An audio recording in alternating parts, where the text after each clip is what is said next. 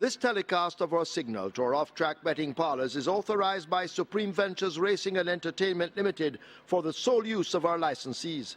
Any reception, interception, retransmission, redistribution, or other use of the signal without the express written consent of Supreme Ventures Racing and Entertainment Limited is strictly prohibited and will be the subject of criminal prosecution and civil action. Any equipment or apparatus involved in such a use is subject to seizure and forfeiture under the law.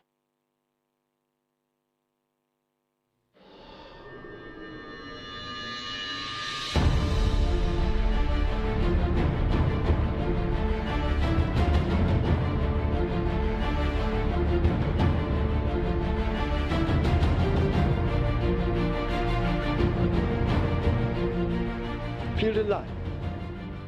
They're ready. 7.5 furlongs they're off. Whiz-Kid runs the rail, getting a slow start. Strike Smart and Kai on the Go match strides, joined by All for Love, these three in a line, as they make their way down the far side and head toward the final 6 furlongs. Easy Peasy moving quickly to join them. California Gold races some 5 lengths off that lead on the outside as they lead the 6 of Wayne's Princess in the yellow and blue. Super Alex just on their tails. They're in a fairly tight bunch, that group, and just at the back of the field, it's a Whiz-Kid. Maybe 8 or 9 lengths separates the entire group as they continue their journey on the far side. Easy Peasy now slips through, gets that lead. Being chased all the while by Strike Smart, 1.5 lengths down. All for Love making ground on the rail. Kai on the Go now asked to go. There goes Super Alex overtaking, indicators on.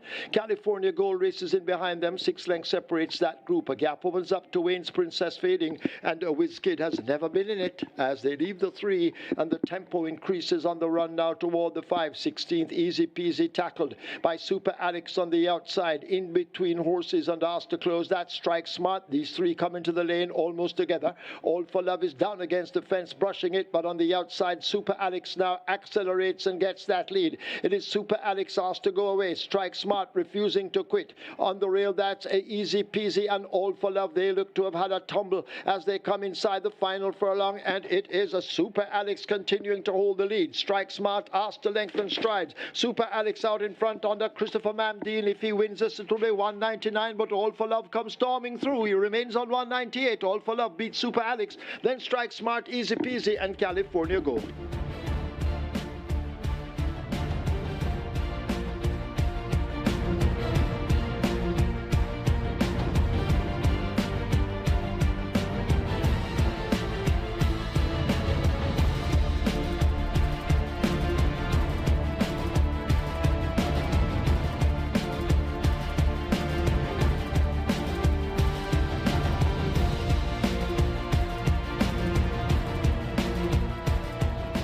Ready for a start. This is race number 2.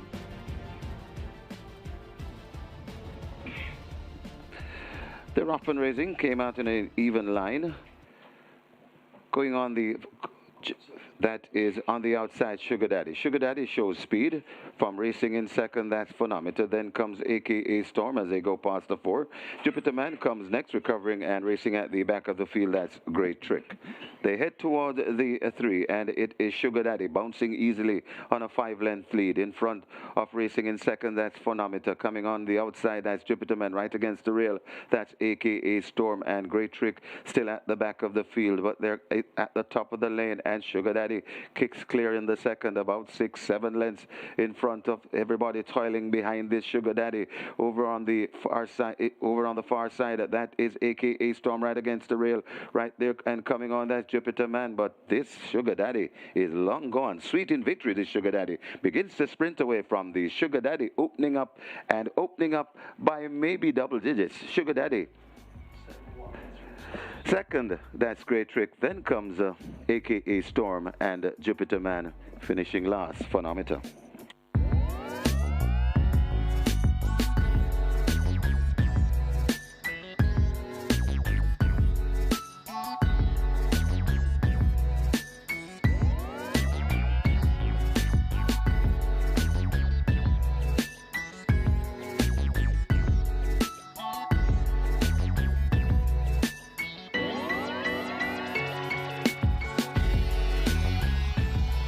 Starter ready. And they're off. Fair start. Golden Emperor, line of a catty toward the back with Nala's Bushman, who runs late. Ali grabs that lead. Sensational Gold in hot pursuit as they charge down the back stretch. Ali out in front narrowly. Sensational Gold just a neck away on the outside. Bin Laden, as they leave the 6, is 2 lengths back on the outside. Delay the Game almost joining, running the rail. A gap of 405 to Always Right. Or rather right in flight as they make their way flashing past the 5. Nala's Bushman now beginning to make some ground, and toward the back of the field, that's Golden Emperor and a long way last, the hopeless-looking Lion of Ikati. They leave the half-mile in behind. Sensational Gold pressing Ali for that lead. A break of some 5 lengths back to Bin Laden. Delay the Game, another 4.5 backs racing in 4th. Nala's Bushman is there, just in behind them. That's a right in flight, asked to make late progress as they slip past the 3/8 pole. A gap back to Golden Emperor. Forget Lion of Ikati nowhere around as the leaders are about to come into the lane. And Sensational Gold in the hands of Christopher Mamdine have now shot through and taken charge at the top of the lane. It's Sensational Gold running away from them at the moment. Ali chasing. Delay the Game now making some late progress toward the outside. That's Nala's Bushman running on. But Sensational Gold now begins to tie up. Delay the Game is coming with a challenge. Here is Nala's Bushman with the usual late rush, and now inside the final 16th, a Delay the Game now takes over from Sensational Gold. Nala's Bushman stoked up on the outside, beginning to close. It's Delay the Game and Nala's Bushman in a head bob. They've gone by together close between Nala's Bushman, Delay the Game, then Sensational Gold. Bin Laden is next, ahead of Right in Flight.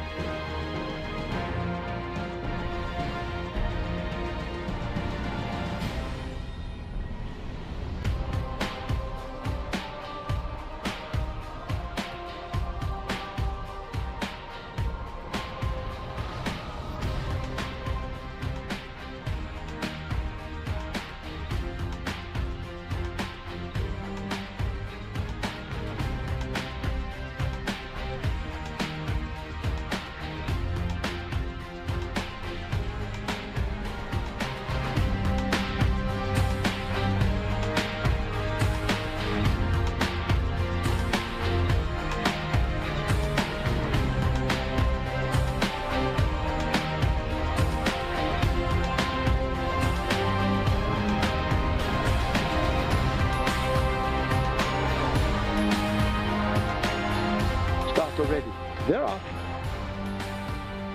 Phoenix Risen and 4-5 a break near to us. Tolona is showing speed in the center and right up there with the front end. Legal Bomb has drifted just a bit toward the middle in the green with a red cap as they've covered the first furlong and a half. Phoenix Risen looks to have the overall lead. Tolona chasing with Great Wayne. 4-5er is the one near the stand fence. On the far side, posing already, and a Legal Bomb will try to close up, but it's a Phoenix Risen continuing to hold the advantage as they run toward the quarter pole. Phoenix Risen near to us in the black cap, just that leader in the middle and trying to close up now under the stick. That is Tolona. Great Wayne just in behind those. On the far side, posing already, now asked to get going, but Phoenix Risen continues to hold them at bay. A furlong to catch. Phoenix Risen out in front toward the far side, posing already, coming on. Tolona is in between them. Phoenix Risen just the leader here, is posing already, trying to close up. Phoenix Risen battling to hold the advantage. Phoenix Risen wins it close between 4-5 are running on late toward the far side, posing already in between them. That's Tolona finishing in 5th.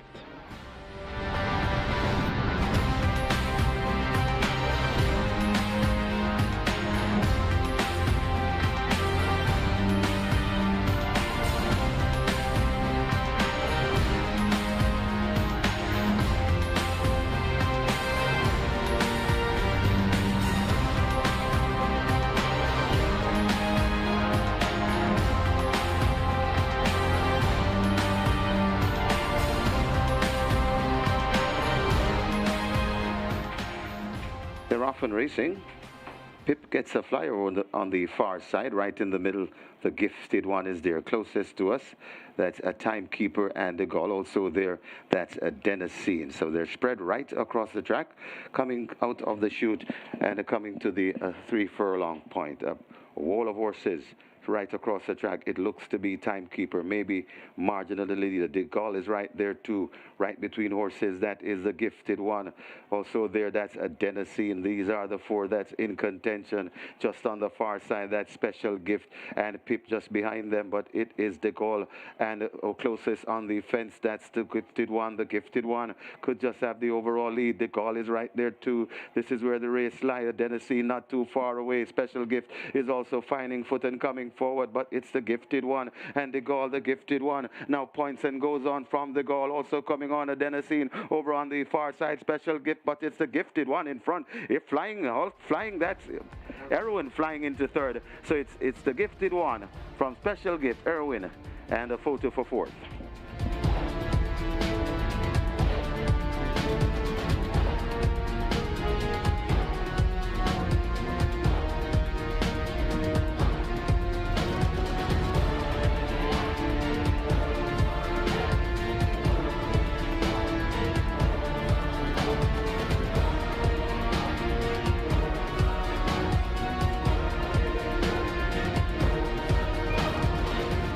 Already.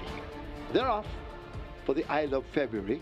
Kaylin Melody misses it as they charge down the back stretch now toward the 6. Amma goes on for that lead, tackled early by Affair. Just ahead separates them as they flash past the 6. Himayah the Grey is some 2.5 lengths back and coasting along in 3rd. Oil Machine a further 2 lengths back, racing in 4th. Kaylin Melody now on the move on the rail, making mild progress. Brenda Boy races a further length and a half back as they leave the 5. Never right on the tail end of that one, and a Buzz Marie not buzzing at the moment at the back of the field. They're about to arrive at the half mile and go spinning into that turn, and Amma has that lead up front. Affair continues the chase. Himayah racing in 3rd and now making mild progress at the 7/16.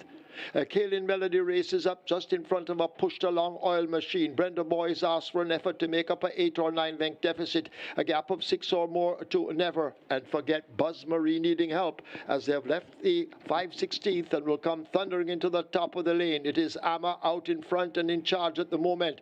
Fear now let loose and asked to close up. Kaylin Melody shaken hard down against the rail, but Amma continues to deny them. Inside now the final furlong and a half, and up front it is Amma put to the right-hand stick, and Amma begins to power right away. Kaylin Melody continues the chase. Affair running on the spot, but it's Amma in complete control of the I Love February trophy. Amma and Radish Roman, they all love February. They win by maybe double digits over Kaylin Melody. 3rd goes to Brenda Boy ahead of Affair. Back in 5th, that's Oil Machine.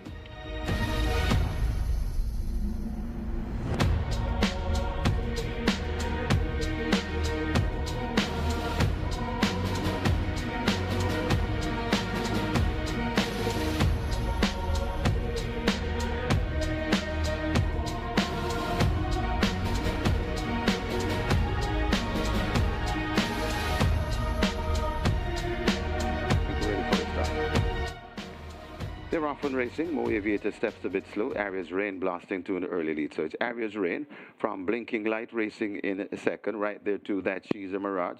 Out wide though, that is Golden Loyalty. As they go towards the 4 furlong point, there then comes Kismet right on the rail. That's Sky Rizzy.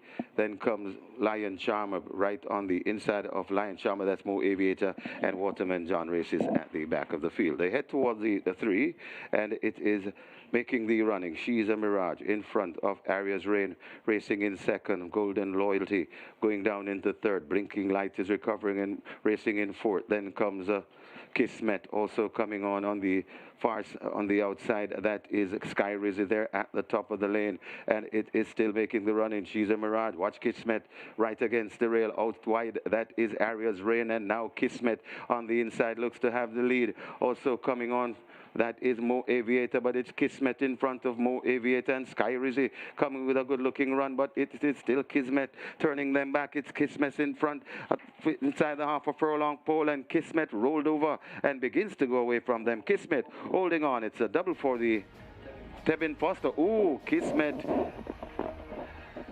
Oh, we have many spills passing the furlong pole, but Kismet, the winner. Stand by for full placings.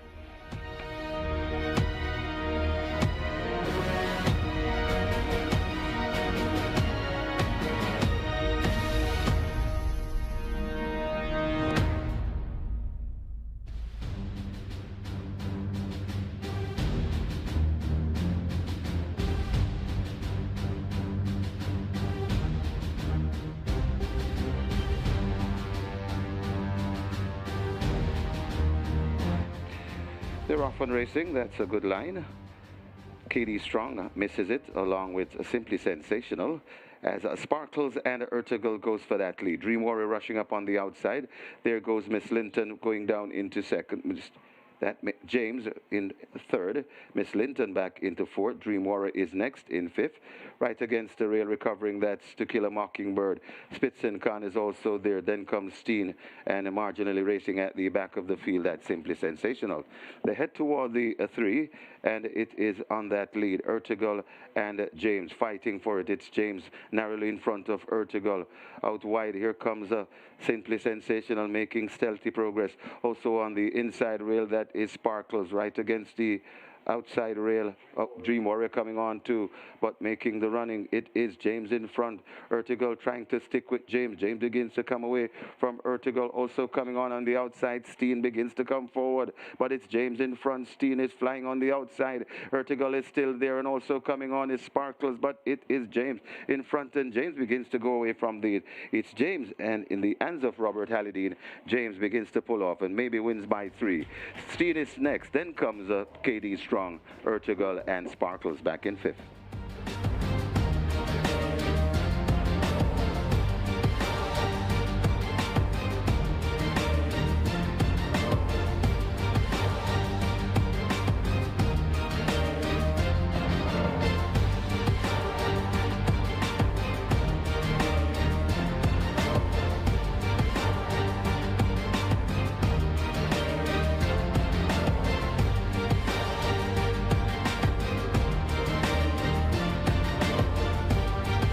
They're off for the Ash Wednesday.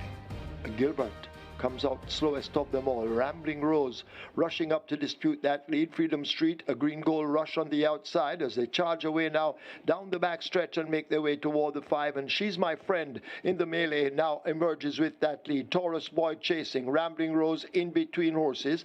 The band is in a handy spot just in behind runners as they make their way down the far side. Milos right there. These in a very tight grouping. Maybe 2.5 lengths separates them as they leave the half-mile marker. Power begins to make a run. There goes on the outside. It appears to be a Get a Pepsi now coming into it. Gilbert has made some progress ahead of Freedom Street.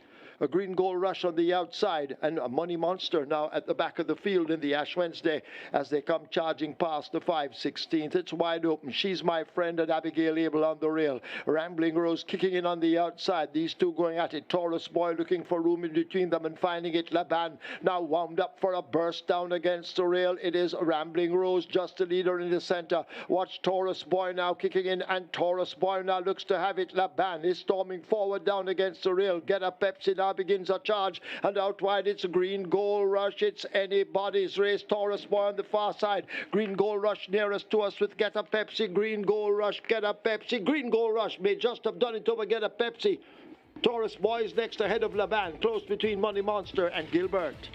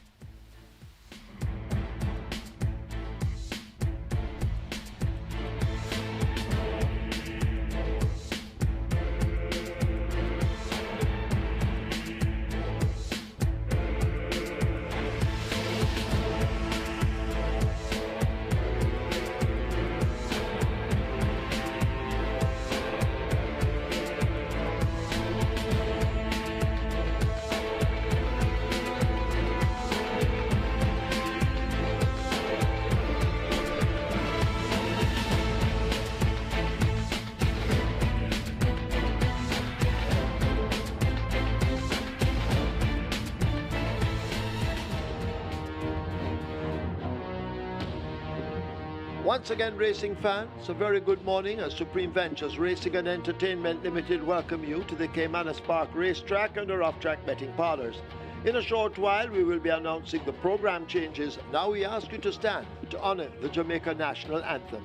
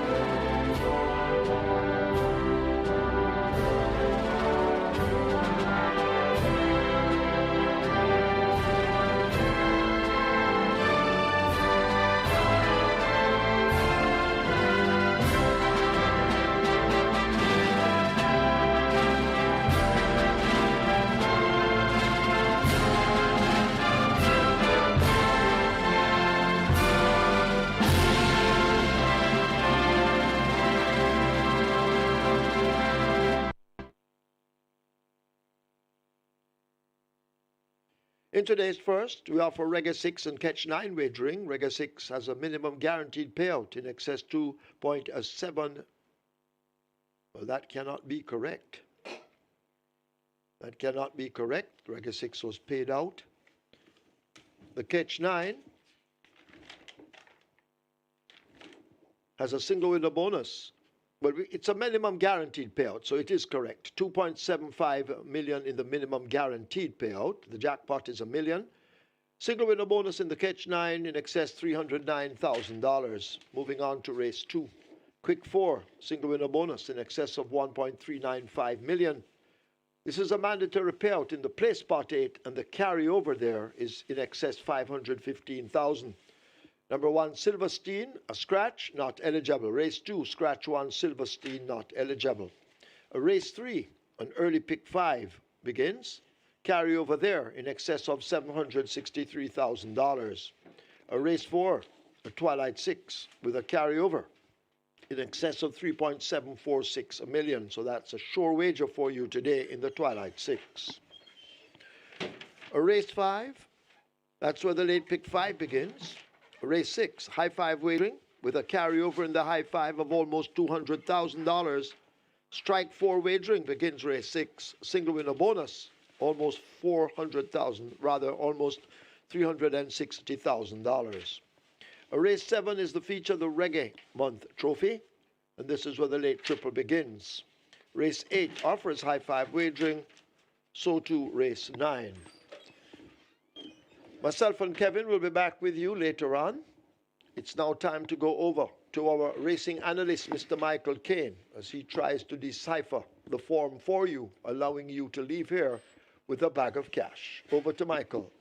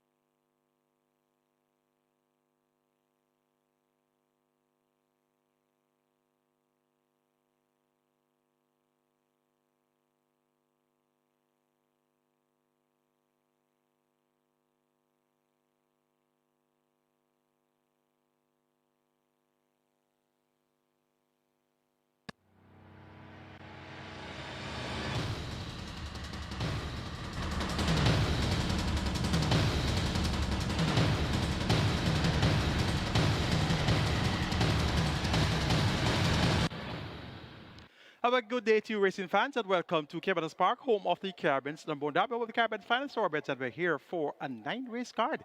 And it's a bright and sunny Saturday here in St. Catharines, Jamaica. And our 9-race card is going to be heralded by the Reggae Month Trophy. That's going to be race number 7. A crack field of 7 will go 1,000 meters straight. And we'll see the undefeated Desert of Malibu going up against 6 rivals, inclusive of Emperor of the Cats, Yellowstone, and Madeline Sunshine, as well as a gift from Ben. So it promises to be a crack sprint for race number 7. We have the REGGAE 6, of course, starting afresh. Minimum guarantee payout 2.75 million. Jackpot back intact at $1 million to start off. So any single winner of the REGGAE 6 is likely to receive over 3.75 million. Twilight 6 boots a carrier over of over $3.7 million. So it's going to be a big day here for REGGAE 6 players as well as Twilight 6 players, not to be discounted. The Play Spot 8 mandatory payout, which started race number 2. And currently we have over 500,000 in the carryover for the Play Spot 8. And that minimum guarantee payout booted up to 500,000 given its mandatory payout day. So quite a few ways to make money here at Caymanas Park. All OTBs island-wide, and those wagering on MBet, as well as the Woodbine mobile betting platform, also First Bet, Express Bet, Narrow Bets, and the FanDuel platform as well. And also those wagering on SV Games, and you know, Supreme Ventures Games new app where you can wager on Just Bet, MBet, and also the lotteries. So you have so many ways to make money. Compliments of Supreme Ventures Racing Entertainment Limited. It's not funny. We are 28 minutes to go to polls for the first event, and here's where we have a field of 7 youngsters. They're all maidens. They go 1,000 meters round. The purse is 1,050,000, and we have your early favorite at 1 to 9 in number 1, King's Crown. Tevin Foster riding for turn Stephen Todd, and number 6, Bold Shadow is your second choice in the betting at 3 to 1, and barring those two, it's double digits all round. So could we have an easy winner for race 1, or could we have a possible outsider? My best 4 for race number 1 includes 1 King's Crown, 4 Ruby's Light, 5 Mac and Rome, and 6 Bold Shadow. 1, 4, 5, and 6. The one I prefer on top is the experienced Bold Shadow. Has raced twice. Actually has raced 3 times. Went over 8 to 1 on debut, 5th by 6 lengths to first grandson, his stablemate, who went over 3 to 5 and 1. Second time out over 7.5 furlongs. Was 5th by 20 and a quarter lengths behind Blue Sensation Affair and Amma. We saw Amma come back to win the I Love February Trophy on Ash Wednesday, Valentine's Day, at 12 to 1. Next outing by Bold Shadow, 3rd by 10 and 3/4 lengths to Teflon Don, an impressive victorious winner there on debut. And the general ran on to be second, coming from way off the pace. Bold Shadow chased relentlessly from the quarter pole, 2nd by 6, then 2nd by 8 at the furlong pole, before being relegated to 3rd in deep stretch. Tongue now fitted by trainer Patrick Lynch, figure removed. You will Pinnock replaces Tevin Foster in the saddle, and notably, Tevin Foster, who was aboard Bold Shadow on the last 2 outings, he's opted for number 1, King's Crown. Bold Shadow gets a vote from me, 3 to 1, the second choice in the betting. Number 1, King's Crown, makes a debut. He's a 3-year-old chestnut coat by Berlino the Tiger out of the Sorrentino Dam Dancing Queen. Bred there, Branton David the Miller owned Black Brothers train Stephen Todd. Tevin Foster picks up the mount, and King's Crown will have Lasix administered for the debut. Tongue tie also fitted for the debut, and he have 57 kilos joint top weight with Mac and Rome. Horse number 5. King's Crown has looked fairly well at exercise in the mornings, reportedly doing some good works, and as such we see 1 to 9 for the first time starter. King's Crown, well, hopefully the real birds are right, and this one would acquit himself well enough to get the victory first time at the races. Number 5, Mac and Rome, another debutant, a 3-year-old big colt. He's by Bold Conquest out of the Gold Miner Dam, and this one bred Carlton Watson, owned Sidney Roman and Lawrence McKinley. Shane Sackton Roman and Robert Hardball Haldane aboard. Lasix for the first time for the debut. Tongue tie also fitted, and Mac and Rome has also carried himself fairly fluent in the mornings. No bullet works, but he's reportedly of good worth. Number 4, Ruby's Light, has raced once, was 3rd on debut by 11 and a quarter lengths behind Speed on Wheels, a very impressive winner of the 8:30 sprints. Ken Seo was 2nd. Ruby's Light was outsped throughout the 5 furlong straight contests. Blinkers now fitted by trainer Gary Griffiths, and O'Shea Nugent, 2-time champion apprentice, he picks up the mount. Once again, Ruby's Light is expected to improve on that 3rd by 11 and a quarter lengths on debut. A fairly open-looking contest on paper, despite the presence of a 1 to 9 favorite on the board. These are maidens, quite a few, well, 3 debutants actually. So the other debutant is number 7, Roman Princess, not getting any attention at all at 39 to 1. She's a 3-year-old chestnut fitted by Soul Warrior out of the Lovely Day mare. Lovely Day, is that right? Lovely Day, Lovely Day. Well, we have to do some checks there for both Mac and Rome and Roman Princess. We're seeing the same dam as the grandson, so we'll watch out for that and get updates later on. Everton Stone, more popular known as Goosey. He's in the side of a trainer, Sacklin Roman. Sacklin Roman has 2 entries here, Mac and Rome and Roman Princess, so we expect decent efforts from them both. Gonna go 6, 1, 5, and 4 in the opening contest. Bold Shadow over King's Crown, Mac and Rome, Ruby's Light. REGGAE 6 kicks off in the first event, and so does the Catch 9. The clash of the titans in terms of exotic wager opportunities.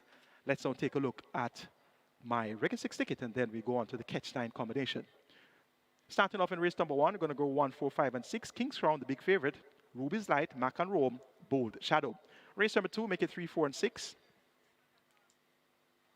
Sensational Satin, Tequila Blue, Sabina. And please note that number 1, Silverstein, is an odd runner. So race 2, scratch number 1, Silverstein. Race number 3, going to go 3, 5, and 6. Crimson, Secret Traveler, and K-Boy. Race number 4, 1, 2, 5, and 8 on Rudy Boss, KP Choice, Kataba, and Prince Marshall. Race number 5, Banking on number 6, Edina Marsh, so taking a single in race number 5. Race number 6, the cash out leg of our REGGAE 6 today, 3, 5, 6, 7, and 10. City Hawk, Speedy here, Smart Asset, Fly Blue Jet, and Bazinga. 7,200 will get you my REGGAE 6 ticket. Robert Darby's REGGAE 6 starts off with 5 and 7, 3, 4, and 6, 2, 5, 6, and 7, 1, 4, 6, and 7, 3, 5, 6, and 8, 1, 2, and 12. And those numbers appear to be the identical numbers from Wednesday's card. So, producer, can you kindly check that ticket for Robert? That looks like Wednesday's ticket. Thank you. Catch 9. Race number 1, we're starting off with 1, 5, and 6. Race 2, scratch number 1, Silverstein, 4 and 6 in race number 2. Race 3, for my Catch 9, we're going to go 3 and 5, Crimson and Secret Traveler. Race number 4, KP Choice number 2, a single. Race number 5, Edina Marsh, a single.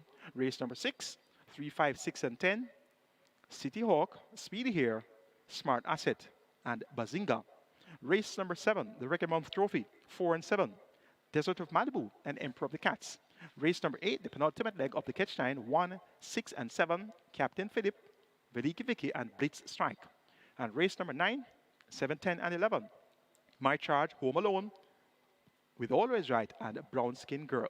4,320 will get you my Catch 9 ticket. Robert Darby's Catch 9 starts off with 1, 4, and 5, 3 and 6, 3 and 5. Now this looks more like it, so producer, check that REGGAE 6 ticket. These numbers appear more according to the horses that are on the program. Race number 4, going to go 1 and 2 for Robert. Race number 5, Robert says 5 and 6. Race 6, Robert singles number 1, Oasis Jack. A rare single from Robert. Race number 7, Robert says 4 and 7 for the REGGAE Month Trophy. Race 8, 4, 6, 7. Race number 9, Robert goes 6, 7, 8, and 10. 5,760 will get you Robert Darby's Catch 9. Best of luck wagering on Catch 9 as well as all REGGAE 6. Both begin here in race number 1. Already 2.6 million wagered in the REGGAE 6 pool and 450,000 plus wagered in the Catch 9 pool. Race 2 is next. It's Play Spot 8 mandatory payout day. We have over $500,000 in the carryover for the Play Spot 8. Minimum guarantee payout is $500,000. And the Quick 4 also starts in race 2 with that single with a bonus of over 1.395 million and a minimum guarantee payout in the Quick 4 of $250,000. A field of 6 declared to go postward. Scratch number 1, Silverstein. We're down to a field of 5. Small field for race number 2. 3, 4, and 6 appear to be the best 3. Sensational Satin, Tequila Blue, both trained by Devon Gale. And number 6, Sabina, trained by Owen Sharp, owned and bred Owen and Solomon Sharp. And of course, Solomon Sharp, our chairman here at Supreme Ventures Racing and Entertainment Limited. And he has called one of his favorite riders, Trevor Slicer Simpson O'D, to ride. So when you see sliced bread in the saddle, you know that it's serious time. And Sabina won easily last time out, but didn't beat much, nothing but trouble and reminiscing Bolo. That was among 180 claimers without a tag, of course. Now takes on 250 claimers, still without a tag, and gets the same trip, 4 furlongs straight to travel, drawn on the outside. Now was drawn post 1 in a 12-horse field last time out, now drawn post 6 in a 5-horse field. Sabina clearly has strong claims here. Number 4, Tequila Blue, raced at the 250 open level last time out, beaten into second by Maya, led for most of the way, led for 5 furlongs in that 5.5 furlong contest, and has just beaten inside the final half a furlong. Cuts back in distance now from 5.5 to 4 furlongs straight. Romario Spencer replaces Christopher Mandy in the saddle. The allotted weight 55 kilos. 3 kilo will be chipped off that, compliments of Turtleback's claim, and it's going to be 52 kilos there for Tequila Blue. Tequila Blue gets 3 kilos from Sabina, and Tequila Blue has the speed to make the lead here. And then working with number 4, Tequila Blue, to get the better of number 6, Sabina. Number 3, Sensational Satin, won 3 of her last 4 races, and she has the distinction of beating Sabina by 5 lengths when winning on the 15th of October last year at this same 250 level. Garfield Gordon picks up the mount for trainer Damon Gale and owner Christopher Gordon. One of 2 entries in the race from the stables of Damon Gale, so look for both the Sensational Satin and Tequila Blue to be banging contention from the word go. I'm going to go 4-6-3-2 in race number 2 as my order of preference. Tequila Blue over Sabina, Sensational Satin. And for administrative purposes, to fill the frame, number 2, China Music. Race number 3 is next. We'll start our early pick 5 here. Minimum guaranteed payout is $250,000, and we have over 763,000 in the carryover for the early pick 5. A field of 6 will go 1,500 meters or 7.5 furlongs is for a purse of 860,000. My best 4 for the 750 claiming contest: 1 Wilson, 3 Crimson, 5 Secret Traveler, and 6 K-Boy. 1, 3, 5, and 6 appear to be the best 4 here. The one that comes out on top is the Downing Class Secret Traveler, raced at the $1 million claiming level on 7 of his last 10 races. The other 3 races were at overnet allowance. Now, was third 2 of the last 3 races at the $1 million claiming level, beaten by Storm and Big Jewel last time off. 3 started back, beaten by Helicopter, Bird Notice. And now down to 750 with Radish Roman, a.k.a. Sneaky Fox, in the saddle for trainer Stephen Todd and owner Black Brothers. We're seeing the combination of Black Brothers and Stephen Todd, that owner-trader combination in race 1 with the 1-9 early favorite King's Crown. So there may very well be a double on the cards for Black Brothers and Stephen Todd, given that the 1-9 favorite King's Crown delivers in race 1 based upon the hype. And Secret Traveler down to 750 looks likely to get the job done as well. So this could be a sealed double for Black Brothers and Stephen Todd here. One thing's for sure, at 1-9, you won't make any money on the win end on King's Crown here. He could drift out by post time though, and you may want to have a look at the fixed odds section as well and see if we can get a little bit more meat on the bone there. But once King's Crown gets the job done, Secret Traveler will be at a similar price, so it's going to be a short price double here for Stephen Todd and Black Brothers. Radish Roman will start off today, even Steven with Tevin Foster. They're both on 16 wins, and they have been really riding well so far for 2024, and we look forward to them keeping up the job all the way through to the final race day in December. Secret Traveler gets a vote here in race number 3. Number 3, Crimson, ran on to win. 2 started back at 7 furlongs at the 750 level, beating Storm and Showgirl. Storm has stepped up to run good enough to win at a $1 million claiming level. Crimson last time out ran on to be 4th, but was disqualified and placed 8th for causing interference to Daddy Jones. So he's back here now by Peter Harvey maintains the mount for trainer Ron Matty, and this one steps down to 750. Crimson has the back class to get the job done, as he did on the 6th of January. Wilson can't be faulted on the score of fitness, has been a model of consistency. On the frame, 9 of his last 10, and has won 4 of his last 7. So he's banging form. Robert Haldane riding for trainer Ian Roberts. And number 6, K-Boy, getting fitter and fitter in recent times. Second by 7.25 lengths last time out behind Mr. Mandate over 5 furlongs straight. Will much prefer the distance of 7.5 furlongs. And Tevin Foster, he picks up the mount for trainer Adrian Prince. Look for K-Boy to be finishing effectively from off the pace. Small field of 6, but looks quite competitive. Going to go 5, 3, 6, and 1 as my order of preference. Secret Traveler to get the better of Crimson, K-Boy, and Wilson. Race 4 is next. We start the Twilight 6 here. Minimum guarantee paid is $2.75 million. We have a carryover of over $3.746 million. Race 4 is for the high-level claimers, $1 million down to $800,000. They go 1,100 meters or 5.5 furlongs. The purse is $1,010,000. Off the field of 8, declared to go postwards. My best 4 here includes 1 Unruly Boss, 2 KP Choice, 5 Kataba, and 8 Prince Marshall. 1, 2, 8, and 5. That's where we're going to go in race number 4. That's 1, 2, 5, and 8. That's where we'll go in race number 4. The one that comes out on top is number 2, and that's KP Choice, with a winner over the straight course on last. Now rides the bends, and equally effective when riding the bend. And then Robert Halliday picks up the mount here once again. He was aboard the victory last time out, and I see where he should be able to get the job done. The choice goes to number 2, KP Choice. Number 5 is Catawba. Now, this Catawba is an interesting entry. I tend to believe that Catawba just is not giving off her best when we expect her to do so. When she runs at overnight level, I see her leading, I see her out sprinting some horses for the first 2, 3 furlongs into some races, and she just doesn't do as well when she's at the 1 million dog claim level. Yvel Pinnock now picks up the mount for the Professor Patrick Lynch. The blinkers have been removed. Catawba can go just as fast as KP Choice and any of the other brothers here. So if Catawba were to get a level break and to go to the front and outspeed KP Choice, Catawba can very well win. And I'm keeping this one on the right side in all my permutations today, not leaving Catawba out of anything that I do today. And I suggest that you do the very same. Number 1 is on Rudy Boss, Stephen Foster riding for Carlton Cunningham and Carlton Watson. This one is claimed from Million at last on the 13th of January when finishing 4th by 6 tenths. A Storm, Big Jewel, and CQ Traveler over 7 furlongs. Much better suited to the sprint of 5.5 furlongs. Was an easy winner over 5 furlongs straight on the 30th of December. Look for on Rudy Boss to be back contention throughout, with joint leading rider Tevin Foster in the saddle. Prince Marshall won easily last time out at 750 over 6 furlongs. Claim for 750 steps up to 1 million. Still has a back class to do well here, but the reduction in journey from 6 furlongs to 5.5 furlongs may not be the best thing for Prince Marshall. However, we're going to keep him on the right side. Thriller and Derby does very well. First time off the claim. Make my order of preference a race number 4, 2, 5, 1, and 8. KP Choice to get the better of Catawba on Rudy Boss and Prince Marshall.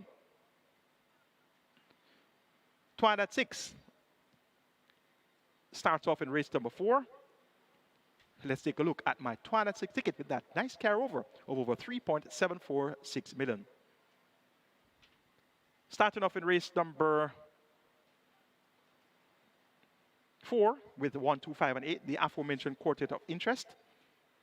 And that's on Rudy Boss, KP Choice, Catawba, and Prince Marshall. Race number 5, Singling, number 6, and that's Edina Marsh. Race number 6, we're going to go 3, 5, 6, 7, and 10. City Hawk, Speedy Hair, Smart Asset, Fly Blue Jet, and Bazinga. Race number 7, the Reggae Month Trophy.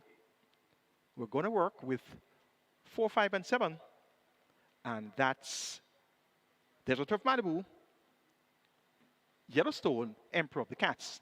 Race number 8, the penultimate leg of the Twilight 6. We're going to go 1, 6, and 7. Captain Philip, Biliki Vicky, and Blitz Strike. And race number 9, the catch-out leg of the Twilight 6, 7, 8, 10, and 11. Home Alone, Slam Dunk, All Is Right, and Brown Skin Girl. 7,200 will get you my Twilight 6 ticket. Robert Darby's Twilight 6 starts off with 1, 2, 3, 4, 6, and 7. Number 1 is single in race 6. Race 7, 2, 4, 7. Race number 8, 1, 6, and 7. And race number 9, 6, 7, 8, 9, 10, and 11. 4,860. The cost of Robert's Twilight 6. Best of luck wagered on Twilight 6. And remember that carryover of 3.746 million makes it even more worth your wager.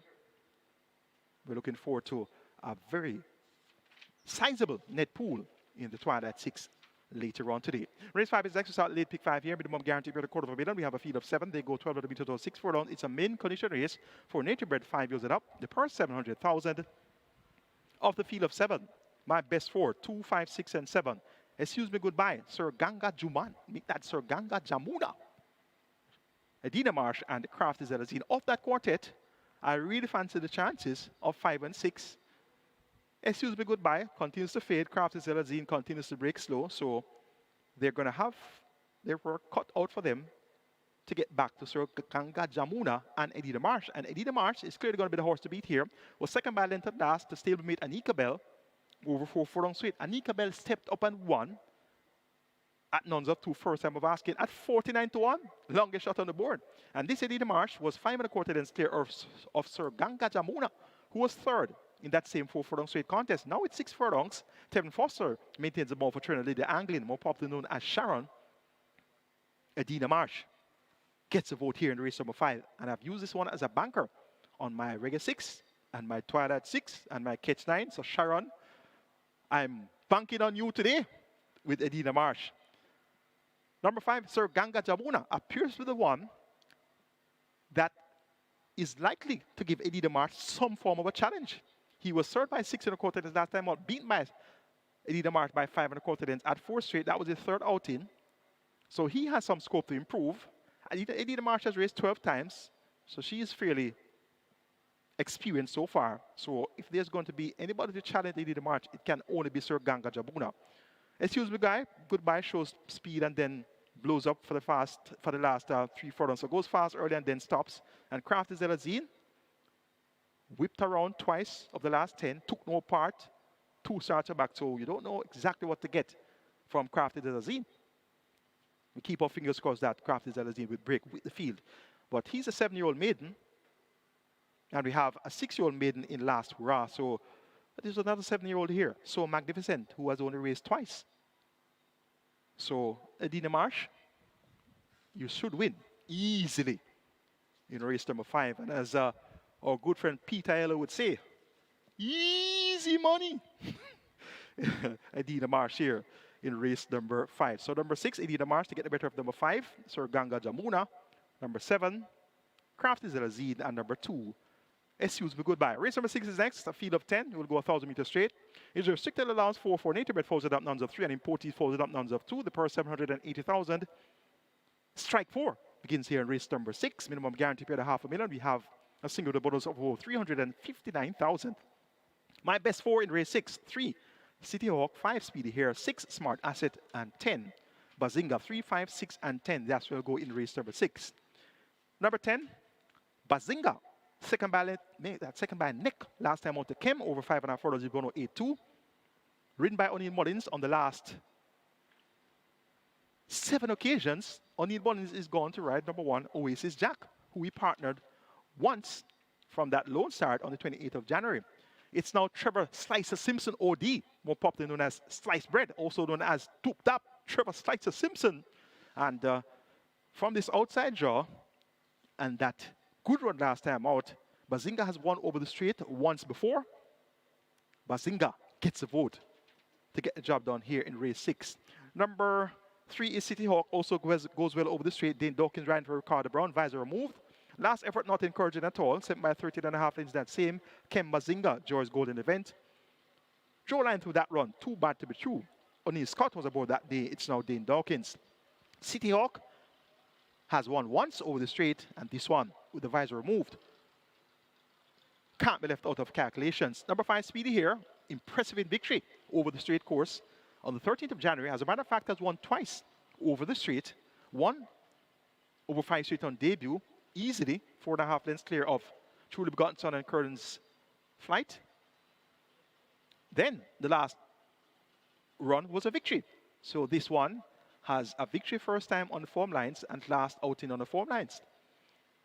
Speed here has very good speed, and Samantha Fletcher maintains the bump for Carlton Cunningham, and Steve Cunningham, speed here, will definitely show her good pace and speed here. And Smart Asset number 6, an interesting entry, won his first 2 races, won by a shorted on debut, beating Simple Sensation and Crucial Alexia, stepped up to nuns of 2 and 1 again, over 4 straight, beating Fly Blue Jet, who will see in action here in John Post 7. The last outing was on the 29th of October, went over on the bend for the first time at 5.5 furlongs, John Post 1, and did not raise a serious gallop. Now reverts to the straight course, gets a furlong longer to travel at 5 furlongs straight compared to the 2 4 furlong straight victories. Matthew Bennett maintains them out for the 4th consecutive occasion for trainer Tencent Chong and owner Delcar Stables. Smart Asset can definitely return to winning ways here in race number 6. I'm taking number 10, Bazinga, To get the better of number 3, City Hawk, then 5, Speedy Hare, and 6, Smart Asset. Race 7 is next, the REGGAE Trophy, an open allowance contest for 3 years and up, $1.4 million. Up for grabs in this open allowance contest. The field of 7 will go 1,000 meters straight. Last triple begins here. Minimum guarantee period is 400,000. What can we say about Desert of Malibu? She's 6 from 6 locally. However, her record was blemished by a disqualification when she won her 5th race. She was disqualified and placed 4th behind I've Got Magic. But actually, she was disqualified and placed behind Madeline Sunshine. So she interfered with both Madeline Sunshine and I've Got Magic that day and was placed behind Madeline Sunshine. So coming out of the starting gate, she's 6 from 6. Notably, Radish Roman has been appointed to ride, replacing Dane Dawkins in the saddle. Dane Dawkins is aboard Sensational Move number 3. Sensational Move also trained by Gear Sobrati, so not quite sure what's going on there. And Desert of Malibu, I must say, on debut, she was ridden to victory by Radish Roman. Dane Dawkins was appointed to ride that day, had a spill, was down for the day, and Radish Roman picked up the chance ride and won aboard Desert of Malibu. And she won over the straight course in her first 2 attempts, 59-4 and 59 flat, easily. So she did not have a problem over the straight. However, she read at the gate last time out, spotted the field several lengths. If she does anything like that today, she'll not win. I can assure you that. So, Desert of Malibu, come out of the starting gate in good order today, and you will be a winner once again to make it 7 from 7 on local soil. Emperor of the Cats, bang in form, drawn post 7. Richard Henry chips off 3 kilos of the allotted 57 kilo weight, so it's going to be 54 kilos here for Emperor of the Cats. And Emperor of the Cats should come out in good order, and he's quite potent over the straight course. He's also very potent coming around the bend, so he's a classy sprinter, this Emperor of the Cats, and he can very well ensure that Desert of Malibu puts every hoof right. Yellowstone will also be in the thick of things throughout. Win 1 on last, and this one carried 57 kilos with O'Shea Nugent. It's now going to be 53 kilos with Romario Spencer, more popularly known as Turtleback, and this Yellowstone is vastly improved. But notably, the customer visor has been removed. And when I'm looking at the past performances here, I see where Yellowstone has raced in the visor 9 of the last 10. And the only start that he didn't have on the visor, he was 6 by 11 and 3/4 lengths. So not exactly sure why the visor has been removed.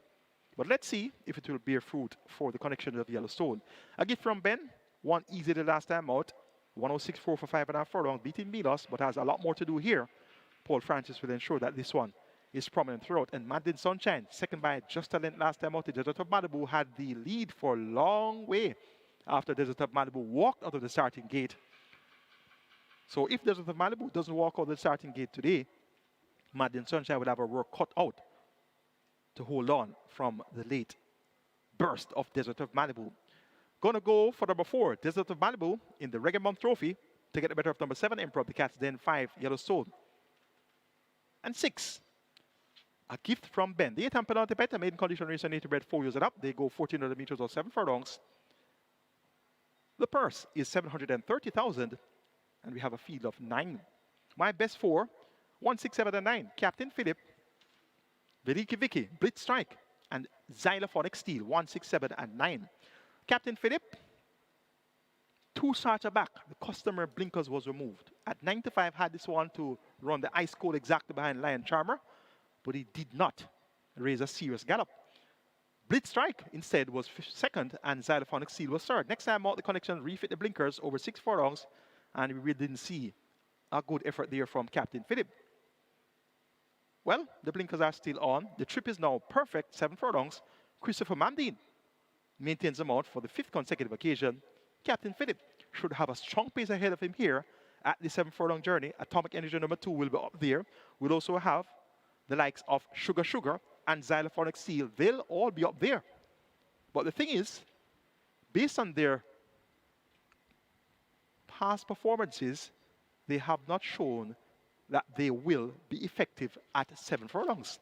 So what happens when you have multiple speed horses in a race where none of them have shown an inclination to get a distance of ground. They're going to dissipate each other's chances. Even if they try to rate and rate and rate, the fact that they are paced horses, speed horses, they're going to run themselves into the ground. So Atomic Energy, Xylophonic Seed, and Sugar, do your work. Captain Phillip is going to be the one that will finish best of all.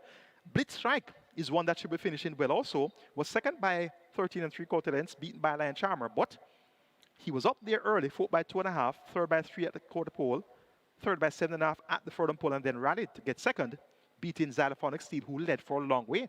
Xylophonic Seed that day was a lone speed. This time around, he won't be a lone speed because you're going to have Sugar up there. You're going to have Atomic Energy up there as well. And Blitz Strike will be right in their slipstream. So Blitz Strike appears to be the one that should be able to pounce early. And he has a lot more scope to improve than Xylophonic Steel, Sugar, and Captain Phillip. We have seen Captain Phillip 22 times. We have seen Atomic Energy 24 times. We have seen Xylophonic Steel 18 times. We have seen Sugar 16 times. And we've seen Roaring Thunder 27 times. And we've seen Veliki Vicky 17 times as well. So this is one of the angles that I usually take in handicapping these type of races where you have horses that are far more exposed than others in terms of their number of starts. And to add to that, we look for a horse that has fewer starts that is showing improvement. And that horse, indeed, is Blitz Strike. So he could very well improve enough to win and get the better of the far more exposed runners at this maiden condition level. Taking number 1, Captain Phillip. When all is said and done, to get the better of number 7, Blitz Strike, then number 6, Veliki Vic, and number 9, Xylophonic Seed. The 9th and final event, the Night Panda Dig Out Handicap. We have a field of 11. They go a distance of 1,600 meters, 8 furlongs or a mile. The purse is 750,000. It's a restricted allowance 5 for native bred 4 years old nuns of 2 and importees 4 years old maidens. My best 4 for the 9th and final includes 7, My Charge, Home Alone, 8, Slam Dunk, 10, All Is Right, and 11, Brown Skin Girl. 7, 8, 10, and 11. That's where we're going to go in the 9th and final event. My Charge, Home Alone. I like the way this one won on Boxing Day. The last stand for 2023. Fitted the tongue-tied figure 8, and it did the trick. Christopher Mandine back in Ireland. He schooled Home Alone as a 2-year-old, knows him well, and he got the job done, convincing by 3 3/4 lengths over Princess Talisi and Sweet Victory. Both Princess Talisi and Sweet Victory has come back to win since. And there's a horse by the name of, what's that horse's name again? That finished 8th in the race. Spitzen Khan, that came back and won as well. So the form line of that 26th of December race was very rich indeed. Now the next outing by Home Alone Men, making his seasonal debut on the 3rd of February. Same distance, 7.5 furlongs, same jockey, Christopher Mamdine, same equipment, tongue-tied figure 8. What happened? Was bumped at the start and taken up sharply by Christopher Mamdine. Half mile out was last of the 12 runners. When he turned for home, he was 10th by a gap as well, going very wide, and came to the furlong pole 5th by 12, and it was 4th by 12 lengths in the end. We have some replay footage for that event for you, compliments of our very wily producer, Daniel Johnson. And this footage I requested specifically, of course, for this preview. And we're going to have on screen shortly the start of that race 9. And there's Home Alone at the back. You can see he's last. Coming out of the gate, John Post 9. And he's shut off by number 10 rather. And that's, don't remember that horse's name, but you can see him at the back of the field there. Taken up sharply and racing last after the first few strides. Now that's Home Alone at the back in the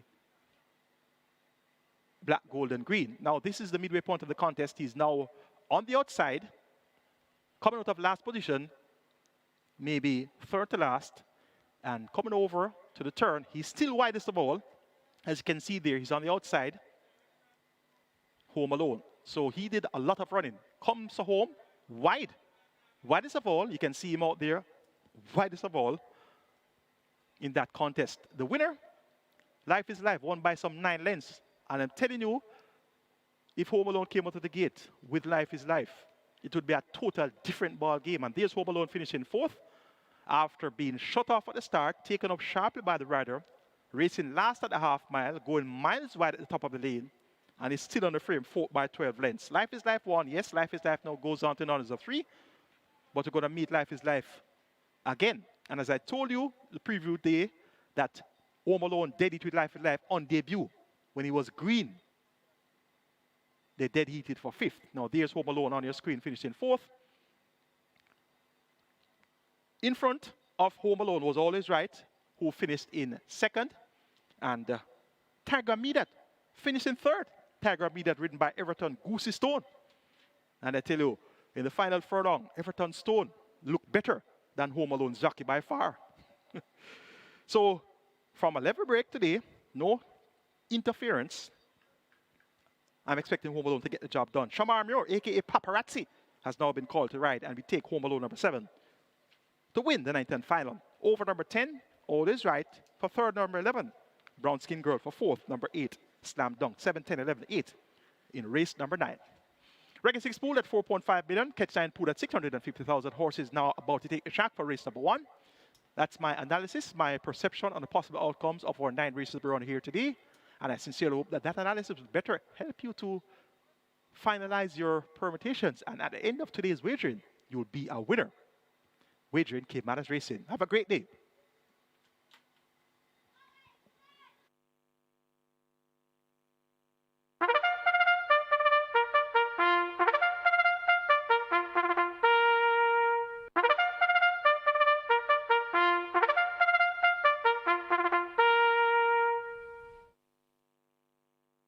Horses take the track for the first. It's a main condition race for native bred 3-year-olds over 1,000 meters round. There are no weight changes. Wagering offered on double event, exacta, trifecta, rolling triple. This is where the REGGAE 6 and the Catch 9 both begin. REGGAE 6 minimum guaranteed payout, 2.75 million. Catch 9, single winner bonus in excess of 309,000. Catch 9 on its way to 700,000. REGGAE 6 heading for 5 million. You have 5 minutes to get your bets on.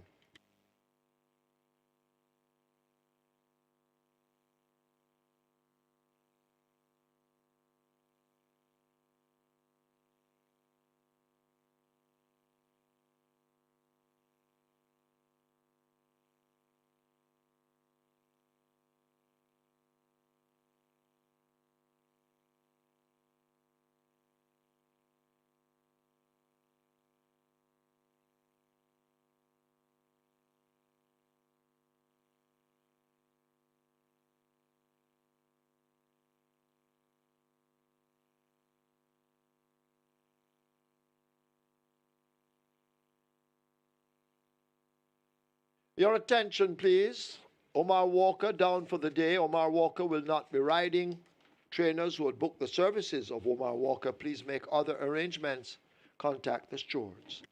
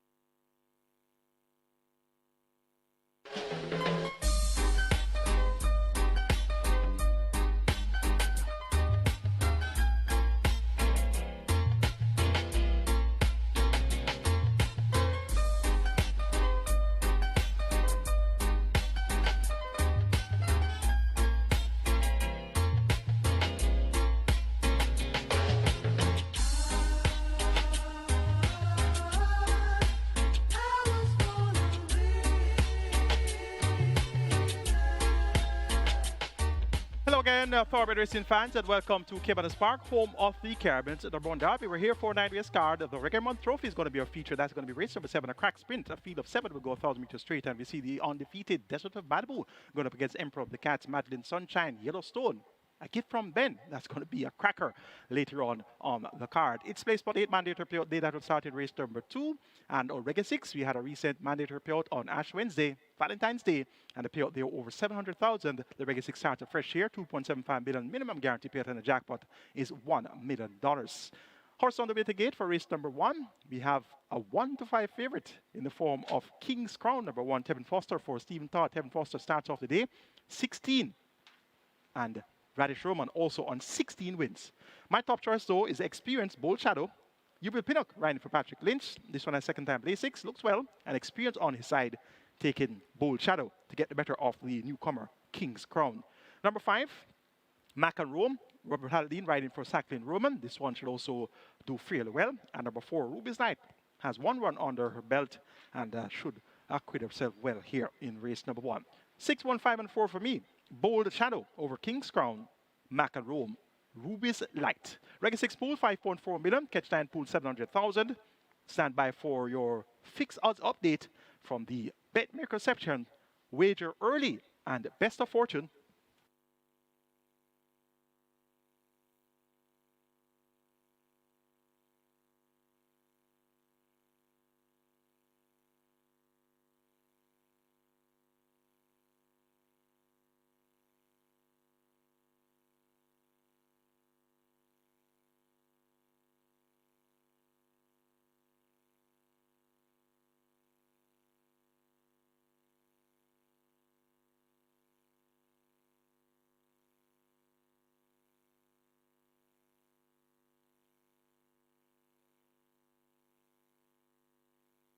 So they have closed up the front of the gate for the start of race number 1. This is where the REGGAE 6 starts, and we're starting afresh today. Nearly $6 million wagered in the REGGAE 6 pool, as REGGAE 6 approaching $6 million. This is where the Catch 9 begins as well. Catch 9 pool approaching 800,000. Jackpot bonus in excess 309,000. And I want to say congratulations to the spotters of the REGGAE 6 on Ash Wednesday. In excess 700,000 was your reward. Get your bets on here in race number 1. We're now approaching $6 million. REGGAE 6 approaching $6 million. Catch 9 approaching 800,000. Close the front of the gates. Loading up about to start.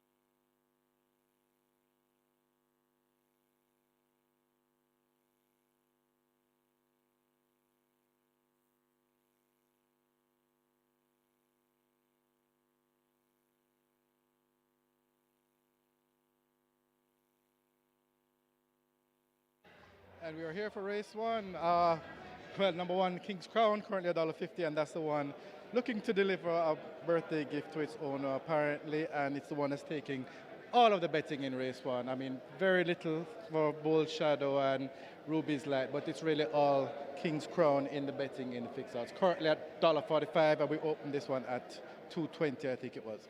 A little bit later on the program, we'll see race 3, Wilson, open at 16, back down to $10. Also well supported in race 3 is K-Boy.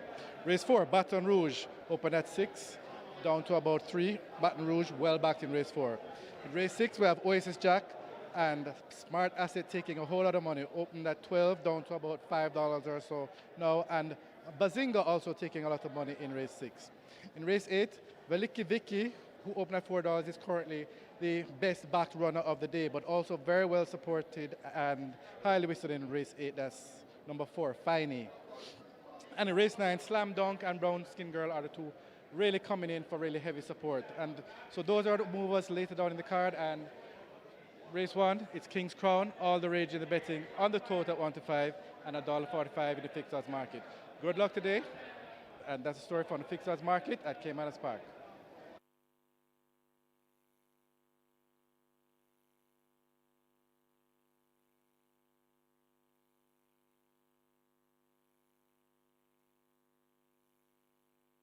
Horses now loading for the first event. Horses loading. First one in is King's Crown. This Old Warrior the Grey will be next at 2. Rider off Shelley the Rocket to load at 3. Shelley the Rocket up to 3 riderless. 1,000 meters or 5 furlongs round the event. First of 9. And we wait on Shelley the Rocket.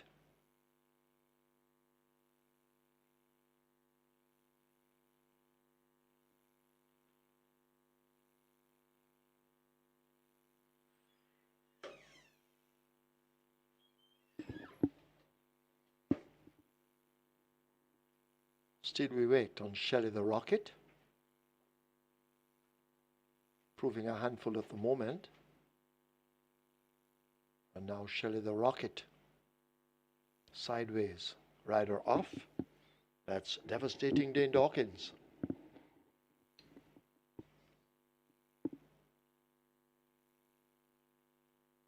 So Shelley the Rocket delaying the start, giving you time to wager if you haven't. Catch 9, heading for 900,000. REGGAE 6, almost at 6 million. As Shelley the Rocket looks to be in. Dane Dawkins walking across.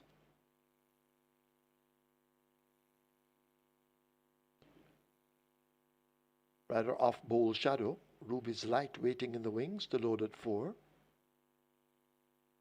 And now they lead Ruby's Light forward with O'Shea Nugent.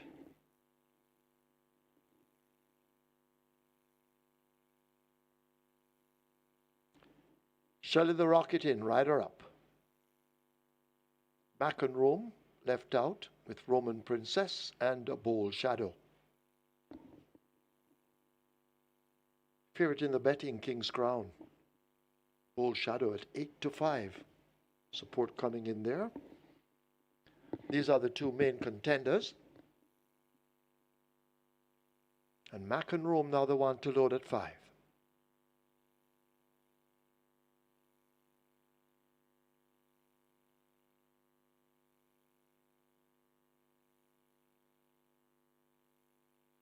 Mac and Rome partially in.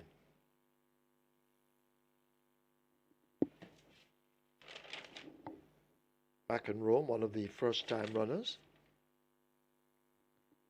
King's Crown, the favorite, also won. Mac and Rome in. Here's Bold Shadow. Remaining at 8-5. Has to be forced riderless into gate 6. Bold Shadow is in, and then we wait on the final one, Roman Princess.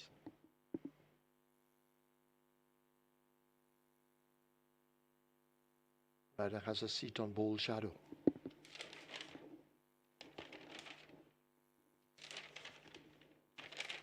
Everton Stone and a Roman Princess will be next.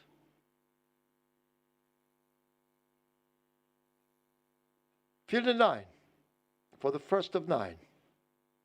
Over to the starter, he's ready. They're off for the first. Roman Princess, the one that lags at the back early. The Soul Warrior and a Ruby's Light now match strides up front as they make their way toward the final half of a mile. They're just about to go spinning into that turn, and the Soul Warrior on the rail holds that lead. Mac and Rome out wide. Ruby's Light tucked neatly in between horses. A Roman Princess has made good ground, and they form a line of 4 as they leave the 3. Bold Shadow races 2 lengths back. The favorite, King's Crown, running the rail, and a long way last to Shelley the Rocket at the back, and hopeless at the moment as they come thundering into the top of the lane. They leave the quarter pole behind. They're fanning out right across the track. Mac and Rome in the green. Battles the Soul Warrior. Here down on the rail, King's Crown now looking for room. It has been taken and has to be switched as they drive up toward the furlong pole. The Soul Warrior on the rail. Here is King's Crown now finding room between horses. Back and Rome forming the line of 3, and the winner will come from one of these. And now King's Crown and terrific Tevin Foster hit the front and quickly slip away by more than a length. King's Crown takes the first easily in the end. Mac and Rome is second. The Soul Warrior is third. Bold Shadow has finished in 4th, racing back in 5th. That's Roman Princess.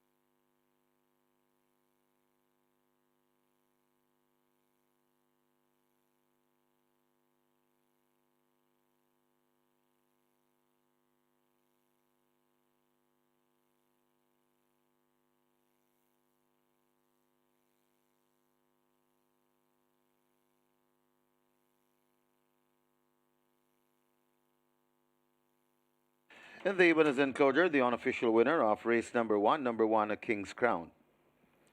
A 3-year-old chestnut colt by Berlina the Tiger.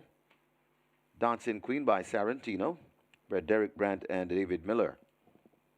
Own Black Brothers. Trained Stephen Todd, the winning rider. Terrific. Tevin Foster, the groom. Romaine Marshall, second. Number 5, Mac and Rome. Third, number 3, The Soul Warrior. And fourth, number 6, Bold Warrior. Final time for 5 furlongs round, 103 and 4.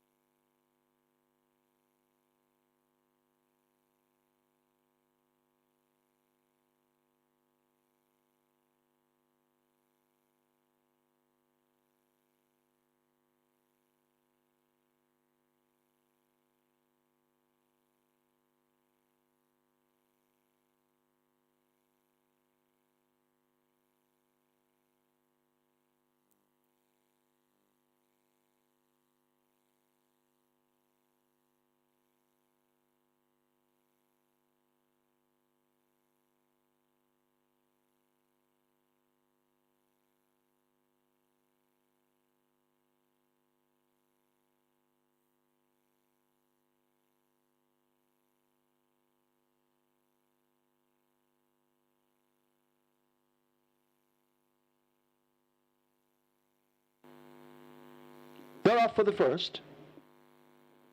Roman Princess, the one that lags at the back early. The Soul Warrior and a Ruby's Light now match strides up front as they make their way toward the final half of a mile.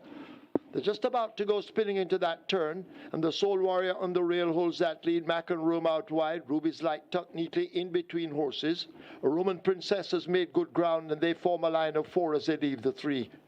Bold Shadow races 2 lengths back. The favourite, King's Crown, running the rail, and a long way last to Shelley the Rocket at the back, and hopeless at the moment as they come thundering into the top of the lane. They leave the quarter pole behind. They're fanning out right across the track. Mac and Rome in the green battles the Soul Warrior. Here down on the rail, King's Crown now looking for room. It has been taken and has to be switched as they drive up toward the furlong pole. The Soul Warrior on the rail. Here is King's Crown now finding room between horses. Mac and Rome forming the line of 3, and the winner will come from one of these. And now King's Crown and Terrific Tevin Foster hit the front and quickly slip away by more than a length. King's Crown takes the first easily in the end. Mac and Rome is second. The Soul Warrior is third.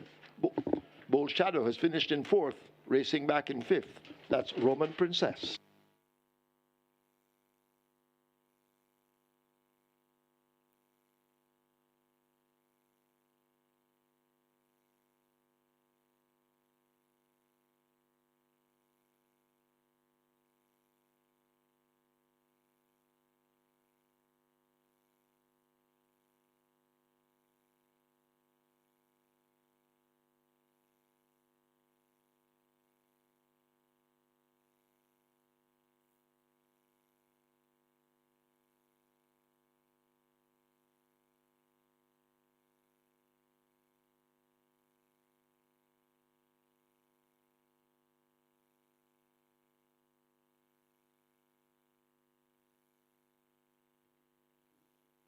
Result of the first, now official. Horses to the testing barn. 1, King's Crown. 6, Bold Shadow. 1 and 6 go to the testing barn.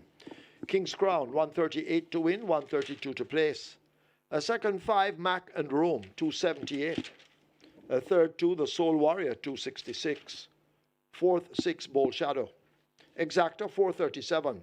A trifecta, 2001-36. Splits, 24-49.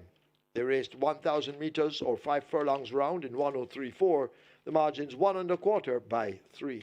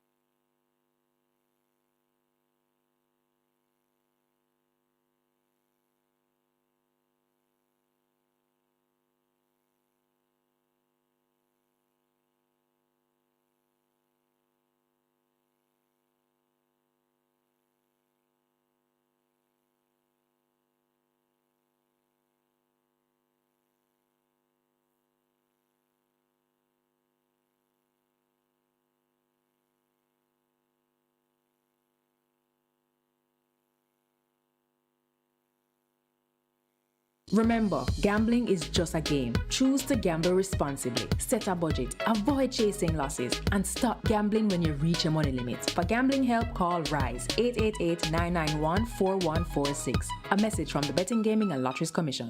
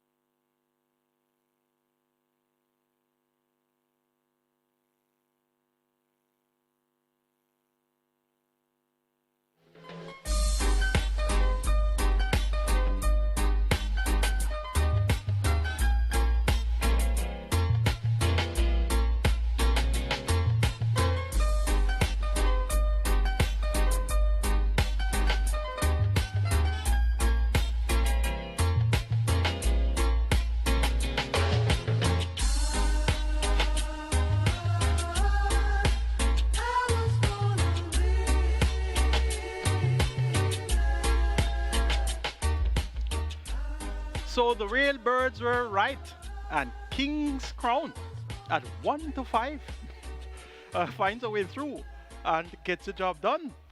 And I tell you, sometimes the market betting and you say, well, 1-5 favorite. I have 4 horses in the race, 1, 4, 5, and 6, And I said, well, all right. Everybody said King's Crown going to win, but how about Mac and Rome? 12-1, that would have been a great start for the REGGAE 6. But the 1-5 favorite came through. I tell you, wow, sometimes you see. And another time you can bank on the 1-5 and him lose. But kudos to the connections here of King's Crown, who a win. First time at the races is always an owner's dream come through. Tevin Foster started off the day, 16 apiece, himself and Radish Roman. He's now in front by 1. He's on 17. And he look for Radish Roman and Tevin Foster to continue to ride very well. And they have some live mounts today, so they could very well start the show. We could very well have them both having multiple wins by the end of today's activity. The REGGAE 6 starts off very popularly, 4,009 tickets. I wonder if Mac and Rome did win at 12-1, how many tickets would have started? I know my ticket would have started, but we all started at 1-5. Net pool, 4.273 million, and the Catch 9 starts off with 610 live tickets with 621,000 plus in that net pool. Race 2 is next. It's time for the Play Sport 8 mandatory payout, $500,000 in that carryover auto paid out plus new money wagered. We are already at 1.1 million, and the Quick 4 begins there as well. Minimum guarantee paid $250,000 with 1.395 billion in that single winner bonus. And please note the minimum guaranteed payout for your Play Sport 8 on mandatory payout, it's 500,000. Scratch number 1, Silverstein. We're down to a small field of 5. They go 800 meters straight or 4 furlong straight. Let's take a look. Top selection goes to number 4, and that's Tequila Blue. Led for 5 furlongs in a 5.5 furlong contest last time out of 39-1 and was beaten by Maya. Cuts back in distance now from 5.5 furlongs around the bend, of course, to 4 furlongs straight. And Romario Spencer replaces Christopher Mandy in the saddle. It's now 52 kilos, 3 kilos a lot. Take that 3 kilos. The apprentice claim taken off that 55 kilo allotted weight.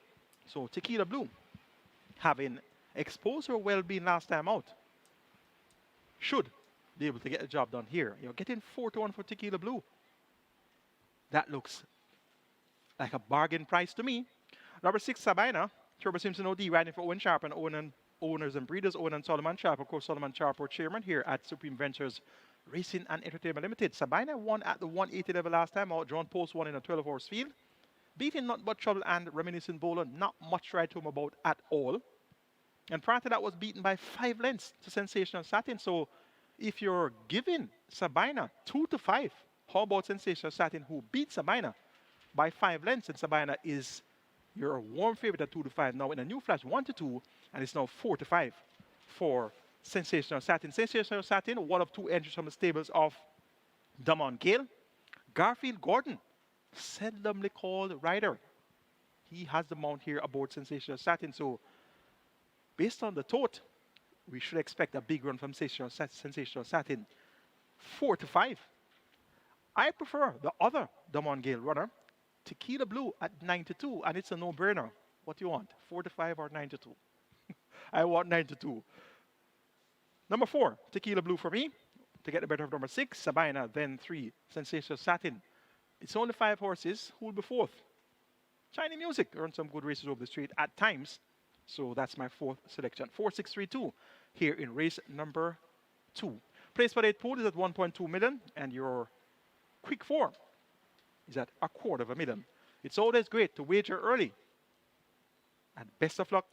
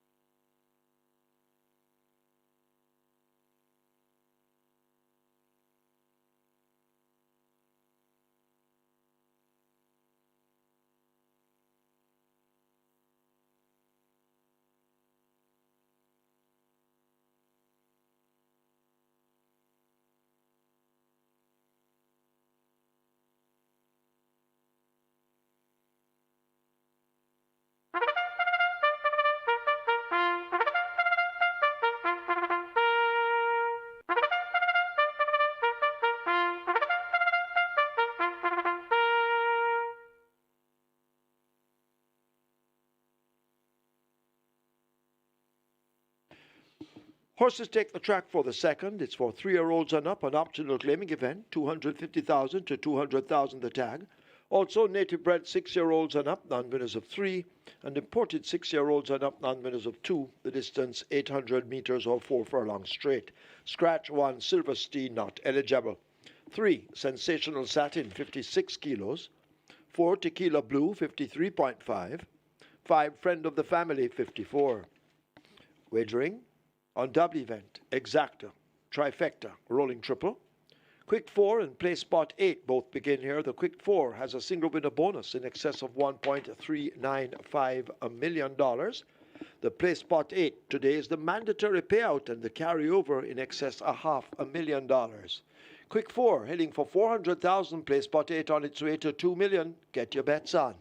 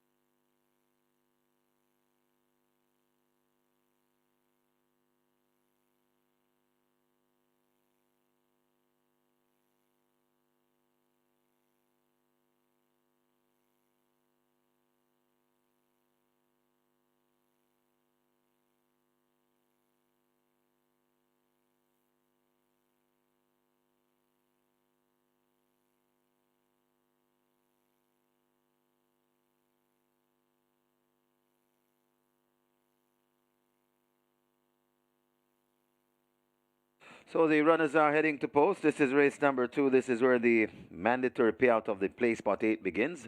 Mandatory payout of the play spot 8. We have a carryover, not a single winner bonus, but a carryover. In excess 515,000 and a pool approaching $2 million. This is where the quick 4 begins as well. Massive jackpot bonus on the quick 4. Almost 1.4 million. The pool approaching 400,000. Get your bets on. Less than 2 minutes to wager. Let's go across to the fixed odds desk for an update. And we're onto a very small field here of 5 with the scratch of number 1.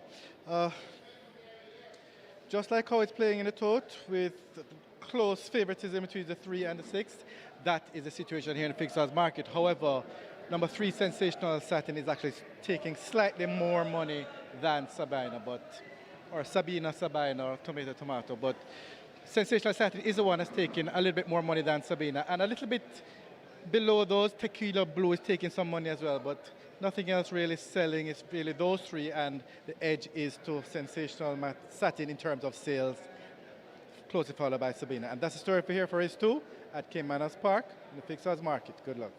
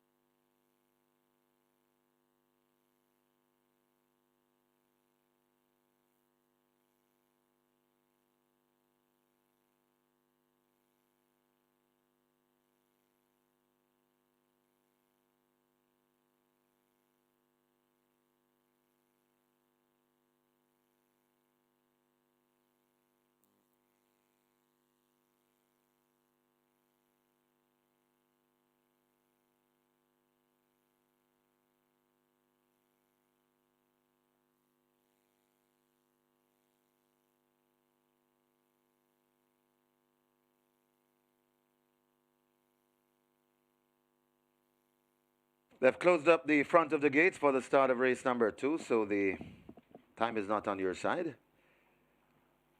That means the loading up process is very near. We're close to $2 million now, approaching 1.9 or so, getting close to 2 million, and nearly 400,000 in the quick 4. Reminding you, very attractive jackpot bonus attached to the quick 4, almost $1.4 million. Loading up is near. Get your bets on.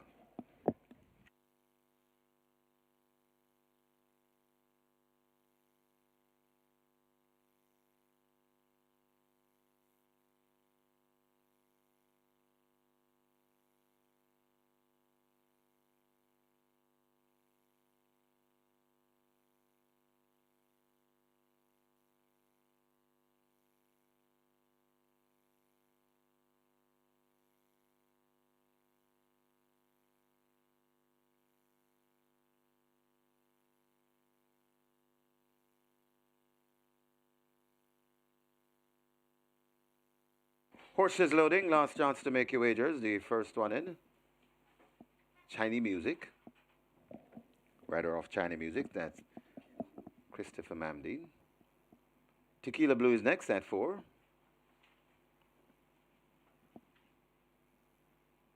Working on the 5, Friend of the Family. They've opened gate 5. Rider comes down, that's the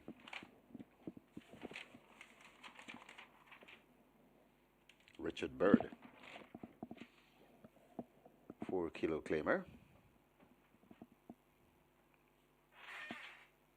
So that's the one they're working on, Friend of the Family. Sabina waiting quietly, along with Sensational Satin. 4 furlongs straight, the trip. So it's a quick sprint coming out of the chute.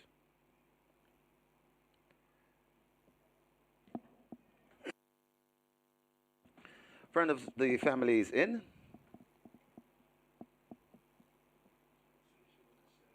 Sensational Satin comes to 3. Sabina to 6. We have a line. Ready for a start. 4 furlongs straight the trip.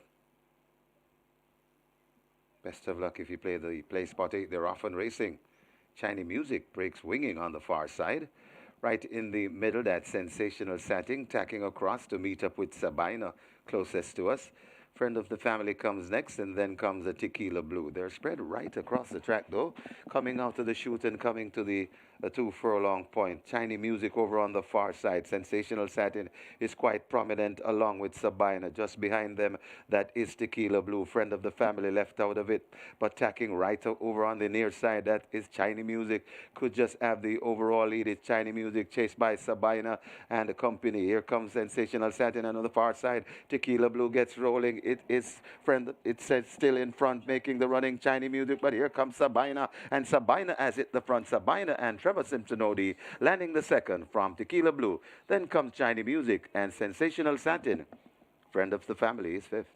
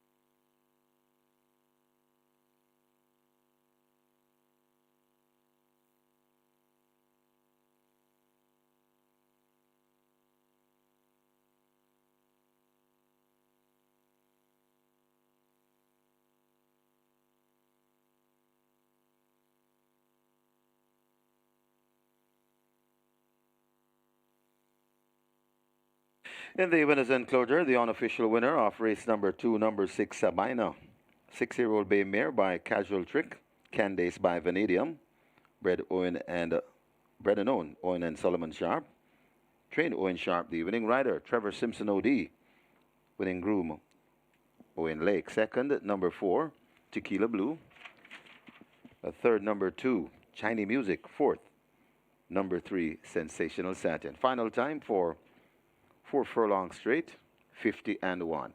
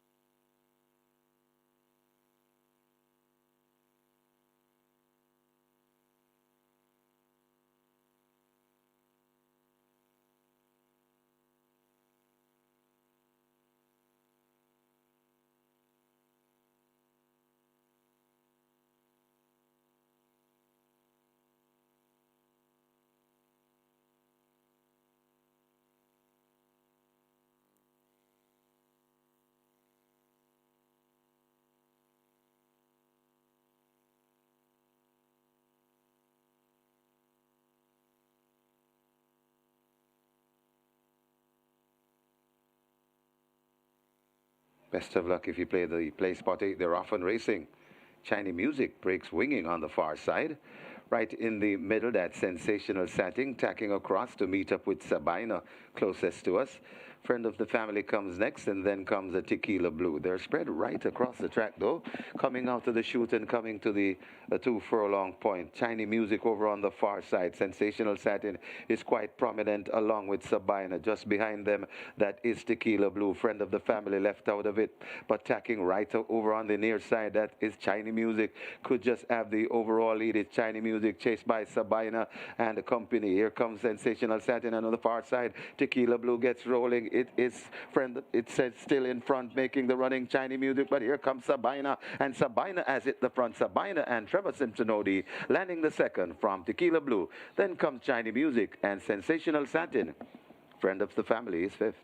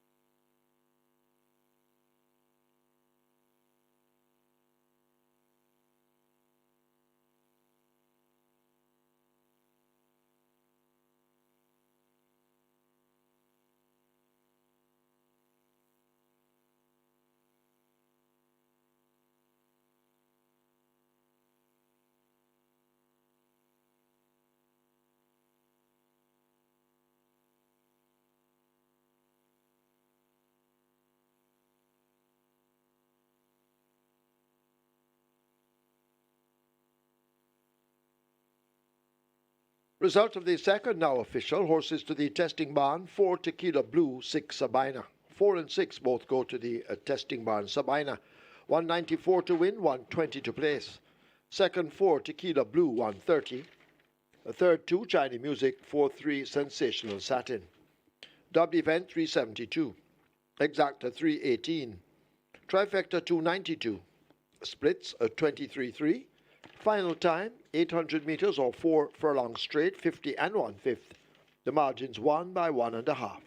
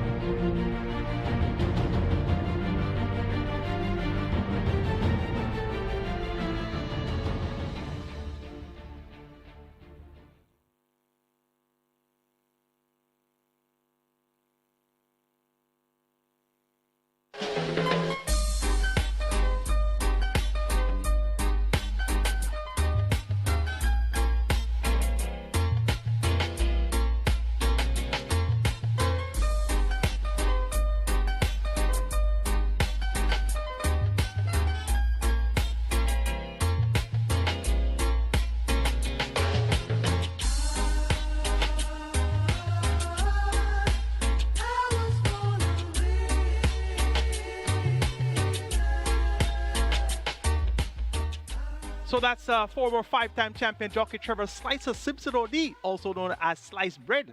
Tooped up Slicer Simpson getting the job done there about Sabina, and what a difference a jockey makes. So when I saw that race a while ago, the horses switching all over the place, Chinese music come from down the inside, coming across toward the stand side. We also had Tequila Blue coming over slightly, and there was Sensation Saturday who came right across as well. But Slicer didn't lose his cool, picked a path between horses, came forward with a well-timed run, and got the victory by a length. And that's the difference that a world-class jockey makes. Sabina getting home by a length there as your 4-5 favorite. And I tell you, it's a dream of mine that Trevor Simpson OD is going to win a race for me one day as a trainer. And I remember way back in the days going to high school. And my colleagues, my classmates, they had to choose. They had chosen their riders already. Trevor Simpson OD was Alfie's jockey. And we had... that's Hubert Bartley, Lions jockey, and everybody chose their jockey, but I had to find my jockey. My jockey became Charles OCOD, but I tell you, I had a real great liking for Slicer, and I really love how he rides, and he got the job done there aboard Sabina. And a couple races ago, he rode a horse by the name of He Stands Alone for me, and He Stands Alone showed good speed coming out of the gate, led Sparkles, and also led Sugar, but weakened. And I tell you, Trevor Simpson OD, really, really a talented rider, and he gets some more wins. And that was a good ride by Slicer aboard the favorite Sabina. Live ticket count on the REGGAE 6, 3,123, with 4.27 million plus in that net pool, and the catch 9 is now down to 417 live tickets with 621,000 in that net pool. It's time for race number 3, which starts our early pick 5. There's a carryover the early pick 5 of 763,000 plus $250,000 minimum guaranteed payout. We have a field of 6, small field of 6, and they go 1,500 meters. The top choice here is number 5, Secret Traveler, down from $1 million claiming level. Radish Roman, he's one behind Tevin Foster. He's on 16, Tevin on 17, having won race 1 with the newcomer King's Crown. King's Crown owned Black Brothers, trained Stephen Todd. So the combination of Black Brothers and Stephen Todd are looking for a double here. Secret Traveler, 1-9. Gets the vote. Number 3, Crimson, gets 2-1. Baby to have riding for Ron Matthew. This one ran on to win 2 starts about beating Storm. Storm stepped up to $1,000,001. Crimson, the exact horse here. You're getting 2-1 for Crimson, and they both are well ahead in the betting. Third choice is number 6, K-Boy at 5-1. And fourth choice is number 1. And that's Wilson at 22-1. So 5, 3, 6, 1 for me. And incidentally, that's the order of preference, as you can see on the total there. 1-9 for the top choice, 2-1 second choice, 5-1 third choice, and then 22-1 fourth choice. Could it be 5, 3, 6, and 1 bullseye here in race number 3? Let's see how that will turn out.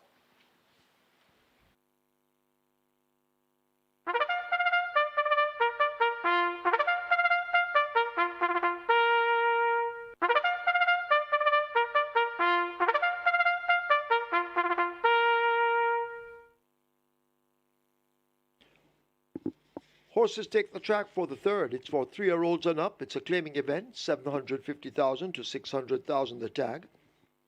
Number 3, Crimson, make the weight 56.5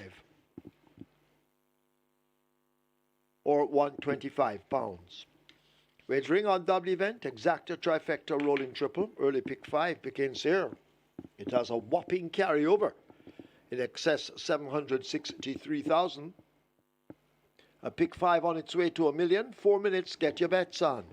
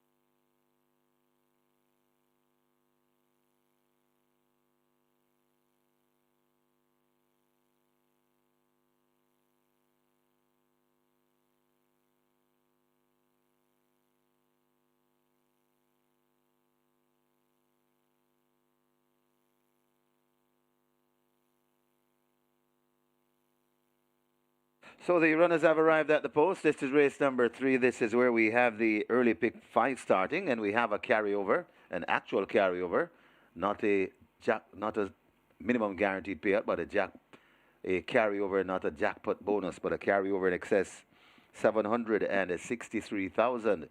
The early pick 5 pool on its way to 1.2 million. And we have triple wagering, triple approaching 300,000. Get your bets on. The runners have arrived at the post. Limited wagering time remains.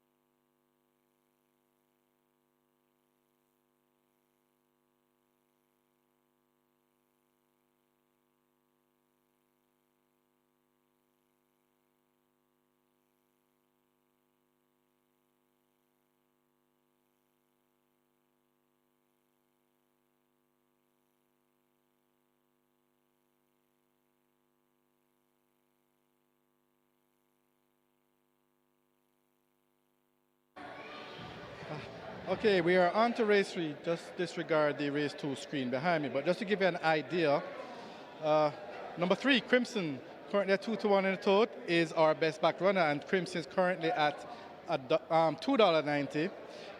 Very close in the betting, number 5, Secret Traveler, currently at $2.25. But in terms of the volume of money bet, it's it's neck and neck with Crimson, actually. Number 1, Wilson, coming in for some support from early.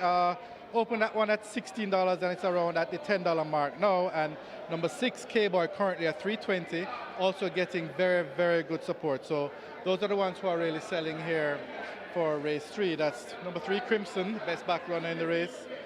5, Secret Traveler, $2.25. Wilson currently at $10, and K-Boy at $3.20. And that's really the story for race 3 in the fixers market here at Caymanas Park. And good luck to you all.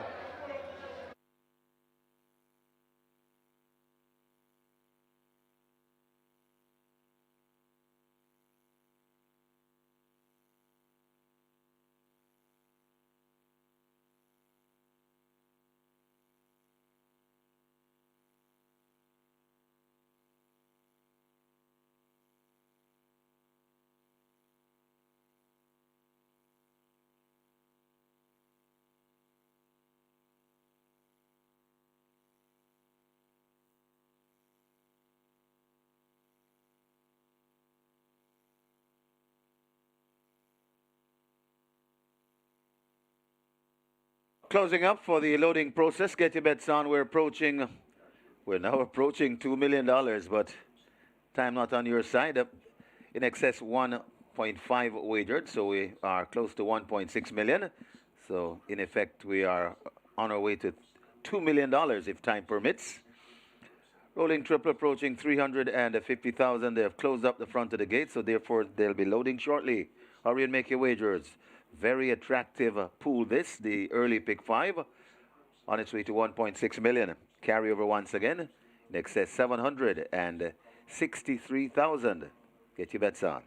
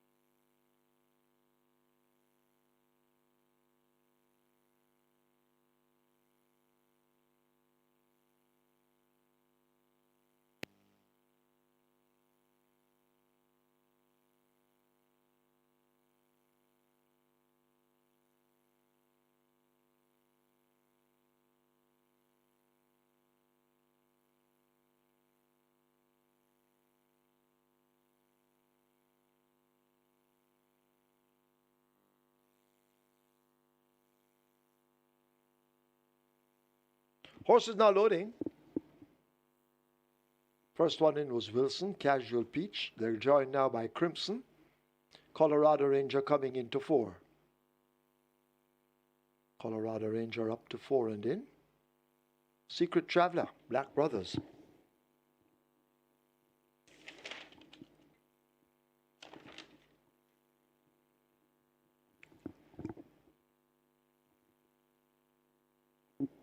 With Secret Traveler, they're looking for a double. Field in line. 7.5 furlongs, 1,500 meters. Starter holds them. Now he's ready. They're off. Fair start. K-Boy comes away running quickly with Secret Traveler between runners. Casual Peach is near the rail. Wilson right on their heels. Crimson Race is just off the fractions. And a Colorado Ranger at the back of the field. They make their way now, just about to flash past the 6. They're tightly bunched up front, the first 3. Wilson down on the rail, possibly adjust that leader. Casual Peach on the outside in the green. Secret Traveler has made good progress. K-Boy is there. Maybe a length and a half separates the first 4 as they leave the 5. These are chased up by Crimson in the red, and last of all remains Colorado Ranger on the run down the back stretch. They're about to arrive at the half mile. And still we have a battle up front. Casual Peach emerges just the leader. Secret Traveler breathing down the neck of that leader. A head separates them now, maybe a nose. As they charge toward the 3, Wilson hot on their heels and making ground, finding room on the rail.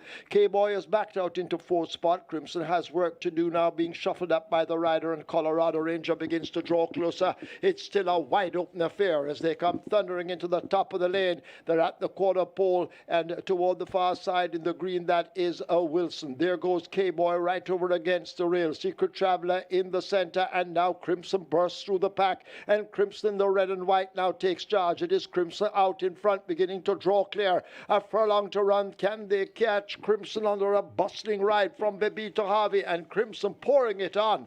Crimson comes right away from them and will win comfortably and easily in the end. Ease down. Brake lights coming on. Wins by maybe 10. Close between Colorado Ranger, Secret Traveler. Wilson has finished in 4th.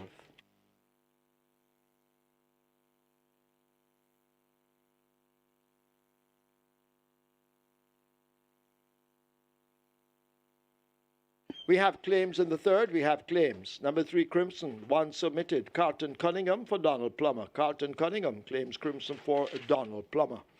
1 claim submitted for 5, Secret Traveler. Oral Hayden for Texas Crew.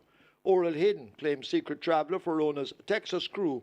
1 claim submitted for number 6, K-Boy. That claim was void.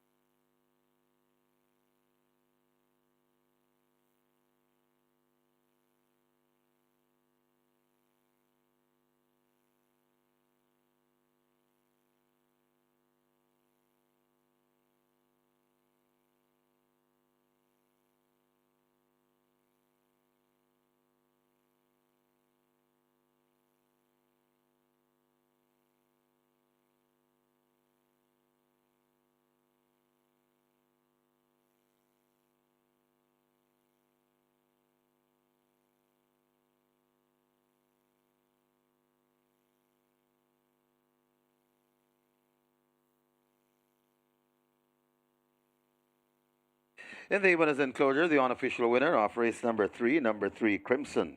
6-year-old Bay Gelding by Nuclear Wayne. Sarah Barracuda by Prize. Bred Michael Bernard owned Lloyd Davis.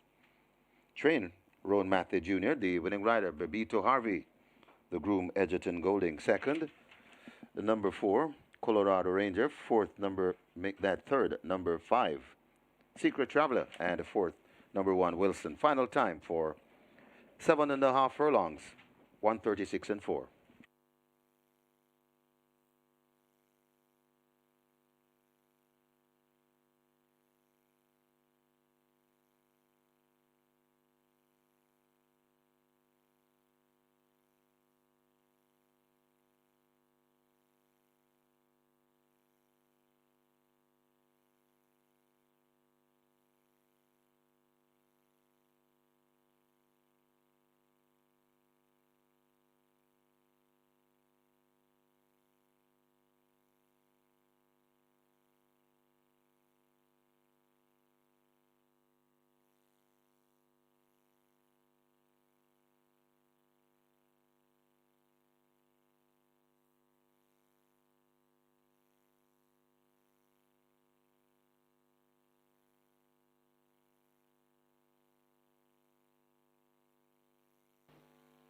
They're off. First start. K-Boy comes away running quickly with Secret Traveler between runners. Casual Peach is near the rail. Wilson right on their heels. Crimson Race is just off the fractions. And a Colorado Ranger at the back of the field. They make their way now, just about to flash past the 6. They're tightly bunched up front, the first 3. Wilson down on the rail, possibly adjust that leader. Casual Peach on the outside in the green. Secret Traveler has made good progress. K-Boy is there. Maybe a length and a half separates the first 4 as they leave the 5.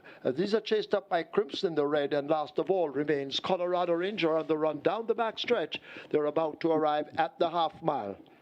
And still we have a battle up front. Casual Peach emerges just the leader. Secret Traveler breathing down the neck of that leader. A head separates them now, maybe a nose, as they charge toward the 3. Wilson hot on their heels and making ground, finding room on the rail. K-Boy has backed out into 4th spot. Crimson has work to do now, being shuffled up by the rider, and Colorado Ranger begins to draw closer. It's still a wide open affair as they come thundering into the top of the lane. They're at the quarter pole and toward the far side in the green. That is a Wilson. There goes K-Boy right over against the rail. Secret Traveler in the center, and now Crimson bursts through the pack, and Crimson, the red and white, now takes charge. It is Crimson out in front, beginning to draw clear. A furlong to run. Can they catch Crimson under a bustling ride from Bebito Harvey, and Crimson pouring it on. Crimson comes right away from them and will win comfortably and easily in the end. Ease down. Brake lights coming on. Wins by maybe 10. Close between Colorado Ranger, Secret Traveler. Wilson has finished in 4th.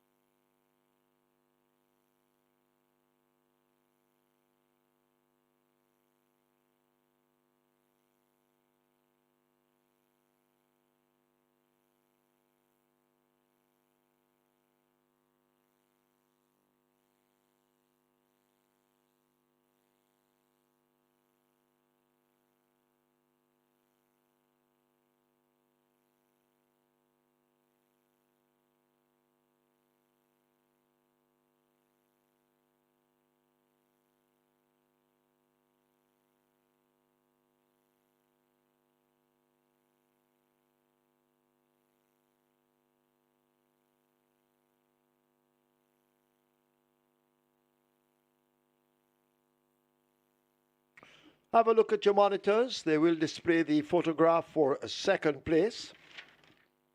Second going to number 4, Colorado Ranger in the orange.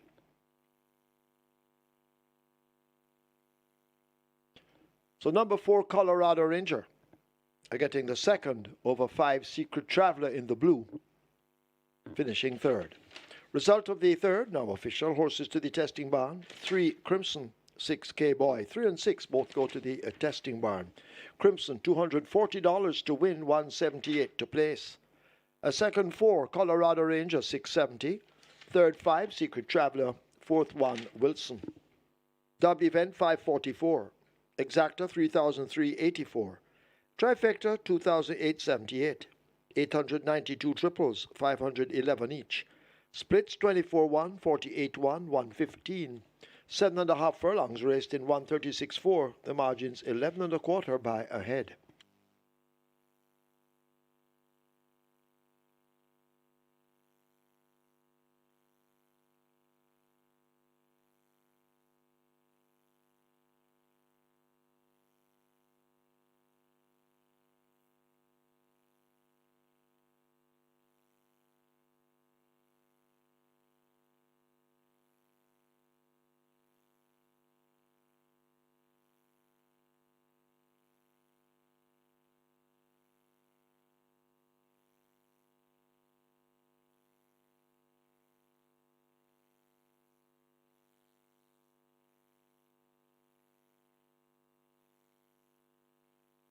Remember, gambling is just a game. Choose to gamble responsibly. Set a budget, avoid chasing losses, and stop gambling when you reach your money limits. For gambling help, call RISE 888-991-4146. A message from the Betting, Gaming and Lotteries Commission.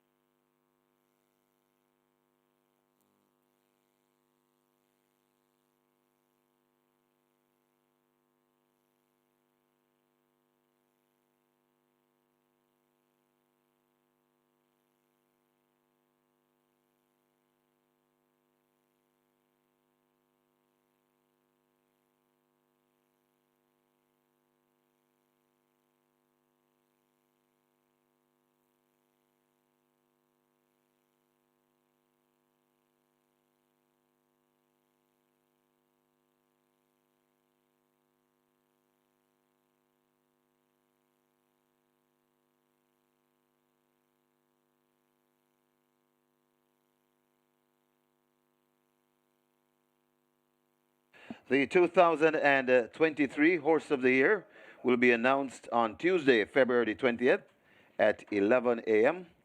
Watch the press conference live on our YouTube channel or via caymanasracing.com. So that's the press conference for the Horse of the Year on Tuesday, the 20th of February at 11 a.m. sharp. Remember, it's the month of love at Caymanas Park, or I Love February promotion on live horse racing is still on. Enjoy mandatory payouts, increased minimum guaranteed payout all month. Quick 4, increased minimum guaranteed payout on the Quick 4 on the 24th of February to $500,000, 500,000.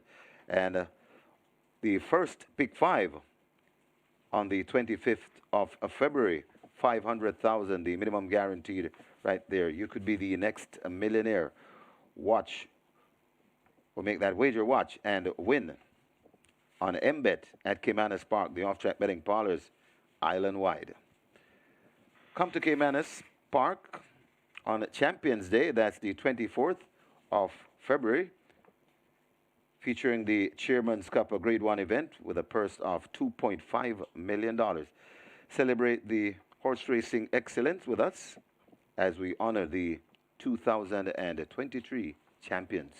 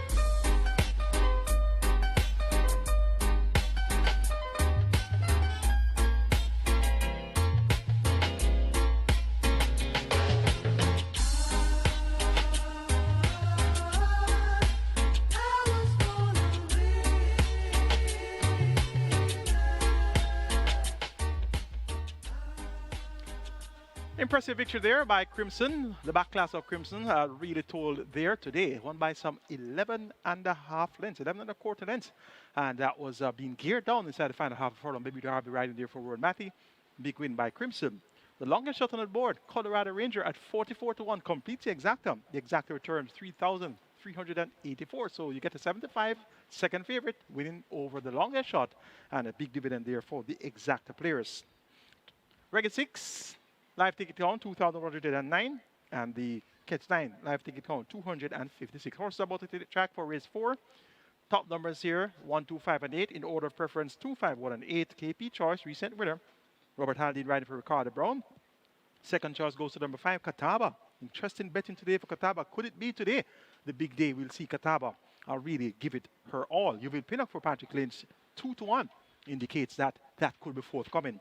Unruly Boss number 1 reports first time of the claim. Tevin Foster won race 1. He's on 17 wins. We're going to go ahead and make it 18 wins. Unruly Boss can definitely get the job done. And number 8, Prince Marshall reports first time of the claim as well. Stepping up from 750 to a million, but he has back class 18 to 1. The price of Prince Marshall. Make it 2, 5, 1, and 8 in race 4. KP Choice over Catawba, Unruly Boss, and Prince Marshall. Twilight 6 pool 7.8 million wagered, and you have 3.746 billion in the carryover.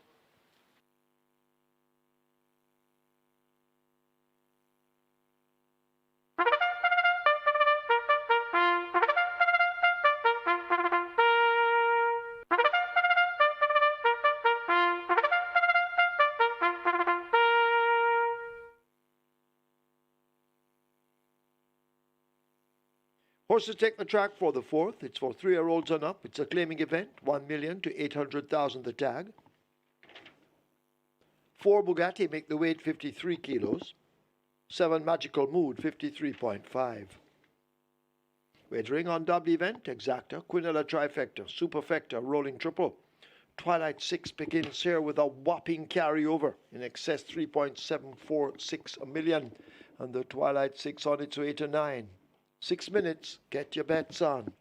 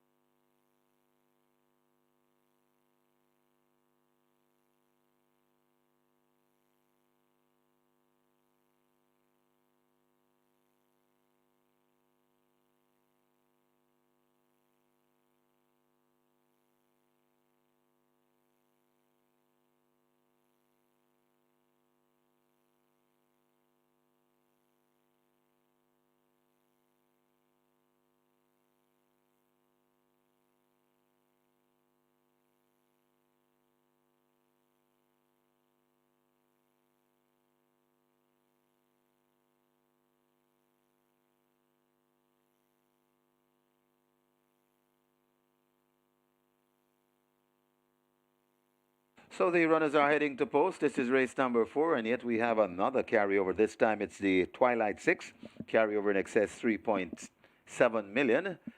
And we're getting close to $9 million in the Twilight 6 pool, so a massive carryover, massive pool. Rolling triple approaching 300,000. Get your bets on, and we still have another carryover to come. Race number 6, where the high five begins. The high five wagering offered. We have a high five carryover. Nearly 200,000 coming up in race number 6. So the Twilight 6 all the rage approaching $9 million. The carryover in excess 3.7 million, and you're rolling triple on its way to 300,000. Get your bets on.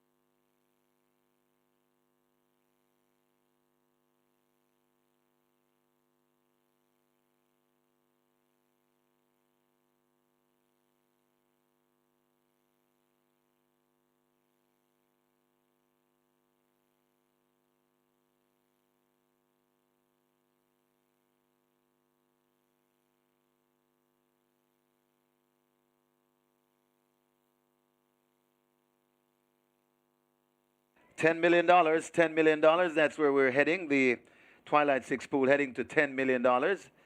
Very nice Twilight 6 pool, this. Big one, too. Approaching $10 million. The carryover in excess 3.7 million. And you're rolling triple on its way to 350,000. The runners are arriving at the post. So you're surely running out of wagering time.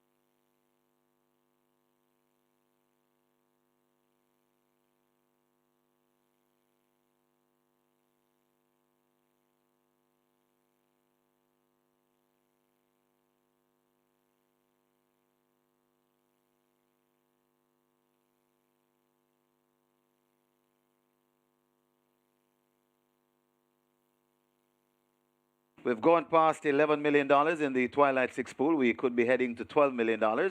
So we're heading to $12 million in the Twilight 6 pool.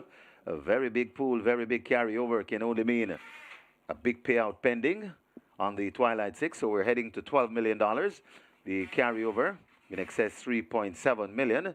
And your rolling triple on its way to 400,000. Get your bets on. The runners have arrived at the post.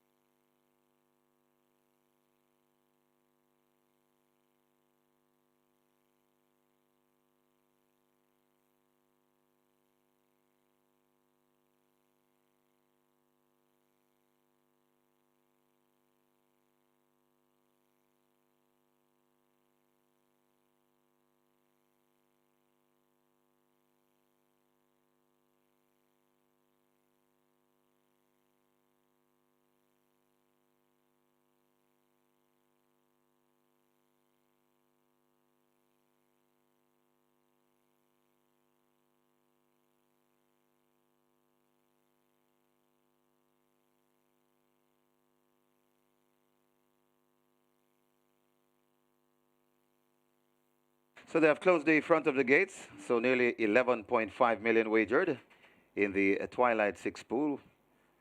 The carryover in excess 3.7 million. Big pool, big carryover. Rolling triple on its way to $500,000. We've gone past 400,000, so we're heading to $500,000, heading to 500,000. And they've closed the front of the gate, so therefore the loading up is about to start. Get your bets on.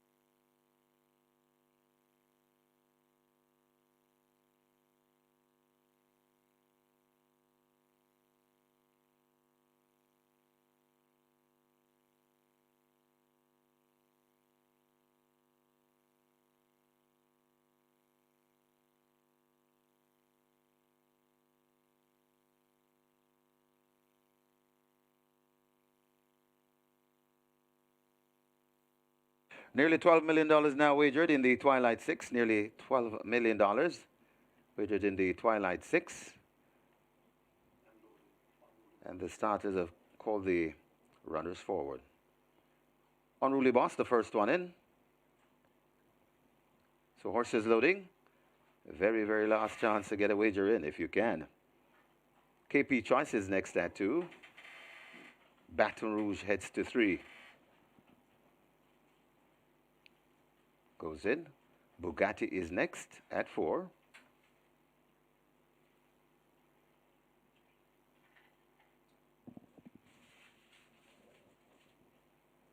Going on a grill to 6. Magical Mood is next at 7. Catawba heads to 5. And a Prince Marshall will be the final one. 5.5 furlong is the trip. Best of luck if you play the Twilight 6 and all other bets. Prince Marshall goes in. Rider climbs aboard. 5.5 furlongs. Ready for a start.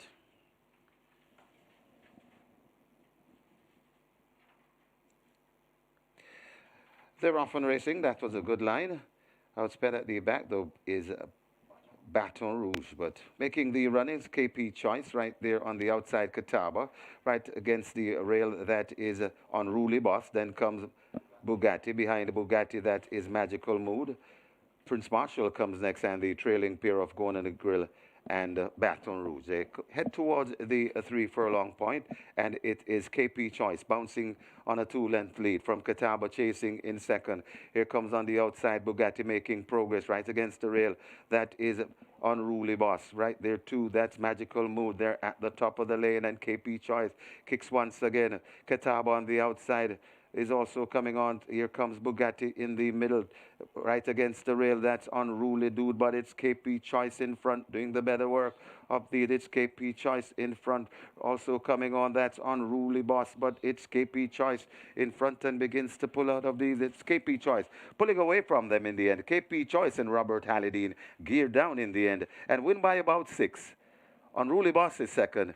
Got tight for third. Could be Bugatti just ahead of Magical Mood.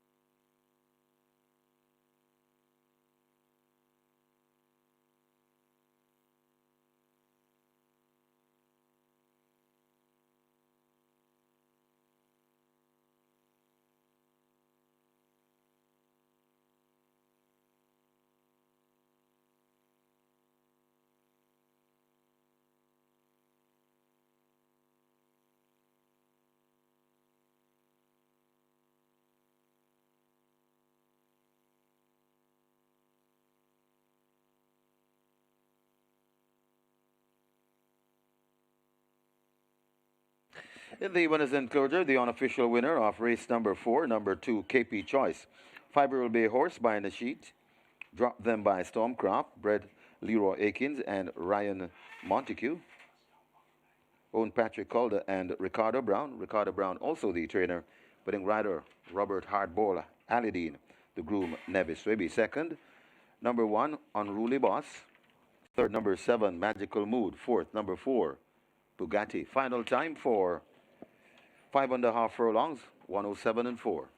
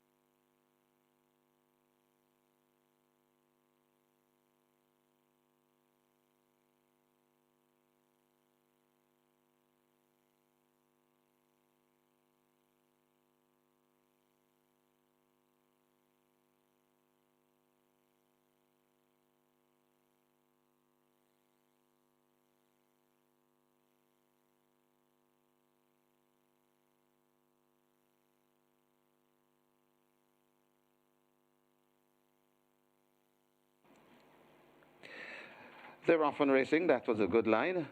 Outsped at the back, though, is Baton Rouge, but making the runnings, KP Choice right there on the outside, Catawba, right against the rail, that is Unruly Boss. Then comes Bugatti. Behind Bugatti, that is Magical Mood.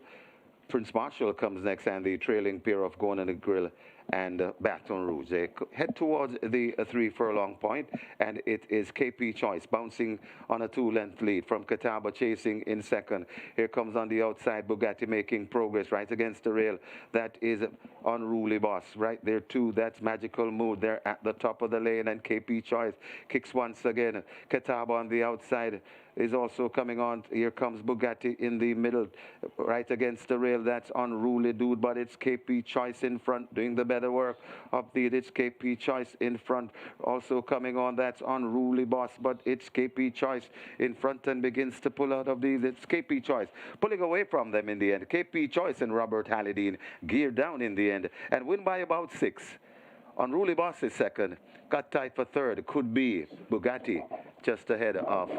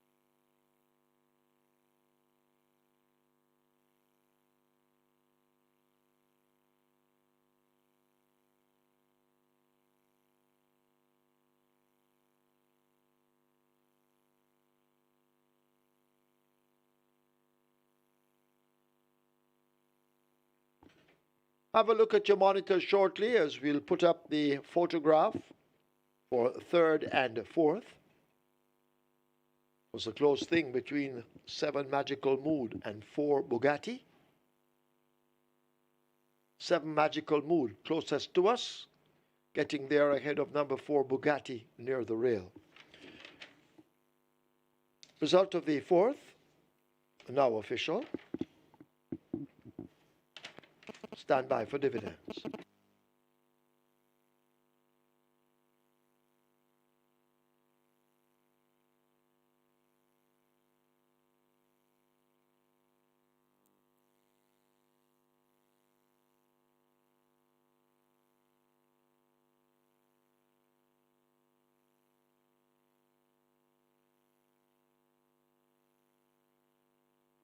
Before we give dividends, we have claims. Number 1, Unruly Boss. 4 submitted. Edward Stanbury for himself. Edward Stanbury claims Unruly Boss. 4 claims submitted for number 2, KP Choice. 1 void. Raymond Townsend for himself. Raymond Townsend claims KP Choice for himself.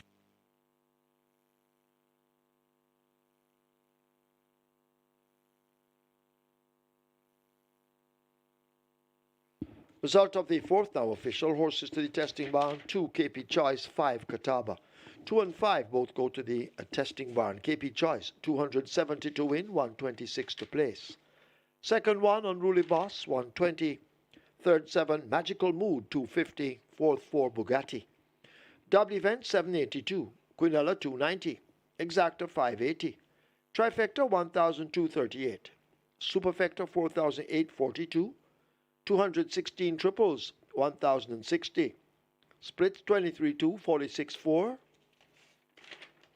1,100 meters or 5.5 furlongs raced in 107.4. The margins 7 by 8.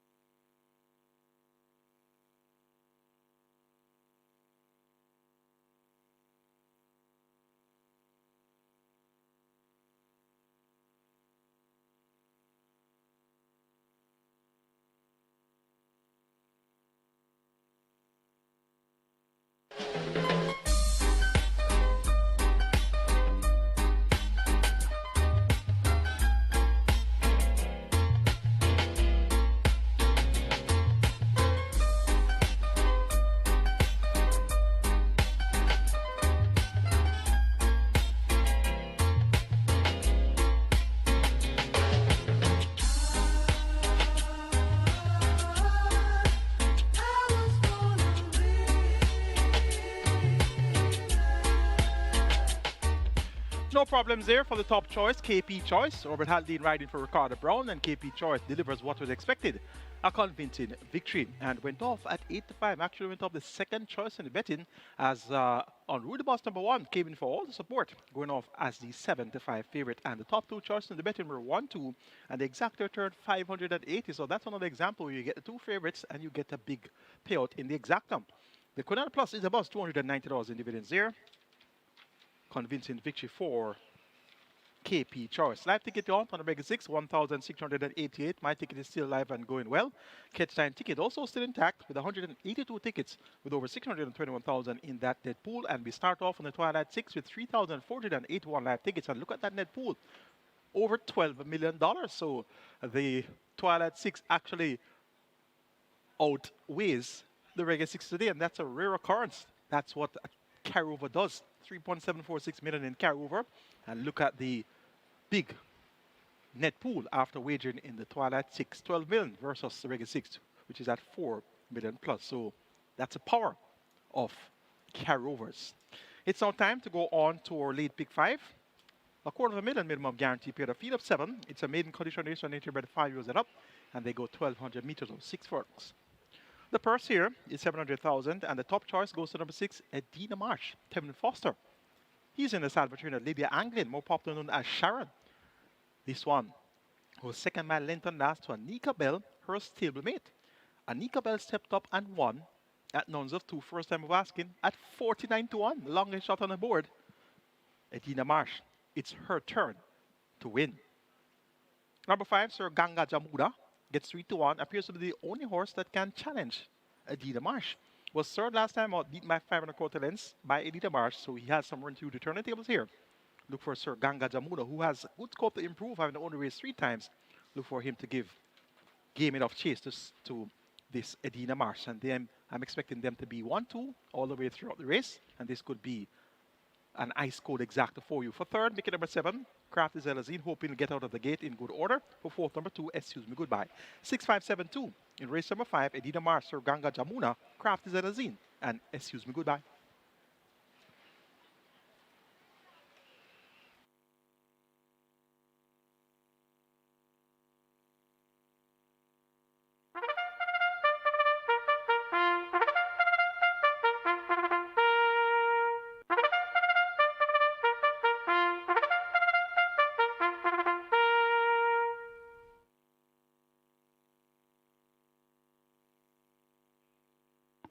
Horses take the track for the 5th. It's a maiden condition race for native bred 5-year-olds. And up, the distance 1,200 meters or 6 furlongs. Number 1, So Magnificent, make the weight 52.5 kilos or 116 pounds. 3, King Rick, 53.5, 118 pounds. Wagering on a double event, exacta, trifecta, rolling triple. The late pick 5 begins here. The rolling triple, rolling towards 300,000. The late pick 5 on its way to 700,000, possibly on its way to 1 million. Get your bets on. You have 9 minutes.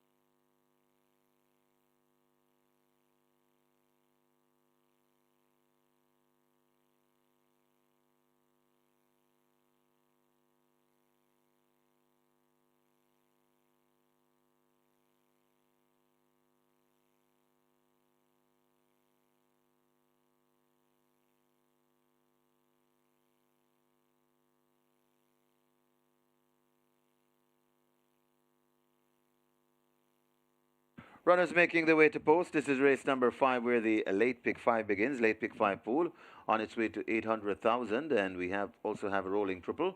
Rolling triple approaching 300,000. Be reminded, coming up in race number 6, we have a carryover in the high five carryover. That's the first high five of the afternoon with a carryover just under 200,000. Coming up in race number 6. Right here, the late pick 5 on its way to 800,000. Rolling triple approaching 300,000. Runners approaching the gate.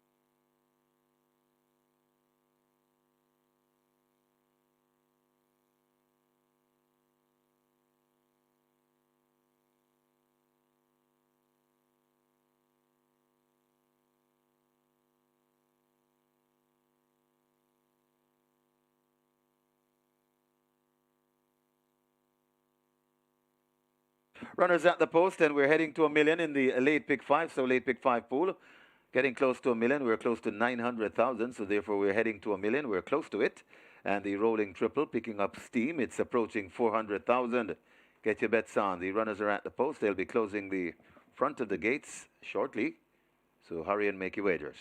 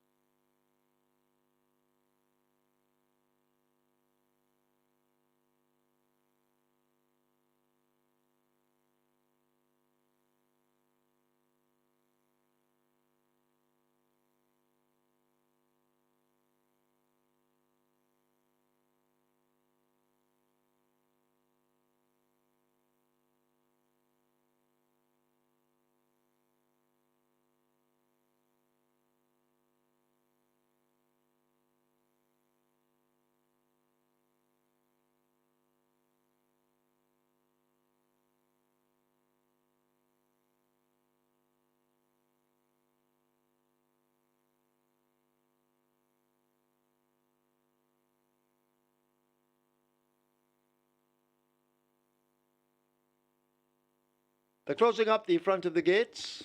Loading up about to begin. Rolling triple on its way to 400,000. A late pick 5.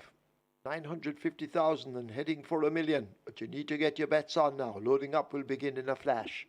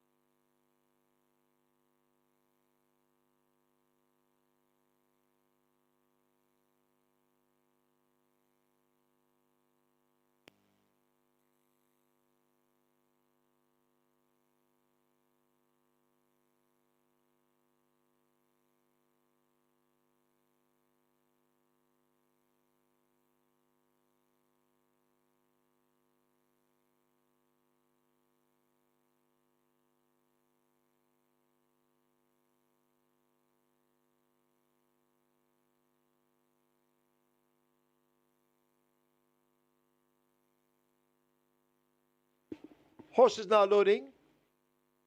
Rolling a triple. Heading for 500,000. The late pick 5 surpassing 1.1 million and climbing. Get your bets on. Excuse me, goodbye. They try with a 2. Excuse me, goodbye is in. King Rick will follow.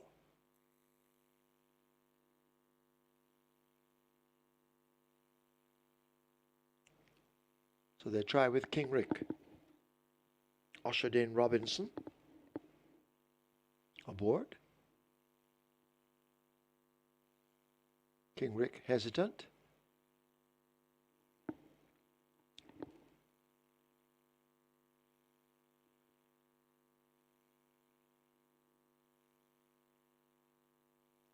King Rick is in.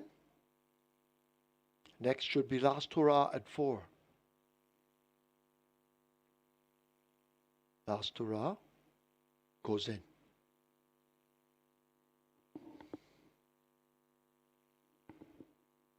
Dina Marsh and Tevin Foster, their favourites at 2 to 5, load at 6. Rather off Sir Ganga Jamuna.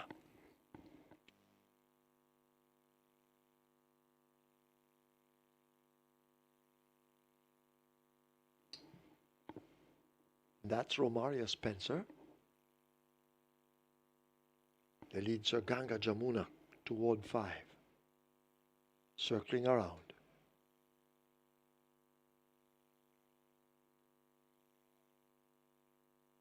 So we wait on this Sir Ganga Jamuna, acting roguishly at the moment. Crafty Zelazine and So Magnificent wait their turns.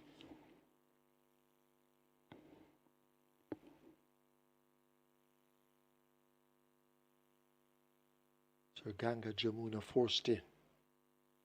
Loads. Across goes Romaria Spencer. So Magnificent will be next in the red.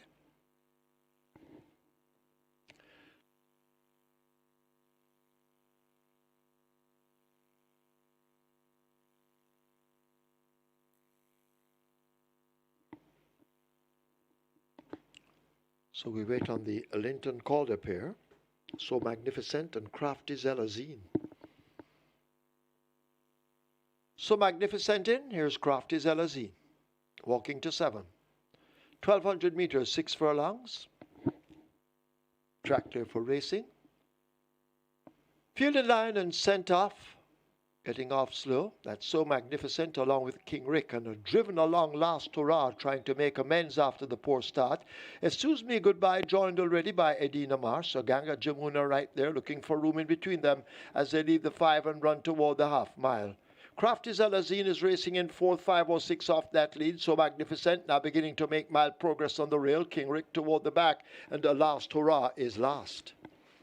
They come flashing past the 7/16th. They're in the turn for home. Excuse Me Goodbye. The rider lets out a notch. They go on by 3 parts of a length from the favourite Edina Marsh stalking. So Ganga Jamuna races a further 2 lengths in behind them. Crafty Zelazine needs to find maybe 6. So Magnificent in the red races next, and toward the back King Rick and Last Hurrah. They share last as Edina Marsh has now kicked at the top of the lane and taken charge. It's Edina Marsh coming away from them as they arrive at the final 3/16th. A crack of the right-hand stick, and it's Edina Marsh and terrific Tevin Foster. He's looking for a double on the card. They race past the furlong pole, and it is all Edina Marsh in complete control, arriving inside the final 16th. Edina Marsh is running away from them. So Ganga Jamuna in a battle with Crafty Zelazine, but it's all over. Edina Marsh wins easily in the end over Sir Ganga Jamuna. Then Crafty Zelazine, So Magnificent, King Rick is 5th.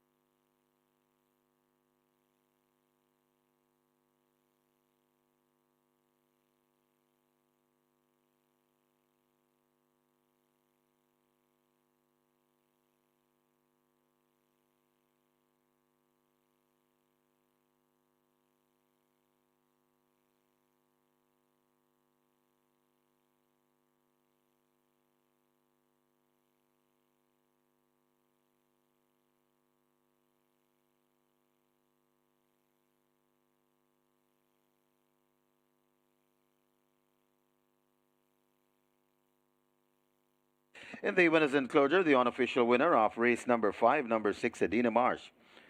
5-year-old bay mare by Buzz Nightmare. She's a Spy by Freedom Fujante. Bred Lydia Anglin, owned VNO Racing Stables. Winning trainer, now becoming very regular in the winners enclosure. Lydia Anglin, the winning rider. Terrific Tevin Foster. That's a double on the card so far. The groom Vincent Collins second. Number 5, Sir Ganga Jamuna. Third, number 7, Crafty Zelazine. And the fourth, number 1, So Magnificent. Final time for 6 furlongs, 1:19 and 1.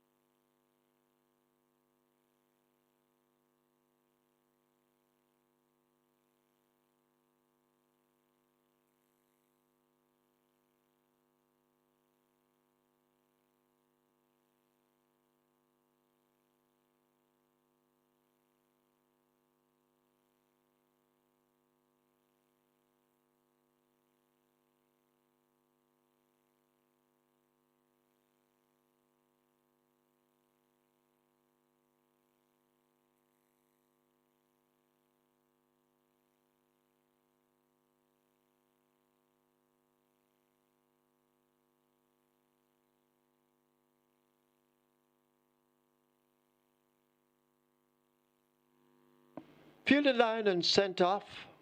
Getting off slow. That's So Magnificent along with King Rick, and driven along Last Hurrah, trying to make amends after the poor start. Excuse Me Goodbye joined already by Edina Marsh. So Ganga Jamuna right there looking for room in between them as they leave the 5 and run toward the half mile. Crafty Zelazine is racing in 4th, 5:06 off that lead. So Magnificent now beginning to make mild progress on the rail. King Rick toward the back, and the Last Hurrah is last. They come flashing past the 7/16. They're in the turn for home. Excuse Me Goodbye, the rider lets out a notch. They go on by 3 parts of a length from the favourite Edina Marsh stalking. So Ganga Jamuna races a further 2 lengths in behind them. Crafty Zelazine needs to find maybe 6. So Magnificent in the red races next, and toward the back King Rick and Last Hurrah. They share last as Edina Marsh has now kicked at the top of the lane and taken charge. It's Edina Marsh coming away from them as they arrive at the final 3/16. A crack of the right-hand stick, and it's Edina Marsh and Terrific Tevin Foster. He's looking for a double on the card. They race past the furlong pole, and it is all Edina Marsh in complete control, arriving inside the final 16th. Edina Marsh is running away from them. So Ganga Jamuna in a battle with Crafty Zelazine, but it's all over. Edina Marsh wins easily in the end over Sir Ganga Jamuna. Then Crafty Zelazine, So Magnificent, King Rick is 5th.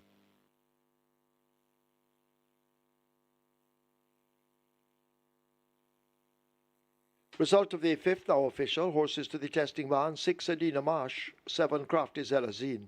6 Edina Marsh, Crafty Zelazine go to the testing barn. Edina Marsh, 146 to win, 105 to place.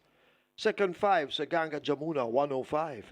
Third 7, Crafty Zelazine, also 105. Finishing 4th, number 1, So Magnificent. The double 398, exacta 154. Trifecta 170.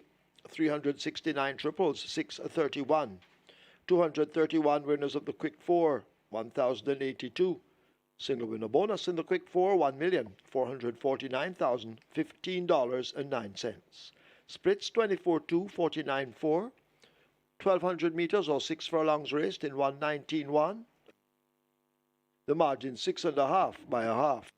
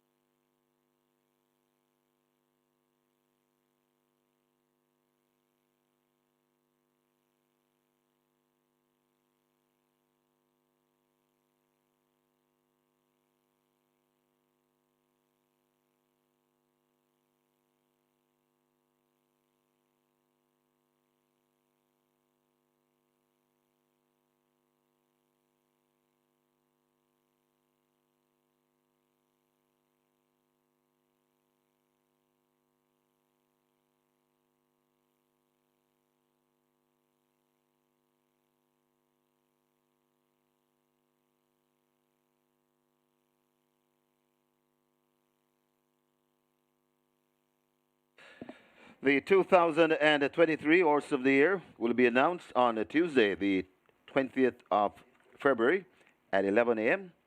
Watch the press conference live on our YouTube channel or via CaymanasRacing.com. Remember, it's the month of love at Caymanas Park, or I Love February promotion on live horse racing is still going. Enjoy mandatory payouts and increased minimum guaranteed payout all month. Quick Four on February the 24th, we'll have an increased minimum guaranteed of $500,000 on the Quick Four. That's the early pick four at Caymanas Park. And on the 25th of February, the early pick five increased minimum guaranteed payout of $500,000. Be our next millionaire. Wager, watch, and win on MBet at Caymanas Park or the off-track betting parlors island-wide.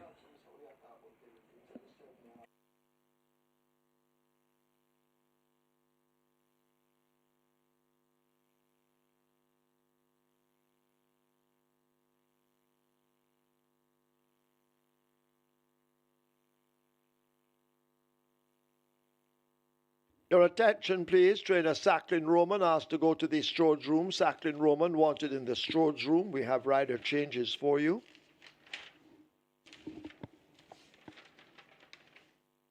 Coming up in the sixth event, number 4, Bernard de Quick. Make the rider Christopher Douglas rides for Bernard de Quick. And in the ninth event, race 9, number 2, Mr. Wonderful, Devon A. Thomas. Race 9, number 2, Mr. Wonderful, Devon A. Thomas rides.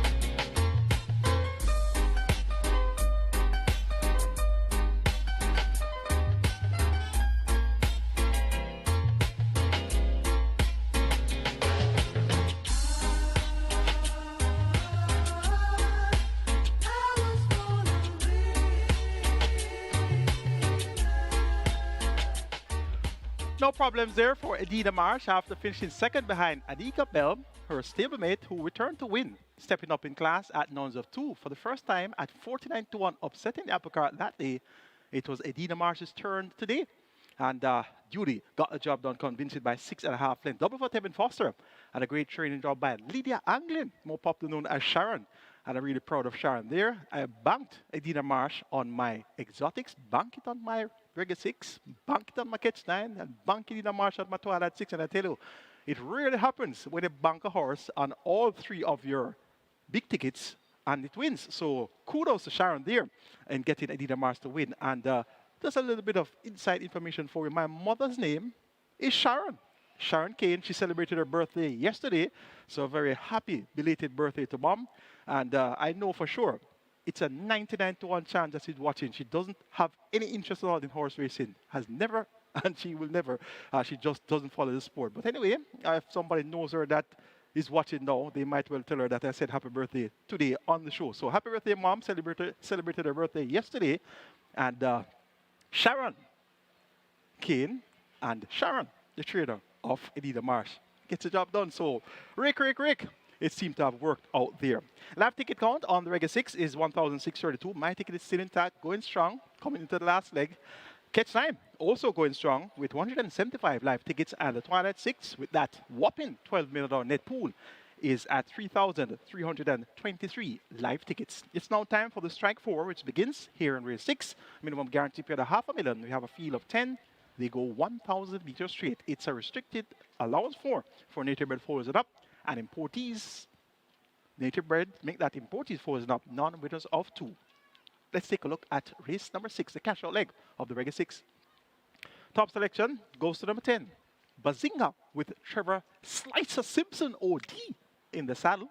Took that Slice Bread Simpson, and I told you about him earlier when he rode Sabina to victory in race number 2.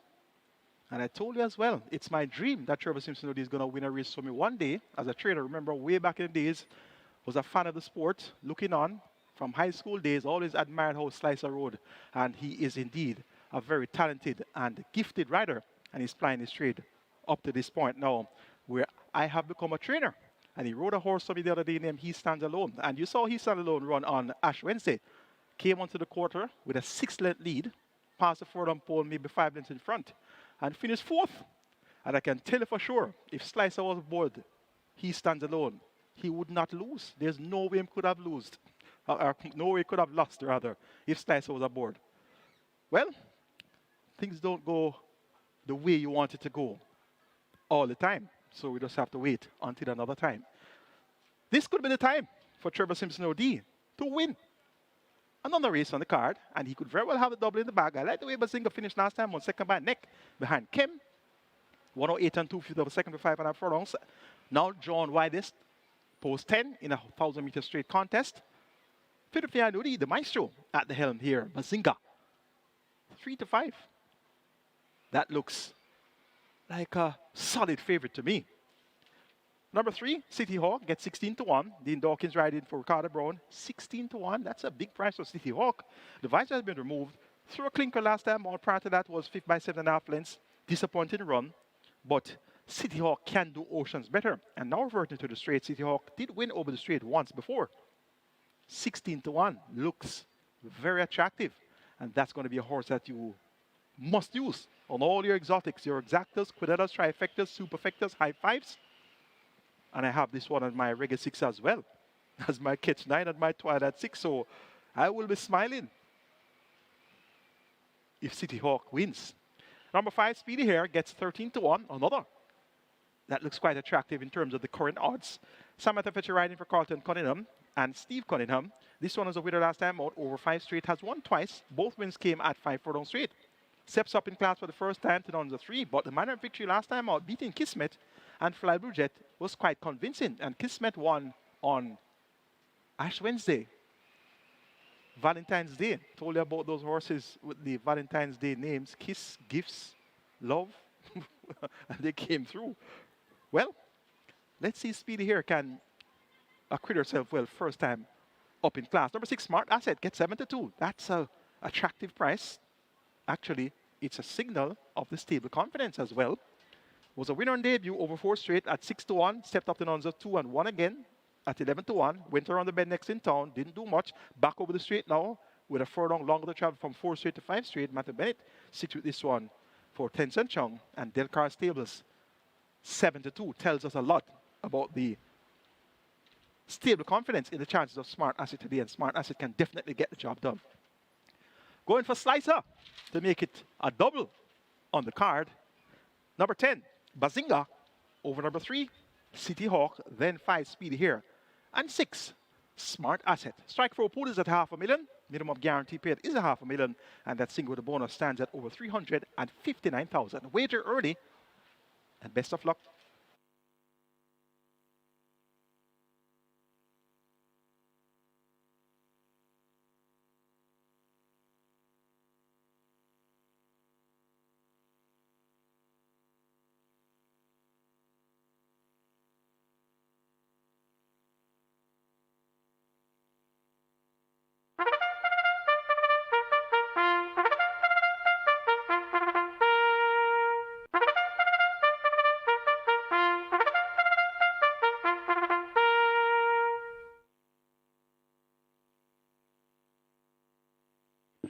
Horses take the track for the 6. It's a restricted allowance 4 for native bred 4-year-olds and up, non-winners of 3.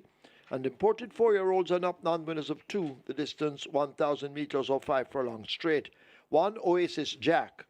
Make the weight 51.5 kilos or 114 pounds. 2 Exotic Light, 50.5 or 111 pounds.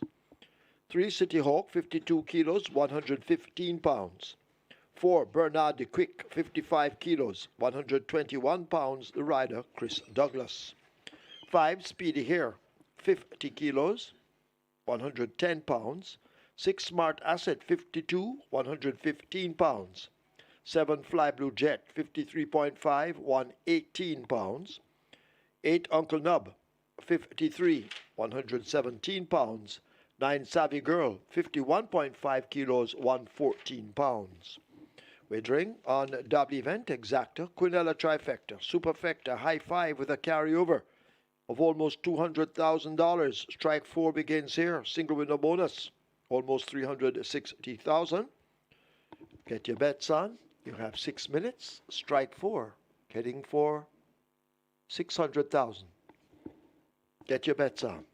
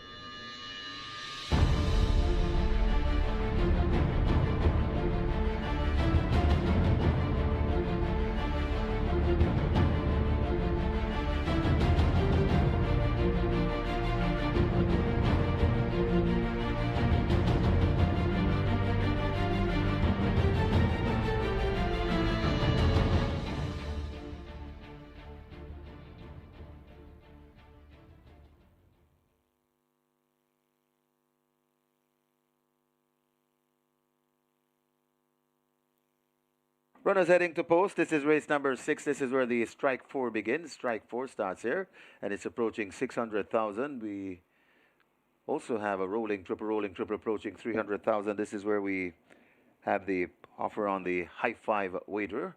High five has a carryover nearly 200,000, and your high five pool approaching $400,000. Less than 3 minutes. The runners are heading to post. Strike 4 time. Get your wagers on.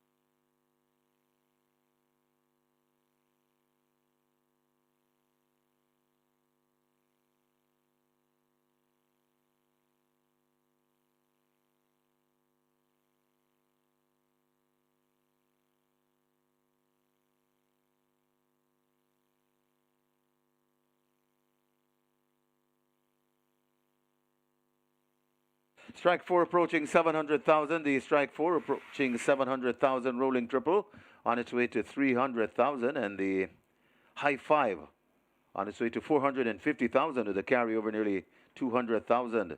And now the strike 4 is on its way to 800,000. So getting close to $1 million in the strike 4. Get your bets on. Runners are arriving at the post.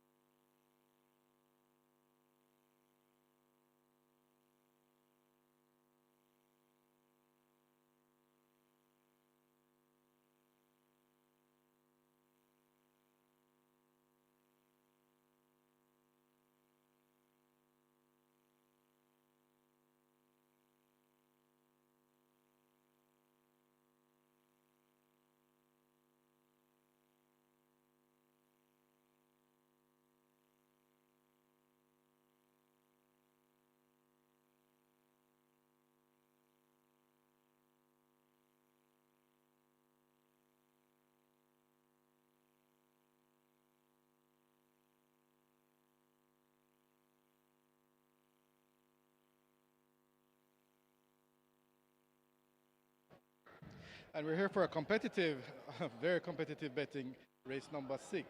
So we opened this morning, all the rage, number 6, Smart Asset, currently 360, but it's very, very, very well backed from morning. Only better than that has been the favorite in the total. That's at even money number 10, Bazinga, currently at 290 in the fixers. I know you can't see the screen behind me, but Bazinga is currently at around 290 and is the best back runner in the race. Very closely followed by number 6, Smart Asset, who is currently at 360.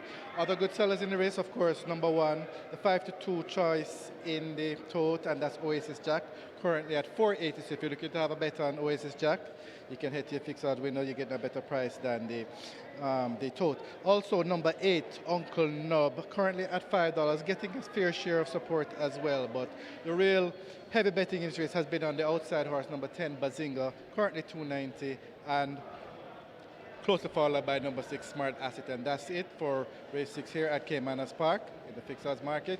Good.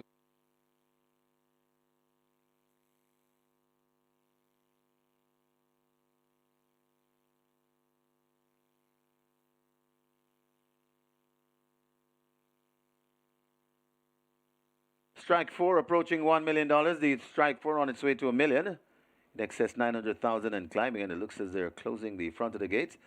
The rolling triple approaching 350,000, and your high 5 on its way to $500,000, close to $500,000 wagered in the high 5 pool, and the carryover just under 200,000. They've closed the front of the gates in preparation for loading. Hurry and make your wagers.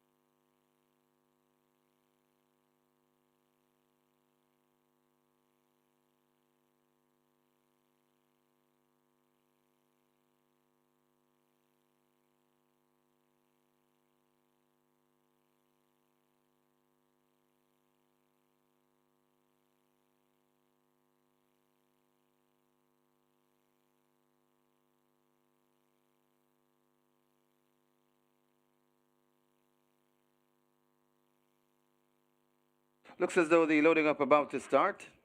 City Hawk, the one that's coming to gate number 3. They've opened gate number 3. High five approaching 600,000. Your high five pool approaching 600,000, and City Hawk is in. Devastating Dane Dawkins will climb aboard. So the loading up has started. Bernard the Quick heads to 4.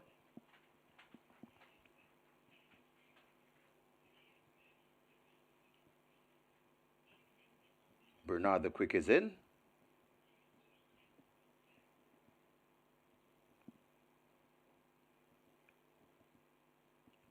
Gate 6 is open. That's where Smart Asset will break from.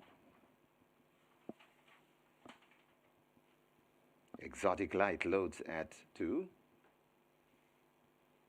Fly Blue Jet at 7. Uncle Nub heads to 8 and loads. So they're loading quickly, and loading up is smooth. Savvy Girl at 9.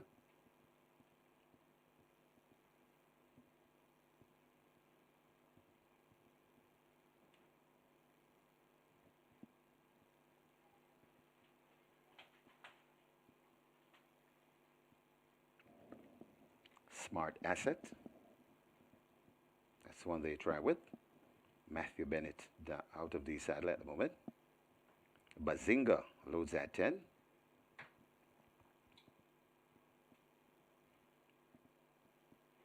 So 2 to load. Oasis Jack and Speedy here.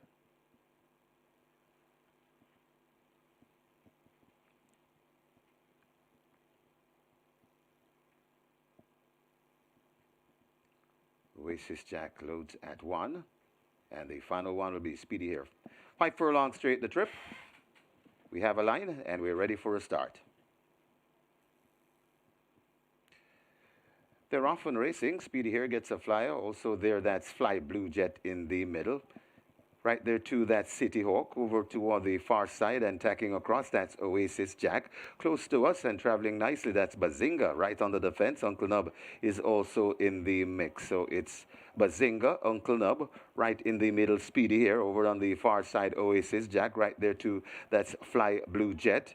Also in on the premises, that is City Hawk, as they come out of the chute and head towards the 2 furlong point on the course, and Oasis Jack charting the course on the far side. Closest to us, Bazinga. Speedy here is right there too, along with Fly Blue Jet. It's a wide open affair. Speedy here, Fly Blue Jet, and Bazinga is also coming on the premises. Bazinga, Speedy here. It's Bazinga, Speedy here, and Fly Blue Jet.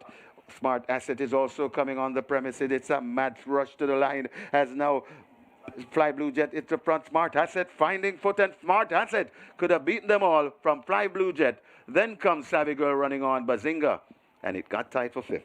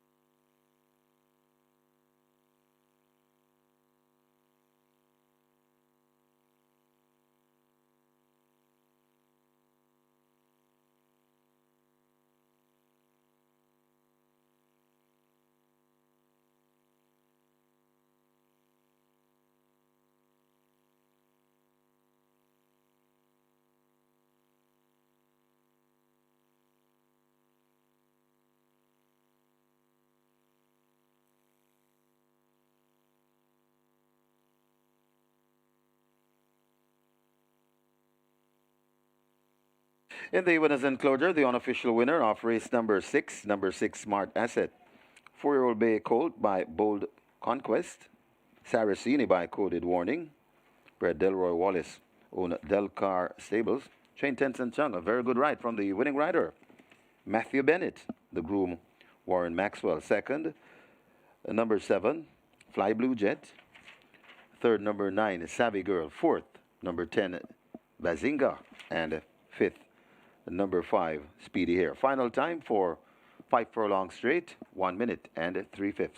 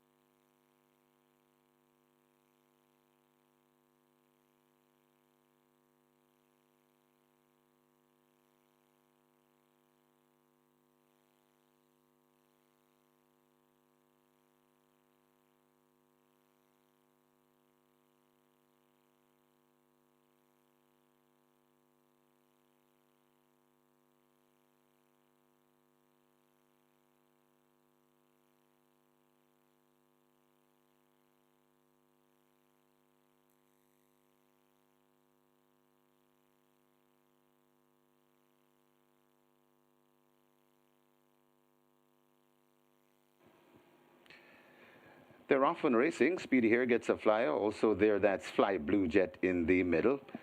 Right there too, that's City Hawk. Over toward the far side and tacking across, that's Oasis Jack. Close to us and traveling nicely, that's Bazinga. Right on the fence, Uncle Nub is also in the mix. So it's Bazinga, Uncle Nub, right in the middle, Speedy here. Over on the far side, Oasis Jack. Right there too, that's Fly Blue Jet.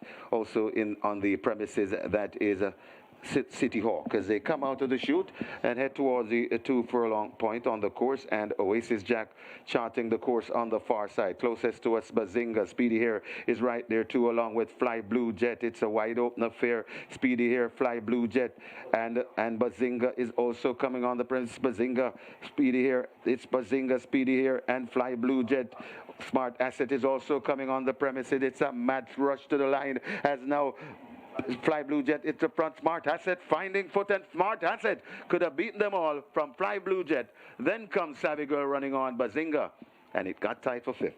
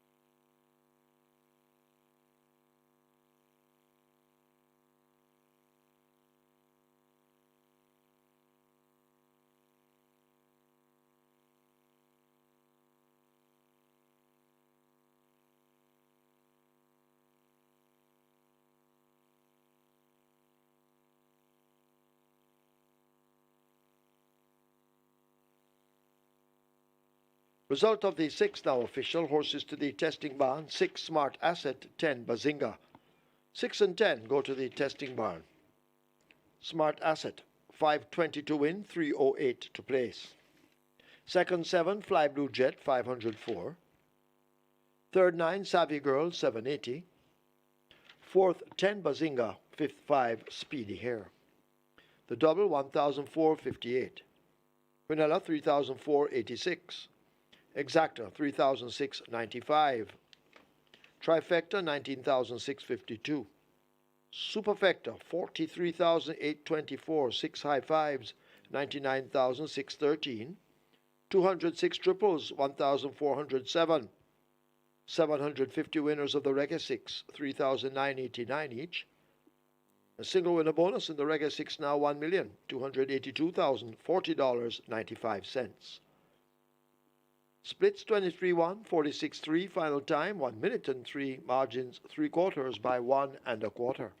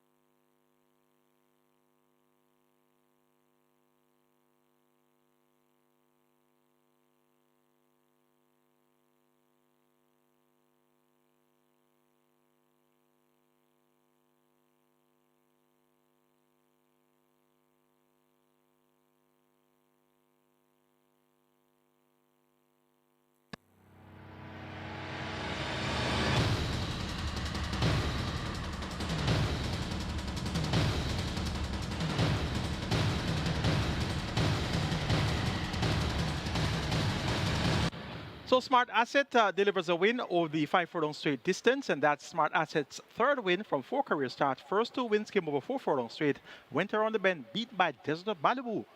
Nothing of the caliber of Desert of Malibu present here today. Misses the break, runs into some traffic problem, and still runs on and wins. So a brave effort there by the winner, Smart Asset, and jockey Matthew Bennett. Congrats to the 750 winners of REGGAE 6, a popular sequence today, $3,989 in dividends, and the jackpot now 1.282 million. Let's take a look at the closing stages of our REGGAE 6 events. Here is King's Crown now finding room between horses. Back and roam, forming the line of 3, and the winner will come from one of these. And now King's Crown and terrific Tevin Foster hit the front and quickly slip away by more than a length. King's Crown takes the first, easily in the end. Mac and Rome is second. The Soul Warrior is third. Bold Shadow has finished in 4th, racing back in 5th. That's Roman Princess.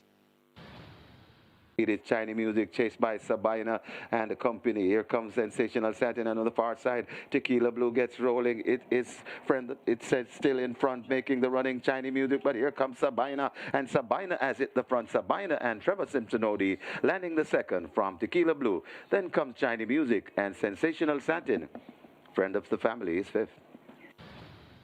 And now Crimson bursts through the pack, and Crimson, the red and white, now takes charge. It is Crimson out in front, beginning to draw clear. A furlong to run. Can they catch Crimson under a bustling ride from Bebito Harvey, and Crimson pouring it on. Crimson comes right away from them and will win comfortably and easily in the end. Ease down. Brake lights coming on. Wins by maybe 10. Close between Colorado Ranger, Secret Traveler. Wilson has finished in fourth. It's KP Choice in front, doing the better work of it's KP Choice in front. Also coming on, that's Unruly Boss, but it's KP Choice in front and begins to pull out of these. It's KP Choice pulling away from them in the end. KP Choice and Robert Hallidine gear down in the end and win by about 6. Unruly Boss is second. Got tight for third. Could be Bugatti just ahead of... Crack of the right-hand stick, and it's Edina Marsh and terrific Tevin Foster. He's looking for a double on the card. They race past the furlong pole, and it is all Edina Marsh in complete control, arriving inside the final 16th. Edina Marsh is running away from them. So Ganga Jamuna in a battle with Crafty Zelazine, but it's all over. Edina Marsh wins easily in the end over Sir Ganga Jamuna. Then Crafty Zelazine, so magnificent. King Rick is fifth. It's a wide open affair. Speedy here, Fly Blue Jet, and Bazinga is also coming on the premise. Bazinga, Speedy here. It's Bazinga, Speedy here, and Fly Blue Jet. Smart Asset is also coming on the premises. It's a mad rush to the line as now Fly Blue Jet is the front. Smart Asset finding foot, and Smart Asset could have beaten them all from Fly Blue Jet. Then comes Savvy Girl running on Bazinga, and it got tight for fifth.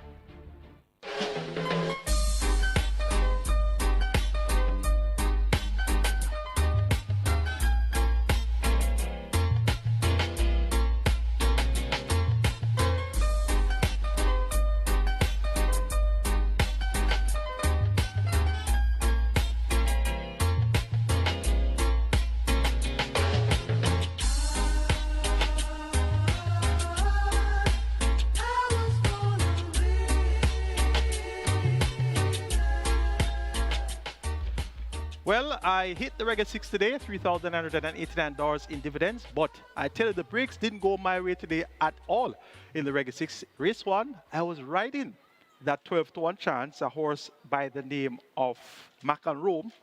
I was riding that one. I said, yes, get him now, get him Mac and Rome. And who won the 5 favorite win, which was King's Crown a while ago now. On the cash out leg of the REGGAE 6, I'm here riding Fly Blue Jet at 12-to-1 again. Fly Blue Jet, hold on. And here comes Smart Asset. Had Smart Asset, yes, of course, at 4-to-1. But when you mark exotics, you don't want the shorter price horses to win. You want the longest odds to win. So the breaks didn't go my way on the REGGAE 6 at all today. What if the 12-to-1, Mac and Rum won race 1, and the 12-to-1 Fly Blue Jet won race 6? It would be a much bigger payout there. But technically, got it right with the numbers there in the REGGAE 6 sequence, 3,989. Hopefully, next time out the breaks will go the way of my ticket to get a bigger payout. Live ticket count on the Catch 9 stands at 44, still going strong on the Catch 9 with 621,000 plus in that net pool. And on the Twilight 6, we're now down to 1,302 live tickets, still going strong on the Twilight 6 with over 12 million in that net pool. It's now time for a feature, the REGGAE Month Trophy, and we have a field of 7. They go 1,000 meters straight. The purse 1.4 million. Let's take a look. Top selection goes to the undefeated technically Desert of Malibu. 6 starts located and 6 times she has passed the post in front. Her record was blemished by a disqualification on the 2nd of December, but coming out of the gate and running a race. She has won 6 of her 6 races. Was disqualified once. So she's trying to make it 7 from 7, passing the post in front. She raided the gate last time out over 6 furlongs, spotted the field several lengths, past a half mile 7 by 13 lengths.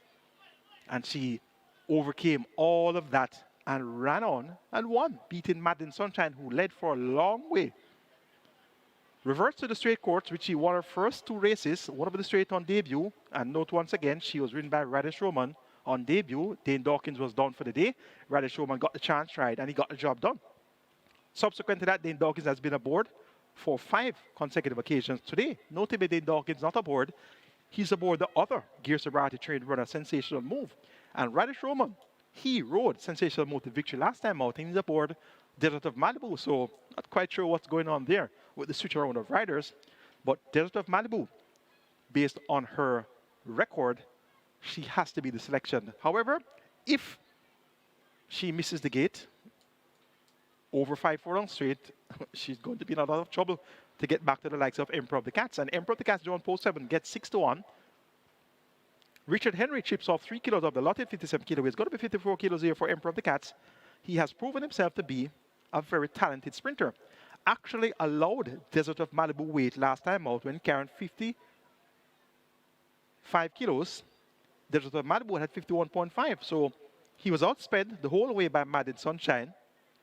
Now reverting to the straight, John on the outside. Madeline Sunshine is John Post 2, so she's going to have to tack across and come around Desert of Malibu and Yellowstone to come and meet up with a gift from Ben and Emperor of the Cats, which doesn't look quite likely to happen, particularly if Desert of Malibu gets out of the starting gate in good order. So Emperor of the Cats appears to be in a much more favorable position than Madeline Sunshine, who beat him last time out. And in terms of the handicaps, he's also in a favorable position at 54 kilos, just allowing 1 kilo to Madeline Sunshine and actually sitting level weight to Desert of Malibu. So the handicaps are in favor of a very big effort here from Emperor of the Cats. And 6 to 1 is a very attractive price to find out if Emperor of the Cats is up to the task of turning the tables on Desert of Malibu and Madeline Sunshine, who beat him when finishing first and second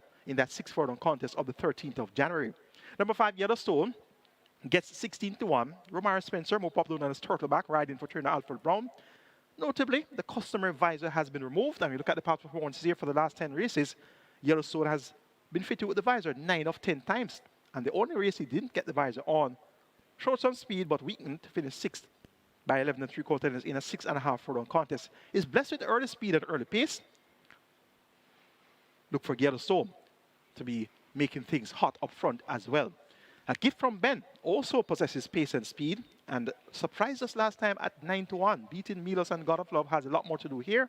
Was beaten by Yellowstone 2 starts back when finishing 8 by 5 lengths in that same 5-straight contest where Rhythm Buzz was second and Laban was third. Paul Francis rides well over the straight. A gift from Ben. 46 to 1. Very big price that for a gift from Ben. Notably, I don't have Madeline Sunshine in my top 4. Well, a while ago, I didn't have Oasis Jack in my top 4. And I was hearing about this Oasis Jack from yesterday.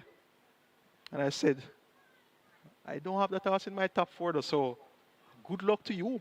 Well, Oasis Jack didn't finish in the top 5.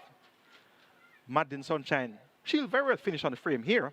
But as I said, from the 2 draw, tacking across to meet up with Desert of Malibu, once she gets out of the gate in good order, Yellowstone, a gift from Ben, it's going to be a lot of work for her to outspeed those 3 horses and in turn to meet up with Emperor of the Cats toward the stand side. So off the 2 and 7, I prefer the 7. But we're sticking with the big horse, Desert of Malibu.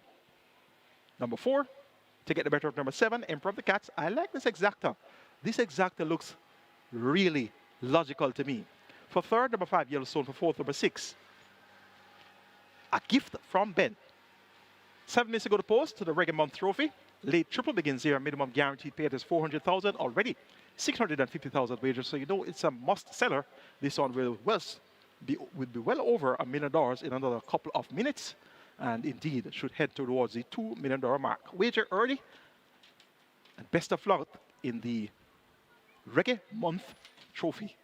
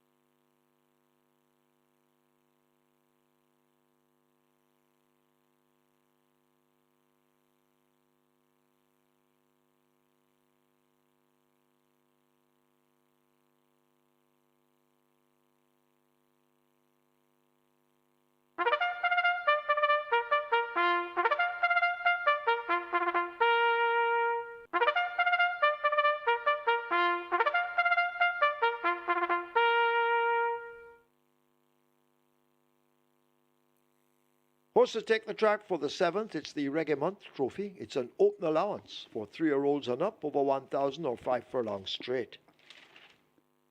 5 Yellowstone make the weight 53.5. 7 Emperor of the Cats 54. Wagering on double event, exacta, trifecta. This is where the late triple begins. The late triple, heading for $1 million. You have 8 minutes. Get your bets on.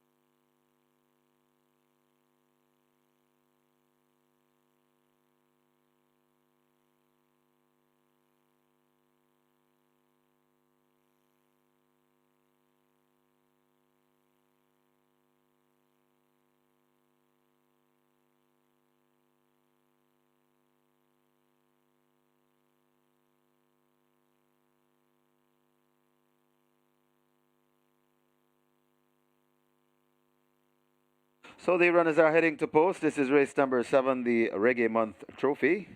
And this is where the very popular late triple starts. The final triple you'll get to wager on the card at Caymanas. So make the best of it. And a sure $1 million seller at the moment. We're approaching $1 million. So we should clear $1 million very soon and head towards a bigger pool. So it's wise to wager the late triple. Last one you'll get to wager on the card at Caymanas. Late triple on its way to $1 million. Less than 3 minutes.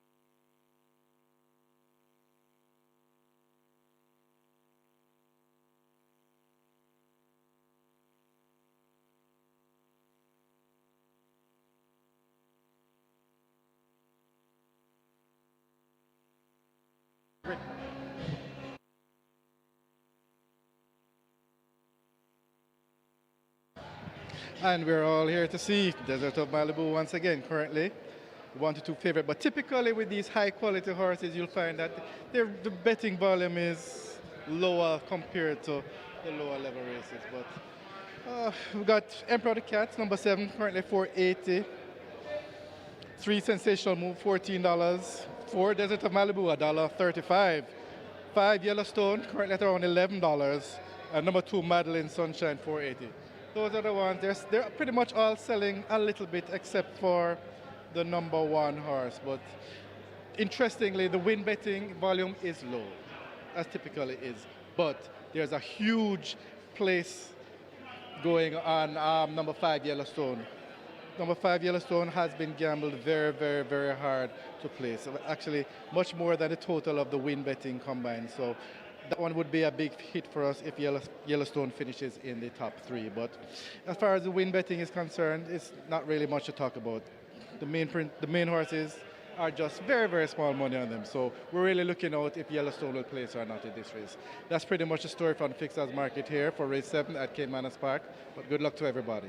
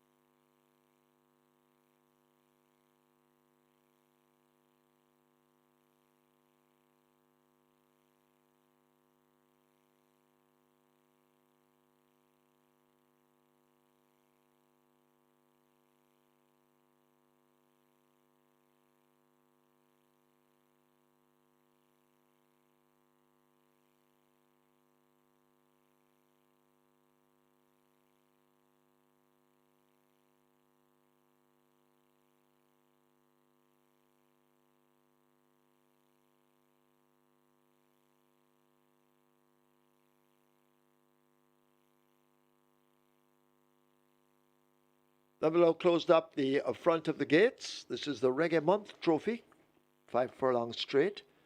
The late triple on its way to 1.6. Can you get it to 2 million? But you're running out of time. If you're going to wager it, you need to wager it now. 0 flashing on the board. Loading up, about to begin. Press conference. They try with it 1. Press conference on Roger Hewitt. Look to be in.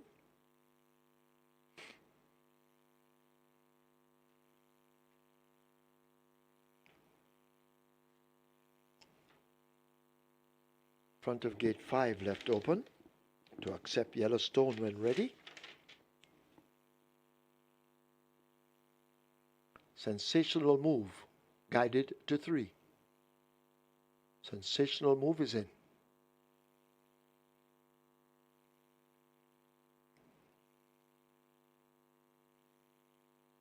Rider off a Desert of Malibu.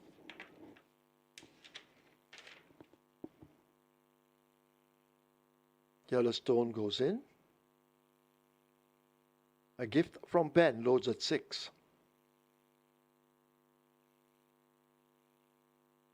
Emperor of the Cats coming to 7.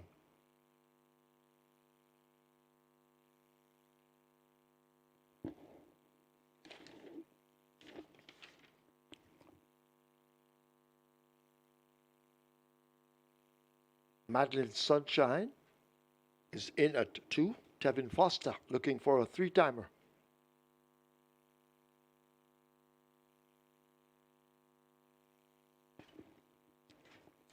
Field of 9. This is the Reggae Month Trophy.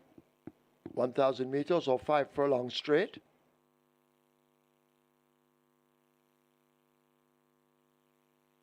They're off for the Reggae Month Trophy. Desert of Malibu didn't start that well, reared at the start. Madeline Sunshine is running quickly toward the far side as they sort themselves out. Yellowstone is racing in the middle. Sensational Move not too far away. A Gift from Ben more toward this side. Emperor of the Cats is the one racing right against the stand fence. And Desert of Malibu, the favorite, now begins to get going as they head away now toward the final quarter. Emperor of the Cats on the defense. Desert of Malibu in between horses. A Gift from Ben and Yellowstone race toward the center. Sensational Move is also running quickly as they've left the quarter pole and now make their way toward the furlong marker. Sensational Move in the middle. Emperor of the Cats under the stand fence. Desert of Malibu has more running to do, but Sensational Move has them off their legs and is opening up the gap inside the final 16th. It's Sensational Move and the devastating Dane Dawkins coming away from them to win the Reggae Month Trophy easily in the end by maybe 5. Emperor of the Cats second. Madeline Sunshine is next ahead of Desert of Malibu. Press conference is back in 5th.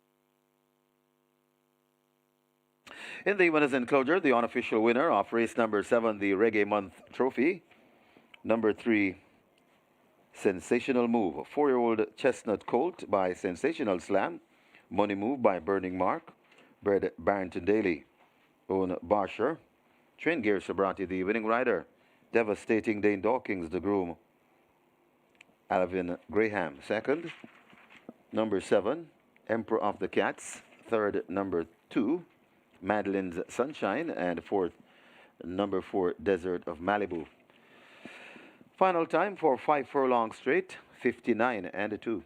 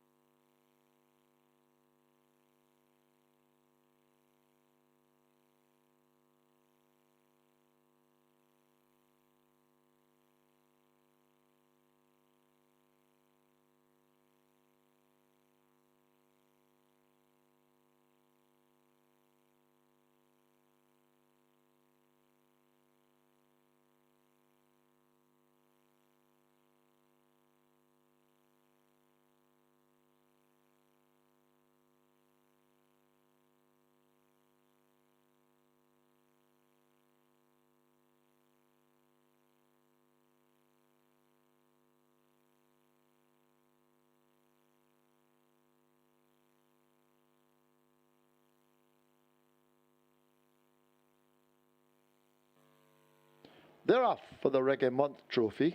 Desert of Malibu didn't start that well, reared at the start. Madeline Sunshine is running quickly toward the far side as they sort themselves out. Yellowstone is racing in the middle. Sensational Move not too far away. A Gift from Ben more toward this side. Emperor of the Cats is the one racing right against the stand fence. And Desert of Malibu, the favorite, now begins to get going as they head away now toward the final quarter. Emperor of the Cats on the fence. Desert of Malibu in between horses. A Gift from Ben and Yellowstone race toward the center. Sensational Move is also running quickly as they've left the quarter pole and now make their way toward the furlong marker. Sensational Move in the middle. Emperor of the Cats under the stand fence. Desert of Malibu has more running to do, but Sensational Move has them off their legs and is opening up the gap inside the final 16th. It's Sensational Move and the Devastating Dane Dawkins coming away from them to win the Reggae Month Trophy easily in the end by maybe 5. Emperor of the Cats second. Madeline Sunshine is next ahead of Desert of Malibu. Press Conference is back in 5th.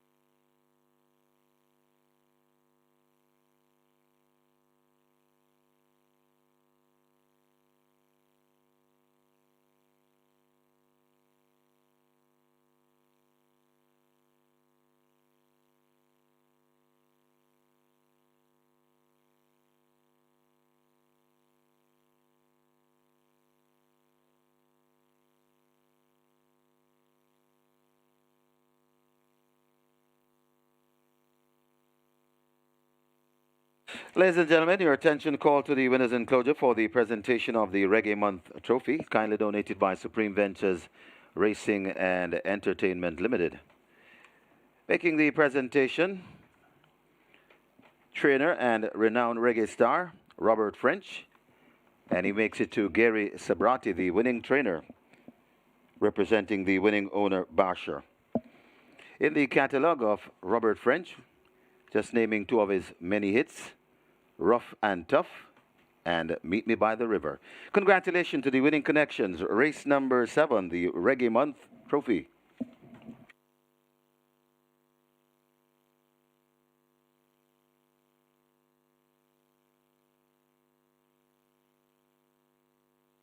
Result of the 7th, now official. Horses to the testing barn. 3 Sensational Move, 4 Desert of Malibu. 3 and 4 both go to the testing barn. Sensational Move, 908 to win, 250 to place. Second 7, Emperor of the Cats, 172. Third 2, Madeline Sunshine, 218. Fourth 4, Desert of Malibu. The double event, 7,946. Exacta, 2,790. Trifecta, 4,624. 18 triples, 14,950. 54 winners of the early pick 5, 29,178. Single winner bonus in the pick 5, 205,415, 19 cents. Splits 22-3, 46-2. Final time, 5 furlongs straight, 59-2, margins 5 by 2.5.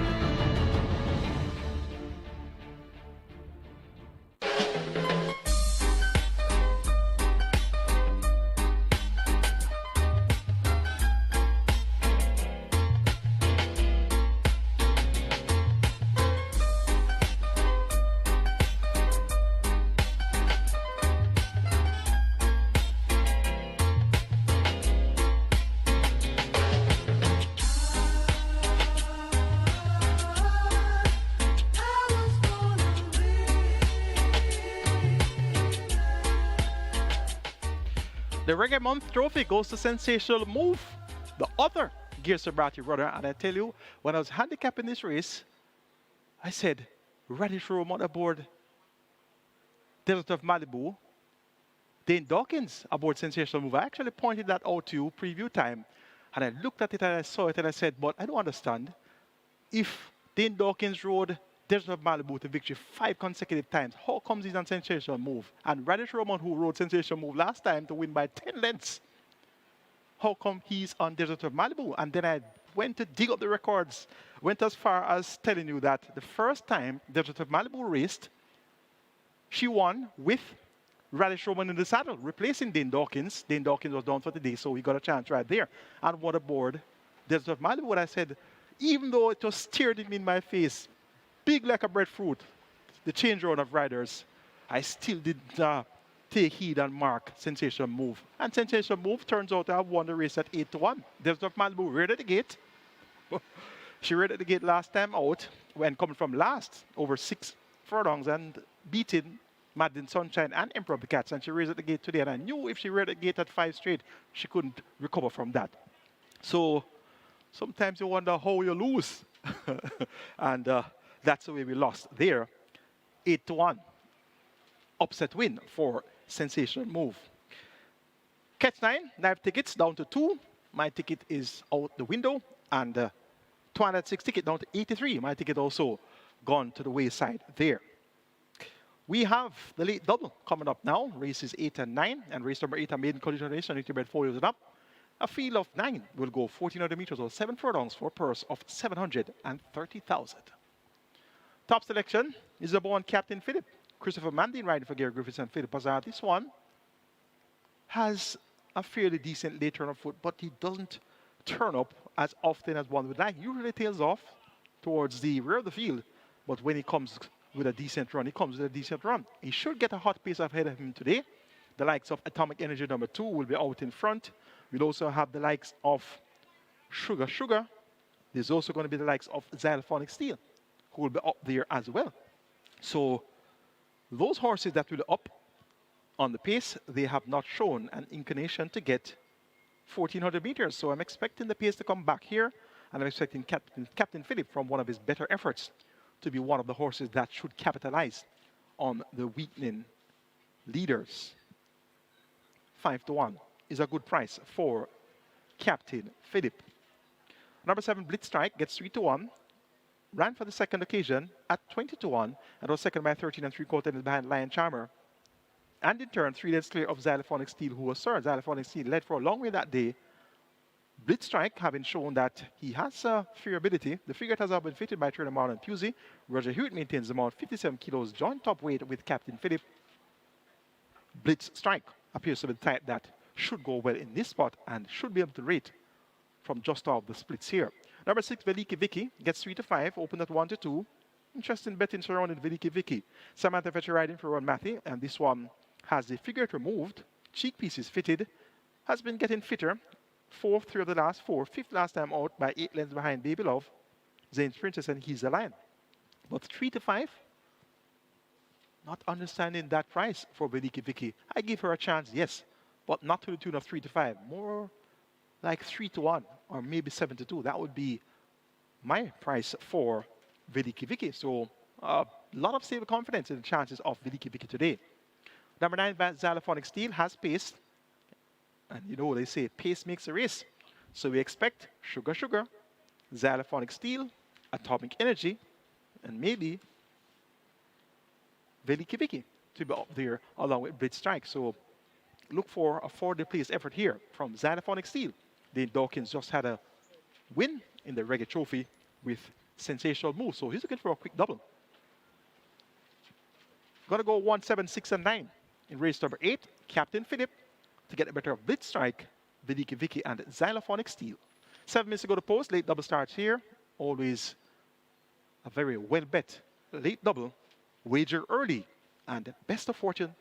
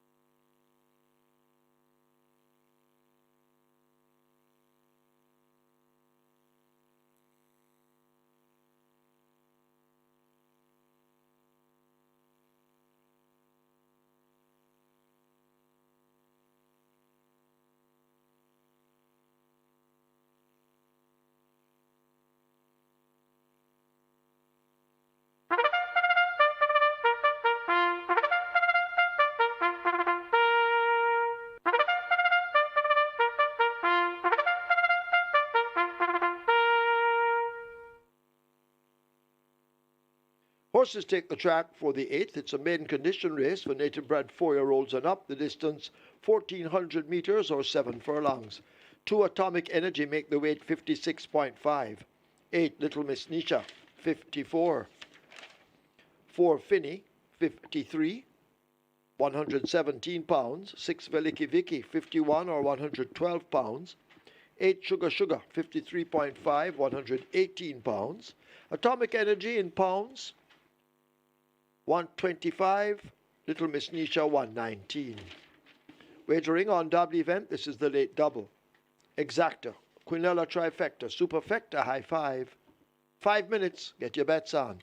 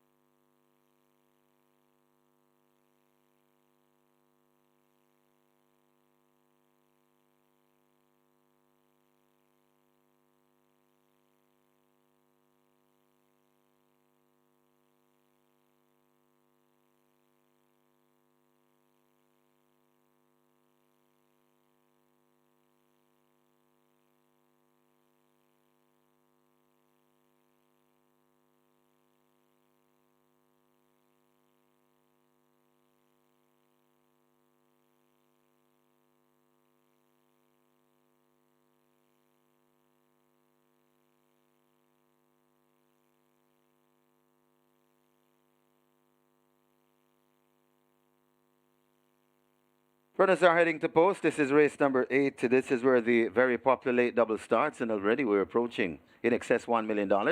So we're approaching 1.1 million in the late double. We also have high five wagering offer there. High five pool on its way to 200,000. Less than 3 minutes to make your wagers. Runners are heading to post. This is the late double on its way to $1.1 million.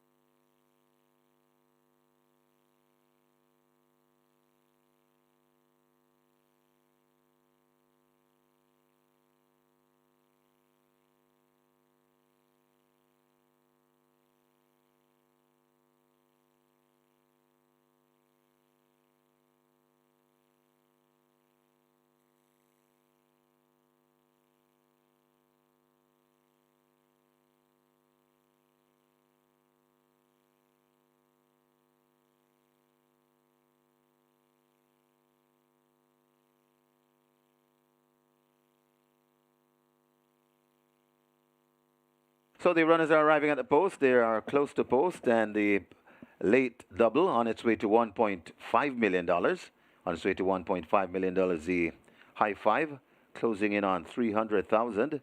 Get your bets on. The runners are, well, some of them are at the post, so they're near the gate. Get your bets on.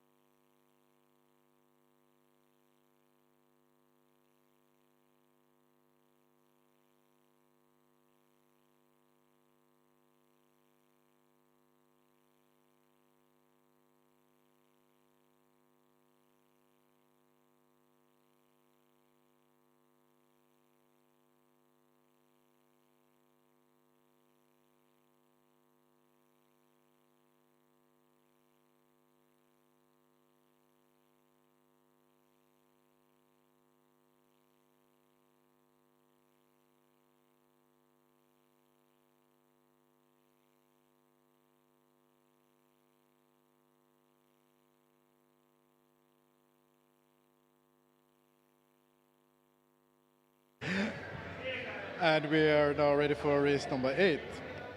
The backers of Veliki Vicky from last time are back, and Veliki Vicky number 6, currently around 250, is the best back runner in this race. But a lot of good support for number 1, Captain Philip, currently 460, and that's 72 total. Number 6, though, Veliki Vicky, currently they are 2-1 joint favorite, is the best back runner in this race. Currently at 330, that's number 7, Blitz Strike. A little bit of support, but nowhere near the support of Veliki Vicky or Captain Philip. And for that matter, number 4, Finey, who was opened at around $11 or a little bit larger than that this morning, and he's been taking good support earlier in the day. Not so much now, but very good support for number 4.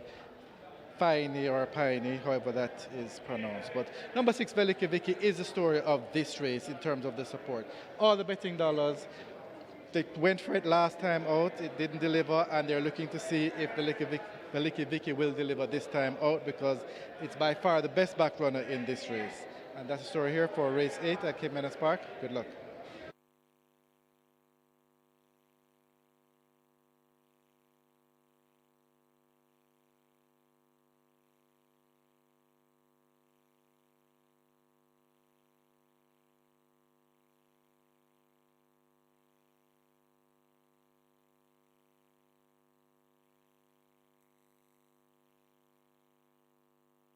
Your attention, please.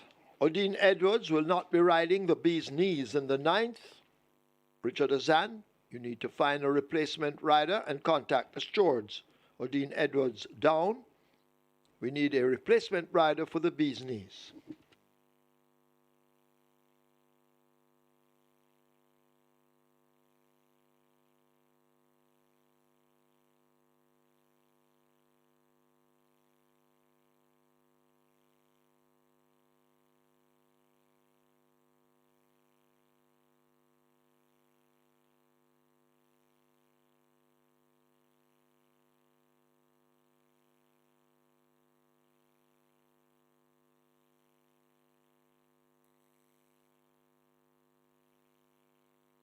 So the runners have arrived at the post, runners at the post, and the high five pool getting close to 350,000. And if you look at that late double, it's on its way to $2 million.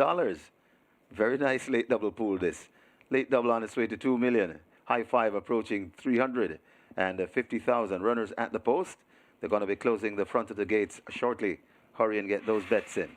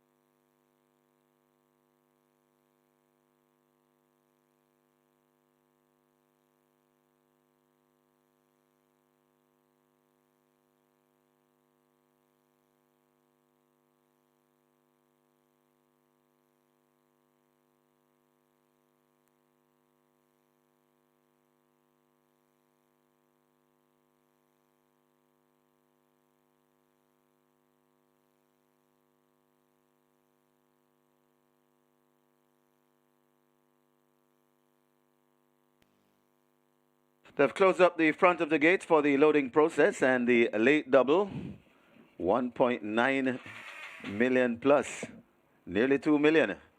And the loading up about to start. Last chance to make your wagers as a Finney brought to gate number 4. Just turning sideways, so loading up, about to start. Rider comes down from Finney. That's Shane Richardson. Finney. They've opened gate number 4 to accept Finney.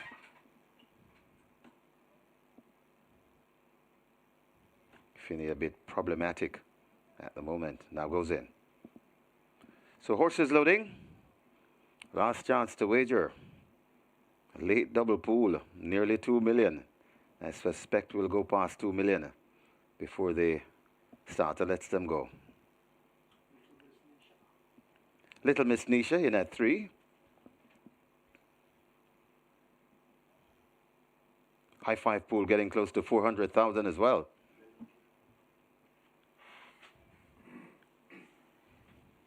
Veliki Vicky heads to 6. 7 furlong the trip. A blitz strike coming to gate number 7. Captain Phillip led to gate 1.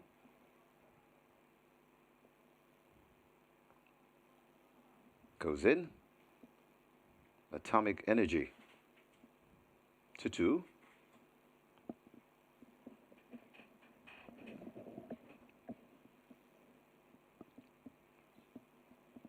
Roaring Thunder to 5. Xylophonic Steel to 8 to 9. And the final one, Sugar Sugar, to gate 8. 7 furlong the trip. I think we're ready. Ready for a start. They're off and racing. Missing the break badly. That is Little Miss Nisha and Finney. Sugar Sugar blast into an early lead as they head towards the 6 furlong point. It's Sugar Sugar in front, right there too. That's Captain Phillip against the rail. Xylophonic Steel is rushing up along with Veliki Vicky, and also there that is Blitz Strike. Behind those, that is Atomic Energy.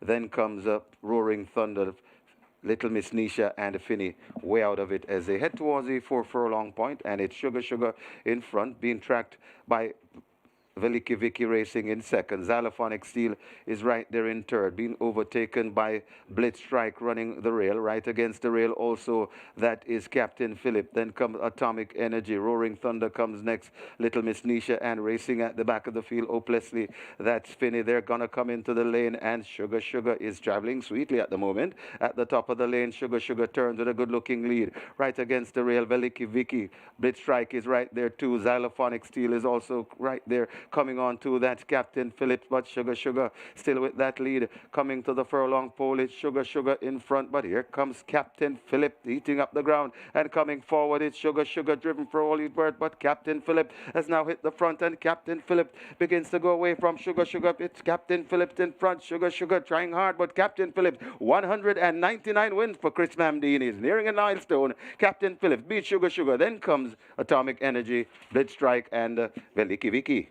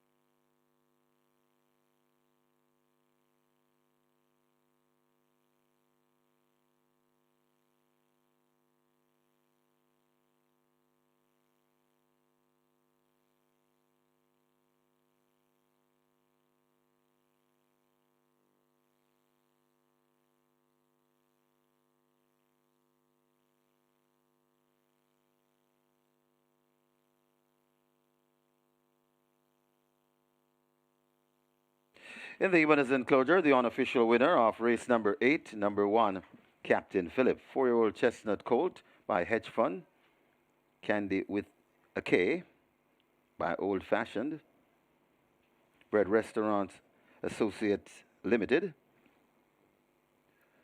Odo Philip Azar, trained Gary Griffiths, the winning rider, 199 wins for Christopher Mamdine. Congratulations, Chris. The winning groom, O'Neill Stevens, second. Number 8, Sugar Sugar. A third, number 2, Atomic Energy. Fourth, number 7, Blitz Strike. And the fifth, number 6, Veliki Viki. Final time for 7 furlongs, 131 and 3.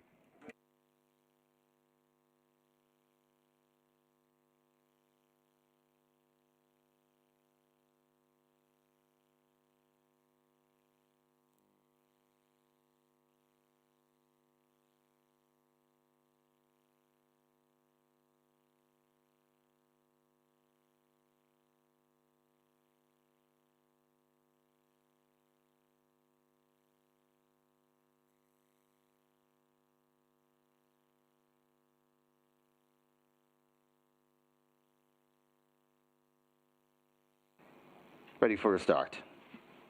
They're off and racing. Missing the break badly. That is Little Miss Nisha and Finny. Sugar Sugar blast into an early lead as they head towards the 6 furlong point. It's Sugar Sugar in front, right there too. That's Captain Philip against the rail. Xylophonic Steel is rushing up along with Veliki Vicky, and also there that is Blitz Strike. Behind those, that is Atomic Energy. Then comes up Roaring Thunder, Little Miss Nisha and Finney way out of it as they head towards the 4 furlong point, and it's Sugar Sugar in front, being tracked by Veliki Vicky racing in second. Xylophonic Steel is right there in third, being overtaken by Blitz Strike running the rail. Right against the rail also, that is Captain Philip. Then comes Atomic Energy. Roaring Thunder comes next. Little Miss Nisha, and racing at the back of the field hopelessly, that's Finney. They're going to come into the lane, and Sugar Sugar is traveling sweetly at the moment. At the top of the lane, Sugar Sugar turns with a good-looking lead. Right against the rail, Veliki Vicky. Blitz Strike is right there too. Xylophonic Steel is also right there. Coming on to that Captain Phillips, but Sugar Sugar still with that lead. Coming to the furlong pole, it's Sugar Sugar in front, but here comes Captain Philip eating up the ground, and coming forward, it's Sugar Sugar driven for all his worth, but Captain Philip has now hit the front, and Captain Philip begins to go away from Sugar Sugar. It's Captain Philip in front. Sugar Sugar trying hard, but Captain Philip, 199 wins for Chris Mamdini, is nearing a milestone. Captain Philip beats Sugar Sugar. Then comes Atomic Energy, Blitz Strike, and Veliki Vicky.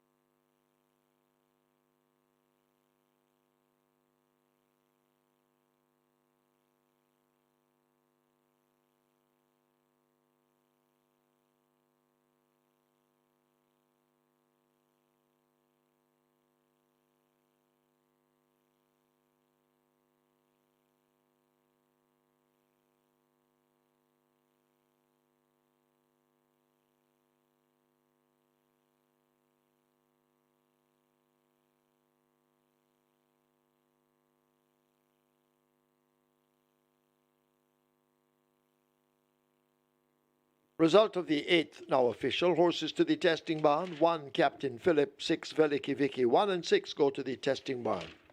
Captain Phillip, 414 to win, 222 to place. Second 8, Sugar Sugar, 222. A third 2, Atomic Energy, 348. Fourth 7, Blitz Strike. Fifth 6, Veliki Viki. The double 10,180. Quinella 1,640. Exactor 1,418. Trifecta 4,470. The superfecta 15,568. 13 high fives 17,620. Two triples 103,415. Splits 24-2, 48-3, 116-2. They raced 7 furlongs in 131-3, and the margins were 6 by 1.5.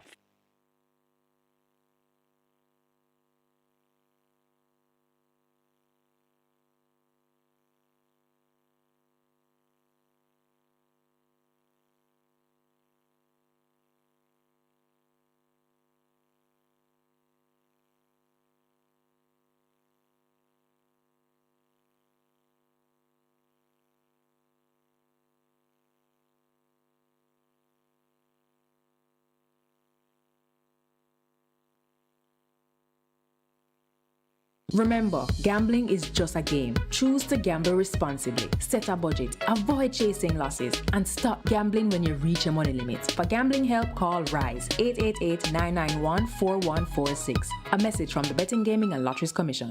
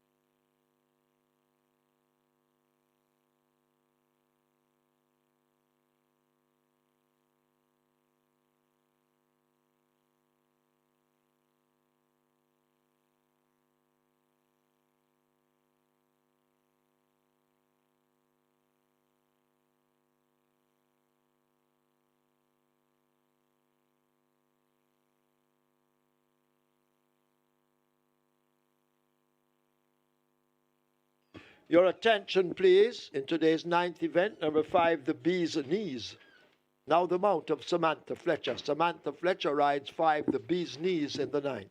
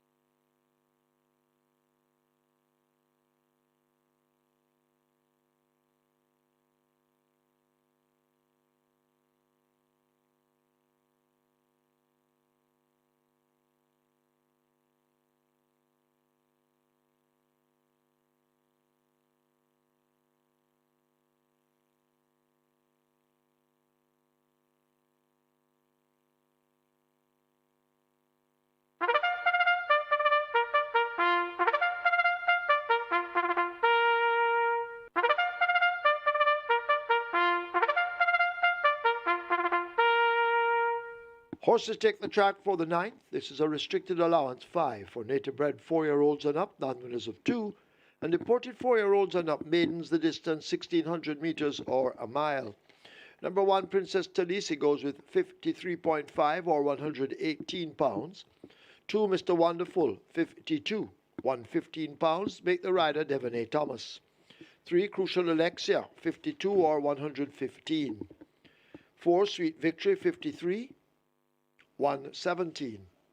5, The Bee's Knees, Samantha Fletcher rides. 7, Home Alone, 55 or 121. 11, Brown Skin Girl, 53.5 or 118 pounds. Wagering offered on Exacta, Quinella Trifecta, Superfecta, High Five. You have 8 minutes to get your bets on.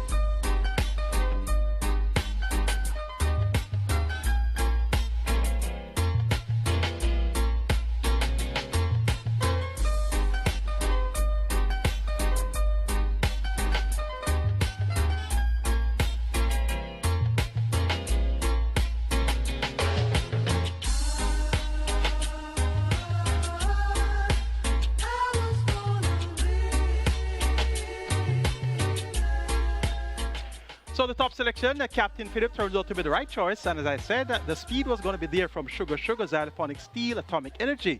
And it turned out to be just the same. Captain Phillip proved to be the strongest at the finish. And what is a decent price too? 3-1. Good ride, Christopher Mandy in for trader Gary Griffiths and owner Philip Azar. Completing Exacta was the long-time leader. Sugar Sugar, good Exacta pair there, 1,418. Live ticket count on the Twilight 6 is at 41 with 12 million plus in that net pool. It's now time for the Night Pan, the Decoat Handicap. Let's take a look. Top selection goes to my charge, and that's number 7, Home Alone. Like the way he carried himself in the paddock.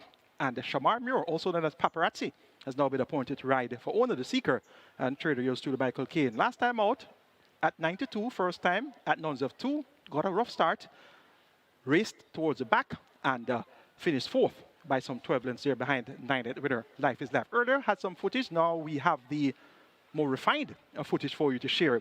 That event of the 3rd of February. Now coming over the starting gate, Home Alone was taken up sharply by his rider, and there you see, coming out of the starting gate was taken up sharply after the 10 horse had come across somewhat, and here it is in slow-mo replay, number 9, coming out of the gate, head thrown up after number 10 rather, bounces him basically, and taking him out of the event early, and there's Home Alone at the back of the pack. shortly after the start, a very rough start there for Home Alone. Now, soon after, approaching the midway point of the contest, Home Alone began to make some ground, and you can see him there going about 5 wide, and he's now out of last position into maybe third to last or so. Turning for home, he was widest of all. As you can see, there is still near to the back of the field, and he is come to the last position. Now, this is a turn for home, and look at how wide Home Alone turns in. Widest of all. And in the meantime, the leader had already got about his business, and that was an easy win by Life is Life. And as I said, Life is Life was in a dead heat with Home Alone when they were racing when Home Alone was making his debut. So I was quite confident in Home Alone's chances versus Life is Life. Well, he finished in fourth, well beaten fourth too by some 12 lengths. But based on the sequence of events I just show you, I think that Home Alone could have been a lot closer. So that was his first outing at non-reserve 2, and he gets his second chance today. He now gets a mile, and I'm expecting him to go a lot closer to victory. And I'm hoping that he get a clear passage today, and the paparazzi will have them covered inside the final furlong. So taking number 7, Mind Chart Home Alone to get the job done. For second, make it number 10, Always Right was second in that same Life is Life contest where Tiger Mead was third, and we have Tiger Mead here, John Post 9 at 15-1, and you're getting 5-1 for Always Right. So you're getting good prices for both Always Right and Home Alone, both at 5-1. The favorite, number 11, Brown Skin Girl, at 6-5. Robert Haldane riding for Jason Acosta and owner breeder Elizabeth Acosta. This Brown Skin Girl has been void of early pace. She tends to lag behind early in her races, but she has a good late turn of foot, and I'm hoping that I'll get the first run on Brown Skin Girl. And Brown Skin Girl, while she has a good late turn of foot, she usually finds herself with a lot to do. The trip is a mile. She gets a mile perfectly. Let's see if we can get the first run on the favorite Brown Skin Girl. Slam Dunk number 8 gets 2-1. So this one is actually the second favorite in the betting. Radish Roman riding for Colin Ferguson. And Slam Dunk has been quite consistent, third on 3 of the last 4. So this Slam Dunk should be in the thick of things throughout as well. Competitive looking, 9th and final. Make it 7, 10, 11, and 8. My order of preference, Home Alone over Always Right, Brown Skin Girl, and a Slam Dunk. 2 minutes on the board. Stand by for your fixers update. Best of luck.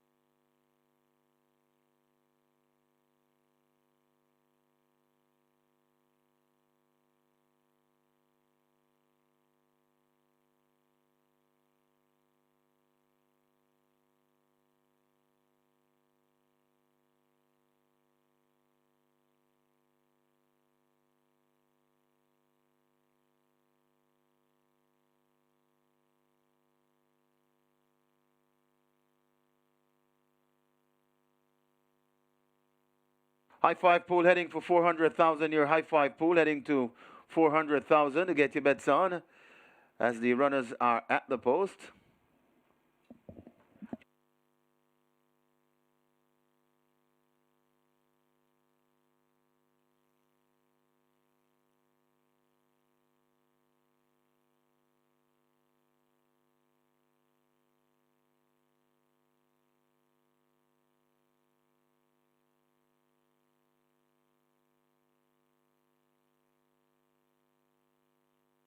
So the high five pool close to 400,000. Get your bets on the high five pool close to 400,000, and then be reminded we normally get a very big high five pool in the last. So do not be left out of the high five this evening. High five pool approaching 400,000, and this is the final one from Caymanas Park. We simulcast until about 10 o'clock this evening at Charlestown, and I do not need to tell you about Charlestown, but I'll tell you anyway. Normally get some big, very big CT6 pools, sometimes in the region without a carryover, in the region of $500,000. And today, I suspect, will be just that. So the CT6 pick 4 at Charlestown, and Charlestown will be accompanied by Delta Down. So we simulcast until about 10 p.m. this evening. So when this one is over at Caymanas Park, you can head across the simulcast land for some wagers.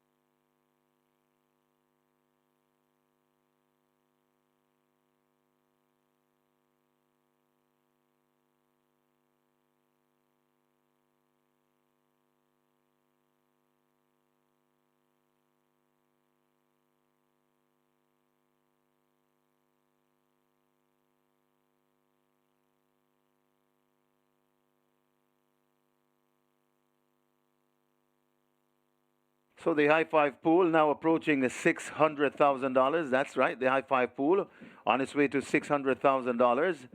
Looks as though they're about to close the front of the gate. So the loading up is very near, and a large high five pool so far. It's nearing 600,000. It's climbing fast. Make sure you have a ticket in the high five.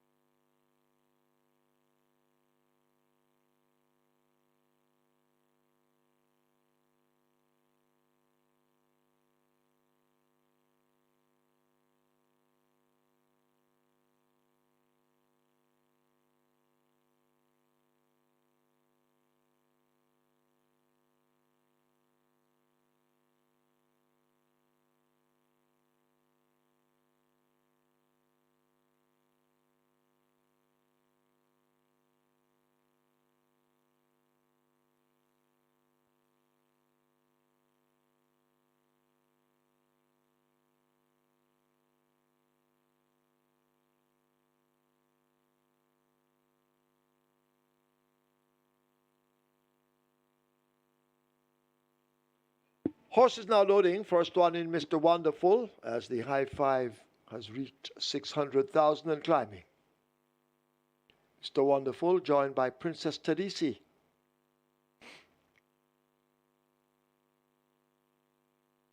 So two have loaded.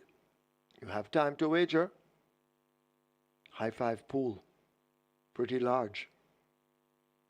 Crucial Alexia going in. Sweet Victory will follow.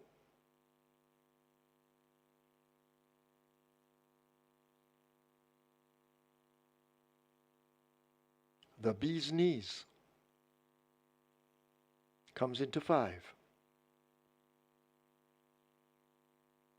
The Bee's Knees is in. Empress Lynx will be next. Dane Dawkins looking for a double. Christopher Mamdine on 199 with Princess Talisi. Tevin Foster and Sweet Victory. Tevin has a double. Robert Halladine and Brown Skin Girl. Robert has 1, looking for 2. Home Alone joins the group. Loading at 7.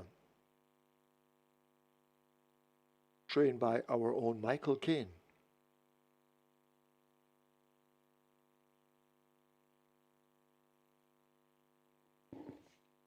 Slam Dunk minus Radesh Roman. They try with, along with Tiger Amidat at 9.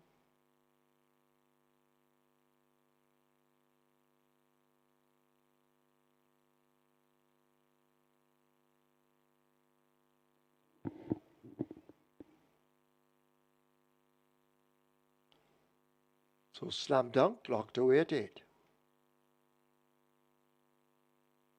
Always Right. And Brown Skin Girl, the 2 out. Always Right coming into 10. Want to load, Brown Skin Girl.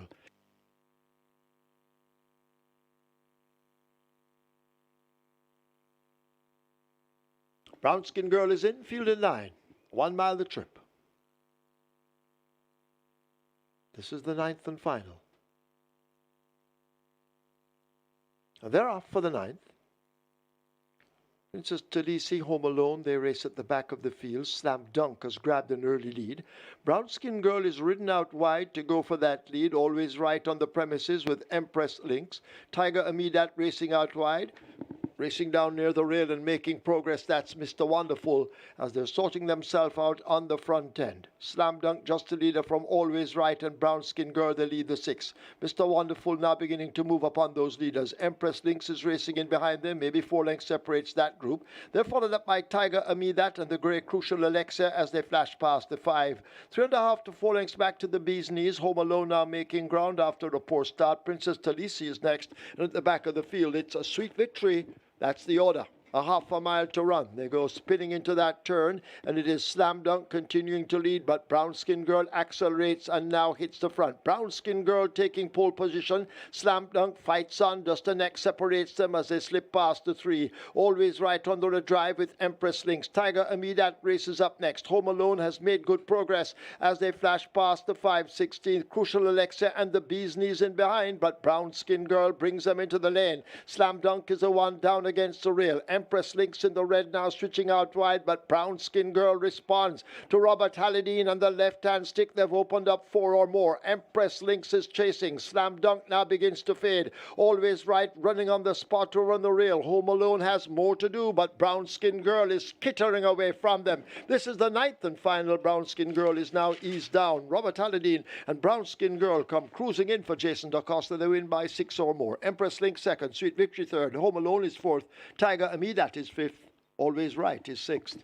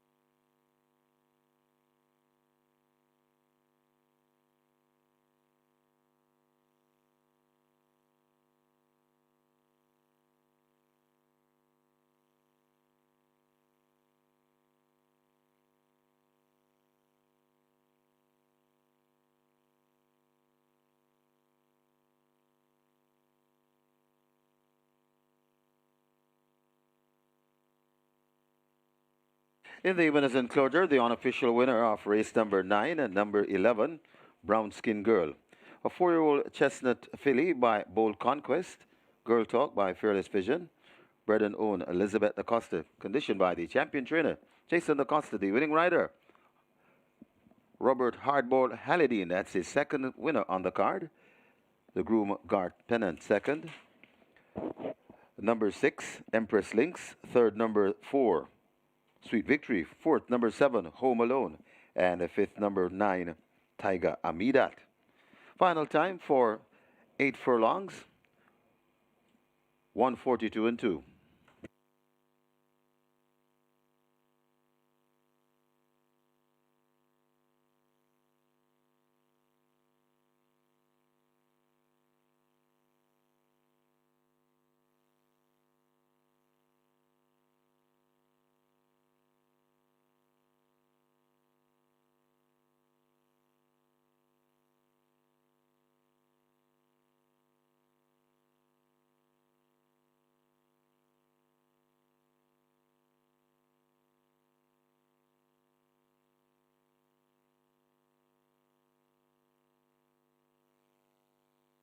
And they're off for the 9th.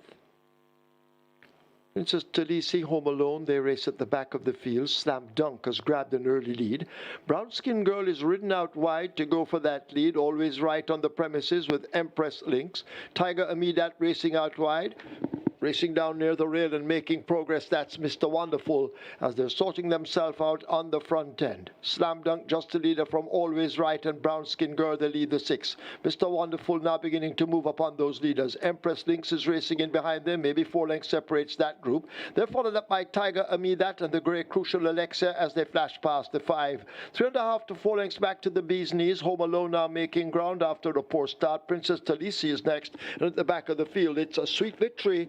That's the order. A half a mile to run. They go spinning into that turn, and it is Slam Dunk continuing to lead, but Brown Skin Girl accelerates and now hits the front. Brown Skin Girl taking pole position. Slam Dunk fights on, just the neck separates them as they slip past the 3. Always Right under the drive with Empress Lynx. Tiger Amidat races up next. Home Alone has made good progress as they flash past the 5/16. Crucial Alexa and the Bee's Knees in behind, but Brown Skin Girl brings them into the lane. Slam Dunk is the one down against the rail. Empress Lynx in the red now switching out wide, but Brown Skin Girl responds to Robert Halidine on the left-hand stick. They've opened up 4 or more. Empress Lynx is chasing. Slam Dunk now begins to fade. Always Right running on the spot over on the rail. Home Alone has more to do, but Brown Skin Girl is skittering away from them. This is the 9th and final. Brown Skin Girl is now eased down. Robert Halidine and Brown Skin Girl come cruising in for Jason DaCosta. They win by 6 or more. Empress Lynx second. Sweet Victory third. Home Alone is fourth.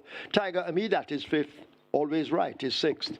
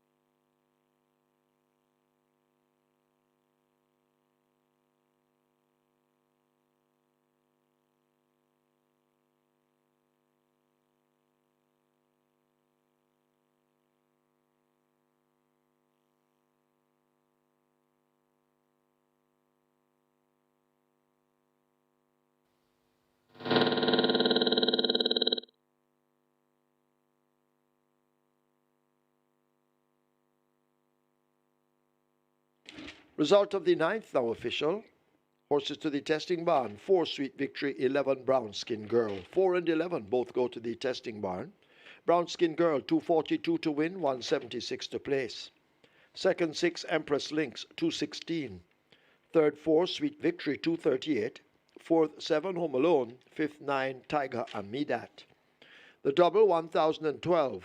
Exacta 581. Quinella 610. Trifecta 2262. Superfecta 7028. 17 high fives 23,579.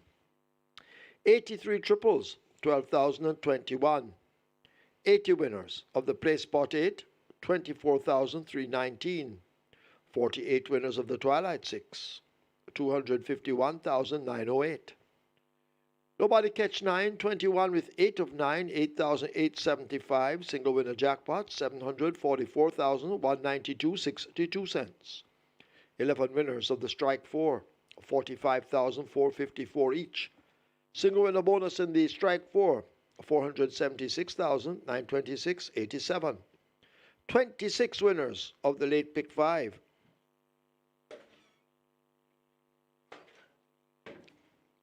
At 21,174.50. Single winner bonus 344,729 and 30 cents. Splits 24-1, 48, 113.3. Final time for a mile 142.2. The margins 8.5, 6 1/4. That's it from us today here. It's now time for the recap. When ready, Michael Kane will let you have it. Please have a great rest of the weekend.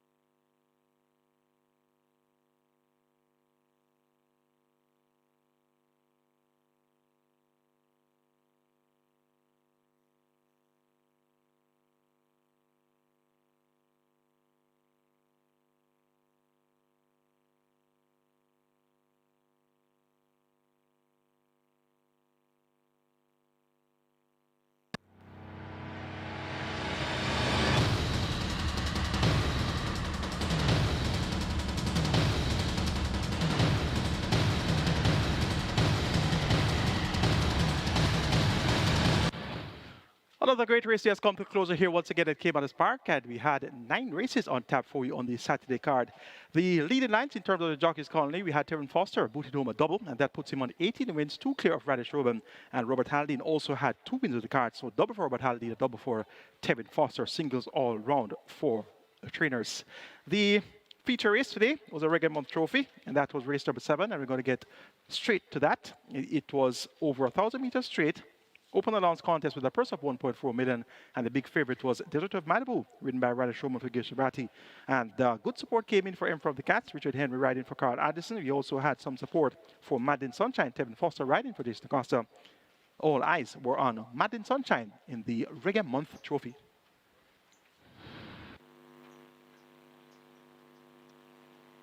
They're off for the Reggae Month Trophy. Desert of Malibu didn't start that well, reared at the start. Madeline Sunshine is running quickly toward the far side as they sort themselves out.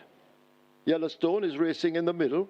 Sensational move not too far away. A gift from Ben, more toward this side. Emperor of the Cats is the one racing right against the stand fence. And Desert of Malibu, the favorite, now begins to get going as they head away now toward the final quarter. Emperor of the Cats on the defense. Desert of Malibu in between horses. A gift from Ben and Yellowstone race toward the center. Sensational move is also running quickly as they've left the quarter pole and now make their way toward the furlong marker.